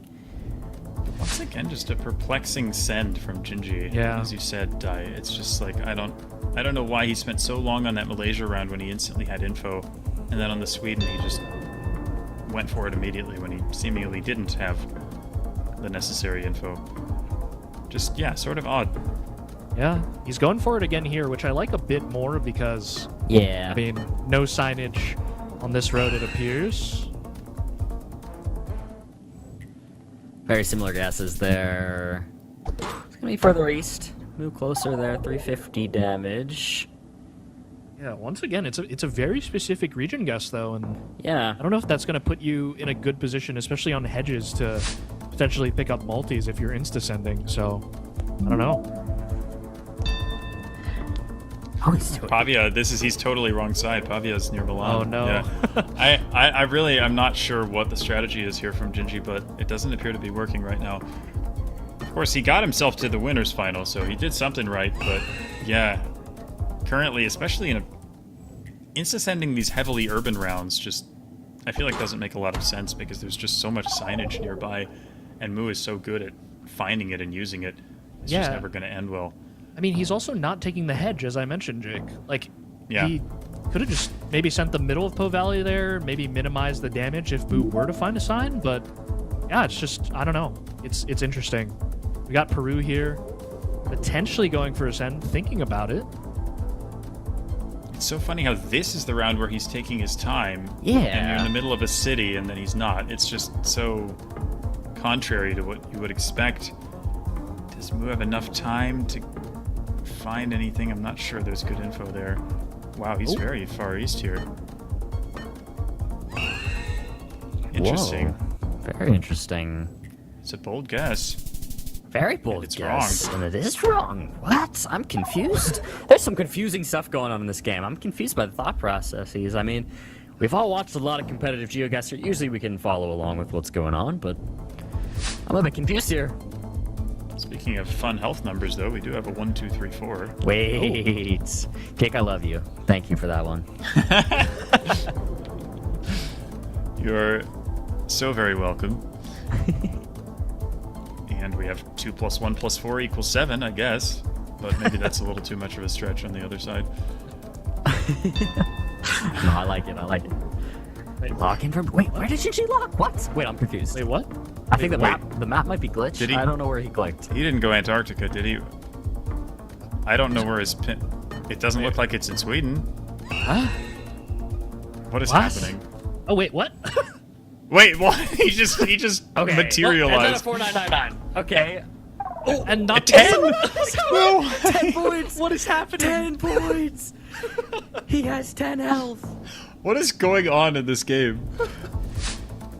Is Gingy somehow gonna win this? Here he goes. Is he insta-sending? He is. Oh my gosh, imagine. He's in the no water. FCRC this time. He is, but he's near an area that could work, so... I mean, seriously, he could win here. Mu does not have info. Oh, he's a bit further south. He is. Oh my goodness. No Gingy's way. closer. Is that... No way. No. Did he just do that? What? You gotta be kidding me. Even Gingy has to cover his mouth because there's gotta be some emotion going on there. Off of that was... that? He's definitely smiling under there. Look at him. He has to be smiling. Yeah, he is there. Yeah, He's okay. laughing. He broke. Gingy broke. Gingy broke. It's never been seen before. That was one of the most ridiculous games I have ever witnessed. What was that? I am lost. I'm lost. That was everything about that game was crazy. Even the like ghost pin in Sweden or whatever the heck Yes. happened to Gingy on that round too, I have no idea. But now it becomes about composure here for Mu because we have seen him have trouble after something like that happening. He needs to make sure to keep his head and play the way he knows he can play. You can see him. He's starting to get stressed, and he needs to keep his composure here. He's not out of this. He's such a good no-move NPC He's player. trying to lock in. But you're so right. Look at him. He can't let it get to him. I'm like still, you can see, even Gingy, like in the beginning of that last round, you could see he was kind of still laughing about it. I mean, I'm at a loss, man. Okay, Moo. Deal some nice damage. I mean, okay, looking objectively, right? I've probably watched the most competitive GeoGuessr, or like commentated the most competitive GeoGuessr of anyone, ever. And everything about that game was just confusing and crazy. And like, Moo should have won, I think, objectively speaking.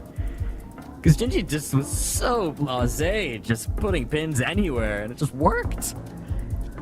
Yeah, but especially like the Sweden and Italy rounds were so baffling, and yet he still comes out with a win. And you could see Moo was in just as much disbelief as we were. Yep, that's moving in its purest form, Jake, is what we saw there. Oh, trying to rage bait Jake. Oh gosh, it comes in all different forms, and yeah, that was certainly one of them. All right, very V antenna here, so both players looking in Kurgan with this landscape. Very flat, makes sense. Why did Gingy send like max east though? Oh yeah, he's he going for like a wrong country challenge? Or wrong like oblast or wrong? I don't know. I guess. It was the edge of the oblast, but not the right edge. So unfortunate there, but Moo picking up that round. Multipliers now even. Uruguay now, a little bit hilly, more than normal. Get some hills around Tacuarembó in the north part of the country, as well as down in the southeast, but Gingy going for the northern area, and Moo maybe thinking about the southeast. Yeah.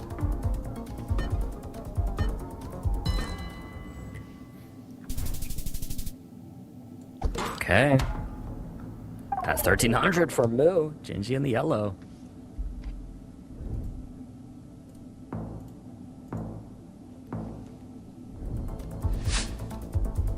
Round 6 already here. Again, it's like, okay, we're looking like Moo's game. He's, you know, up in health here. He's up in multiplier. Gingy on 2,700. But, well, who knows what's gonna happen? What are we looking at, gentlemen? Philippines Saba. An excellent question. I have no idea. I mean, this could be a game ender either way here. Yeah, I mean, no infrastructure, no real car to speak of. We can't tell what side we're driving on. It's perplexing, I think, for both players. Taiwan. Gingy. Wow, I could see it, honestly. Yeah, couldn't say no. You know how good he is with vegetation. I mean, he's always been known for that. Yeah, maybe this could be Gingy's kind of round. Whoa! But it's Moo! Wow!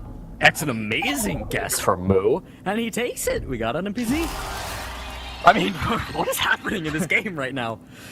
What a round! Wow. That's a bounce back if I've ever seen one. Oh, it sure is. I mean, surely Moo got the mental recovery. He's made a 10 MPZ. He looks a bit unhappy still, trying to read his emotions here on the cam, but you know, hey, you made it 10 MPZ, really good guess there. But anything can happen. Gingy could still take it. 3 versus 4 points, and week 4. This is so important for both of the players right now. Quick guess here in Northern Ecuador for Gingy to start it off.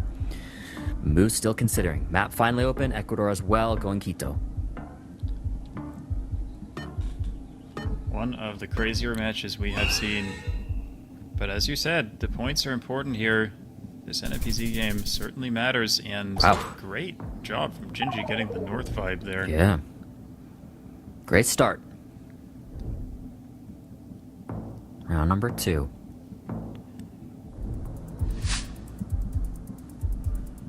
Instant zoom here from Gingy. Yeah, and... Ooh. Yeah, I think I like Moo's guess more with that asymmetrical pole, right? I think it fits quite well for Ciara. We'll see. I know Moo is quite well versed in Brazil, being friends with a lot of the top Brazilian players in the scene. Yeah. Seems confident, and he has it too. It is Ciara. That's 1,200 points of damage. A very nice hit here.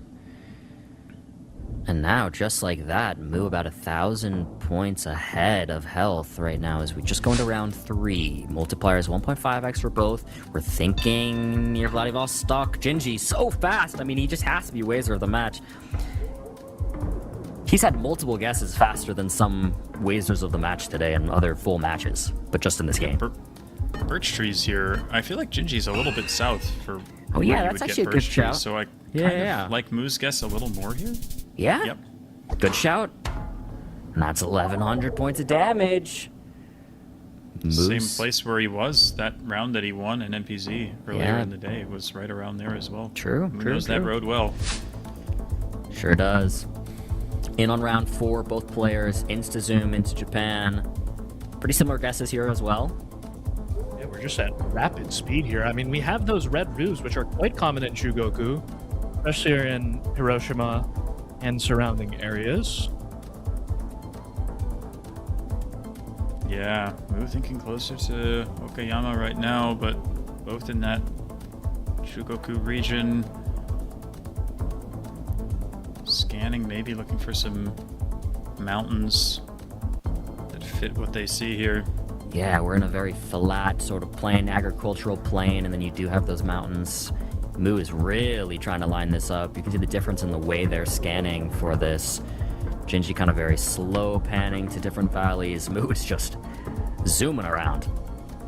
Ooh, risky guess Yeah, from up to Gingy the here. north coast. Yeah. He's gonna put it there. It is a good call. Moo was considering up there as well. Didn't commit to it though. Still close guesses, so Moo doesn't take too much damage on that one, and we head over to round number 5. Multiplier now going to be tied here at 2x for both players. And a quick guess from that was quick. Gingy. Speaking of Wazer of the match, You have these probably outer that lines. one. Yeah, New the outer lines Zealand. are kind of odd here. Yeah, I They're like south regional. again with the fences spaced out this much. I often think South Island. Let's see, really big difference here. Where is it? It's North Island, and that's 3,000. It's not the game, but that puts Gingy in the lead by 1,000 health. Yeah. Wow, this is I mean, anyone's game. I wasn't quite sure, but I mean, those are those quote-unquote Gisborne lines that you get with no center line, with the outer lines there. Okay, and we're into what looks like Lampoon from both players. We might not see the game here. Don't think we will. If Gingy decides to stay. Yeah, I think Lampung makes a lot of sense here. Tiled roofs, and you got a symmetric pole and an asymmetric one. I think this is a good guess. Moo will be slightly closer on that. Multiplier will go higher. Well, now they're exactly 1,000 off of each other. What's going on with the scores today? Wow. Scores have been awesome today. All right, round 6 into round 7 now. Nice. It wasn't intentional, but fair enough. Okay. Very different guesses here in Nigeria. Yeah, and so quick. This could do it. From Gingy closer. That could be it. It will. Gingy does it. That's insane. What a way for that to go. Wow. Speaking of curses, there's the die curse, and then there's the Moo curse of getting exactly 3 points every time and then losing in the winner's final. So, unfortunate for him. But again, 3 points is still big for him. I think he's going to be in 3rd place at the end of today, so he can be happy with that. And if he plays like that next week, he's going to be okay, and he'll make it into the World Championship anyway. But Gingy, with 4 points in week 1, 0 in week 2, 0 in week 3, and then 4 in week 4. Truly feast or famine for him, but a huge 4 points to get him into that play-in section of the table. Wow. I'm at a loss. It's been a day. It's been a day, I'll tell you that much. I mean, how does Gingy go week 1, 4 points, then 2 weeks where he gets no points, and then he gets 4 points again? I don't understand this guy. What is his deal? Gingy is absolutely insane, and I'm sure he is also our Wazer of the match, so we can take a look at that. What do we like 3 seconds, maybe? I don't know. Let's see what we I get think here. It was the New Zealand, probably. 4. Okay. Yeah. Makes sense. 4.3 seconds in New Zealand. Yeah, good shout there on the New Zealand. That's it. I mean, 4.3 seconds. He was going fast that whole time. Gingy has been known before as a pretty fast player. He's in talks when we talk about that sort of thing for a long time, but we really saw it there. Was playing very fast, and maybe that worked to help get him the win and just add pressure to Moo. And knowing Moo is a more mental-based player, it affects his playstyle a lot. Maybe those fast guesses helped Gingy secure that win. Didn't allow Moo the time to really think about things. I don't know, but in the end, Gingy takes it regardless. The fast played off. But what about Away's moment of the match? What was the one? I mean, there were so many. Again, that match was crazy, but a moment of the match. Dai, do you have a Away's moment of the match? Yeah, I think it would have to be that Australia round. I think Jake may be thinking the same thing there, where he just slammed it in, sent water, ended up getting closer, and somehow won with only 2x multis to his name. And yeah, we were talking about some of the questionable moving sends from Gingy, but didn't end up hurting him in the end because he did ended up getting the win on that moving game, which is probably what not most people would have predicted for the match. Yeah, I wouldn't have predicted that for sure. I mean, Moo is such a phenomenal moving player, and that's a good moment of the match. Jake, do you have a different one, or do you agree with that? Slightly. I was just going to say the entire moving game, because that was one of the most ridiculous roller coaster games that we've ever seen, with the point swings and the 10 health, and Gingy just insta-sending rounds where there were info and not insta-sending rounds where there weren't. I didn't know what was going on, but it was certainly entertaining. Yeah, agreed. What a game and what a day. Those last two matches, the second to last ended and we went to this one and I was like, oh, surely it'll be fun. I doubt it can be as exciting. And then that happens. That's what happened. That was crazy. So fun. Guys, quickly, we'll throw up the schedule again just so you can see what happened in the winners finals there. And also, we're actually going to interview first, I'm hearing. We're going to do that after. We're actually first going to talk to Gingy. Gingy is here with us, ready for the winner interview so we can talk. Gingy, hello. Yeah, hi. How are you, Gingy? I'm good. How are you? Dude, I'm doing good. You broke character. We saw you finally smile and laugh for the first time on a broadcast in a long time because of that moving game, man. Talk to me about that. Pretty unfair to lose on 10 HP. It's like one pixel away from losing. Yeah, that was tough, but man, you had a good guess. It was kind of insane. There's a lot I would love to ask you about, honestly. I'm trying to think where to even start. How do you feel? You got 4 points this week after 2 weeks of no points. So now you're actually at 8 points and you're kind of sitting in a pretty good spot, all considering. I practiced more last week. The last time I played, but I didn't do that well. And I guess since I didn't practice that much, I had less pressure, less stress over trying to do well. So I just randomly played and I insta sent a lot of the rounds, but that was my first thought, so I didn't want to overthink it. So if I spent longer, I'd still guess the same thing. And also I'm just my eyesight is bad, so I'm just terrible at moving, and that's why because obviously he's me winning moving is surprising because he's a much better moving player. Yeah, I think, and you touched on something I wanted to ask you about that we were all sort of thinking about, which was what was the thought process sometimes between some of these guesses? Because you would go so fast so many times, even when sometimes there would be information, but you would just ignore it and guess. But I guess, you're talking about just go with gut instinct. So we have some answers here. I want to pass over to Jake first to see if you have any questions. Yeah, I think you touched on some of the things that I was interested in asking, but I think that going forward, I wanted to ask, since you maybe had more of a relaxed and chill mindset with a little bit of less prep going into this week, given that next week is obviously important, and I think you're going to probably need to pick up at least 1 point in order to make it into that play-in or possibly even get yourself into the top 4, what is your mindset going into the final week? You think you're going to treat it a little closer to how you treated this week and hope that carries you through? I think, practice more in like the days before, but like probably like the day of, not like stress too much. Because like I think when I was practicing too much on the day of, I was like stressing more. In the past. Yeah, I think that makes a lot of sense. And I'm definitely someone who's prone to stress in big tournaments and big situations like that, so I can definitely relate to that. I think trying to keep that at a minimum is always a good idea. Yeah. Dai, what about you? Any questions? No, I mean, great performance today, Gingy. I know we had some gripes with the insta-sends, but I mean, it ended up working out in the end. You did end up getting the win on a couple of moving games. Yeah, I got really nice lucky. job there. Well, you're sitting on 8 points, and you're currently in 7th place in the play-in. So hopefully, I mean, no questions from me, but hopefully you can continue that form and maybe even sneak into 4th place if Jim, Timmy, and the people above you have a bad week. We'll see. Yeah, Yeah, I need guess to put technically that in possible. and not like insta-send like the wrong content. Yeah. Nah, I believe in you, Gingy. Thank you for chatting with us. Any final thoughts you want to share? Shout outs, just any final closing words? Well, I mean, I played a lot like previous years. Like I had 30,000 games, and like I played like 100 games in the last year.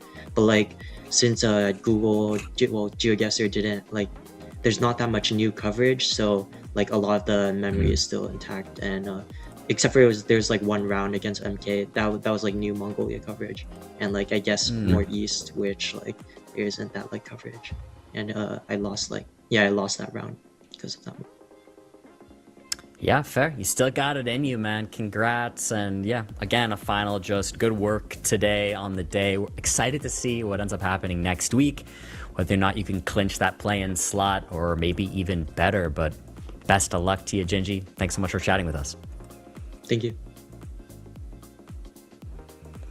Shout out Gingy, man. I mean, he touched quickly on what I said like earlier in the day, where I know he's been playing a lot less. So I was wondering maybe, the stress isn't on him, but it was interesting to actually hear him say like, no, I was feeling the stress and feeling like putting the work in, and then maybe that didn't work out. So interesting always to tap into the mind of Gingy. He's a cool guy.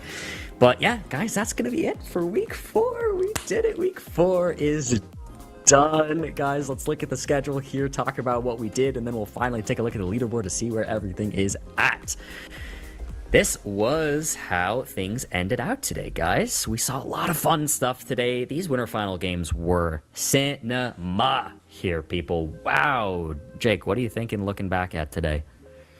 Yeah, what a day it was. Some surprises in that final round, especially Orlando and Gingy picking up those wins in the NMPZ, but very exciting day, and it is definitely setting us up for an awesome last day because there are so many things still up in the air. I'd like to see what happened in the losers final too, actually, because I don't know which of those players are picking up 1 point, but I guess we'll see once we look at the standings in a second. Yeah, we'll go head over to the standings now and we can take a look at where things sit. As I mentioned, yeah, MK solidly in first place now with Radu in second. And Dai, I mean, talk to me now looking at this, a lot of shaking up. Yeah, I mean, it's going to be an exciting last week, as mentioned. Looks like that 4th place spot is going to be something to battle for because Ecal and Jim Timmy on the same amount of points, Orlando right behind, Gingy right behind. So I think, as mentioned, the top 2 are more or less set in stone. Would be pretty hard, I think, for MK and RC both to get 0 points somehow and lose the top 2 spots. But we'll see moving into week 5. I mean, we got to stay tuned for that. It's going to be an exciting conclusion to the America's World League. Oh, it most definitely will, Dai. You put it beautifully there. And yeah, as you can see, Gingy up now in 8th, which really keeps him in contention here. 8 and above are in it. They're in it for sure. Pretty much 100% saying goodbye to everyone below that, if I'm doing my quick mental math correctly. But fair play to them, nonetheless. It's been a beautiful World League so far. I'm very excited for the final week. It should be in about a month. At the end of May will be the end of the World League here for the Americas. You're going to want to stay tuned for that. And next weekend, is that even... Never mind. There might be something next weekend. Maybe. We'll see. Anyways, Guys, that's been it for us. Any final thoughts here from Jake or Dai really quickly? I think we've touched on everything that can possibly be said, but anything else? Jake? Not too much for me. Just what a day, what a conclusion. Last couple of matches were probably the best that we saw all day. So looking forward to the final week, and we will see who is able to get themselves qualified for the World Championship in Berlin, which is itself so exciting that that's coming up. Oh yeah, that is crazy to think about. Crazy to think about. A lot of fun stuff. Dai, what about you, man? Yeah, I mean, excited for Berlin after the World League concludes, and hopefully we'll see all of you there, all of you chatters in Berlin. Don't be afraid to come up and say hello to any of us. Yes. Yeah, cool. Guys, that's going to be it from us. America's Week 4 has concluded. I've been Bloom, joined by Jake Lyons and Diono. Come hang out with us outside the World League if you like. We're on YouTube, we're on Twitch. We have a good time. We appreciate you for hanging out with us. A little bit more World League left to come. Then, of course, the plans, the Open Major. It's going to be exciting stuff. And then we'll see you for the World Championship in Berlin in September, guys. Have a lovely rest of your day, night, or whatever time it is for you, wherever you're at. See you guys around.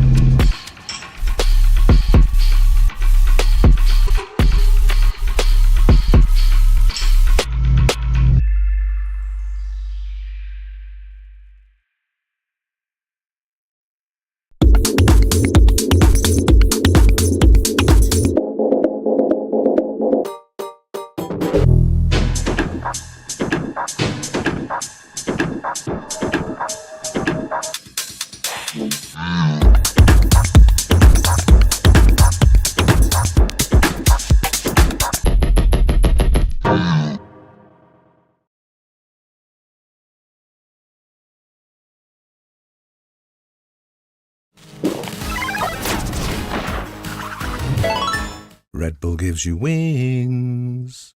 With Waze, get real-time traffic info powered by thousands of editors. The most special thing about the Waze community is its people, and it's the rich knowledge that you could never get anywhere else. Explore and build a map used by millions of people every day. I started editing the maps, adding whole cities, adding roads, adding everything, and the roads are perfect because I made it.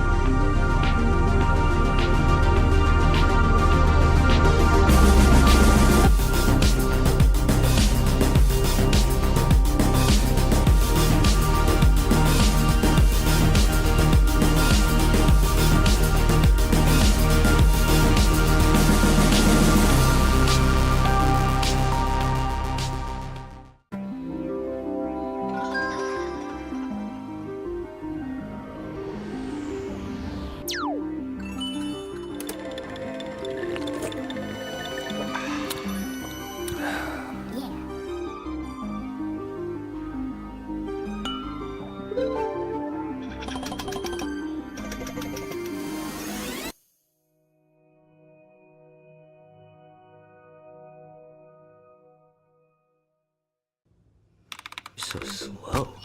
I told you I was done with basic browsers.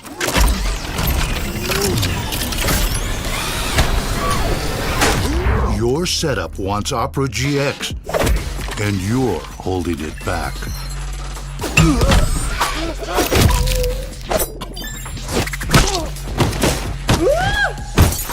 Upgrade to the gaming browser. Download Opera GX.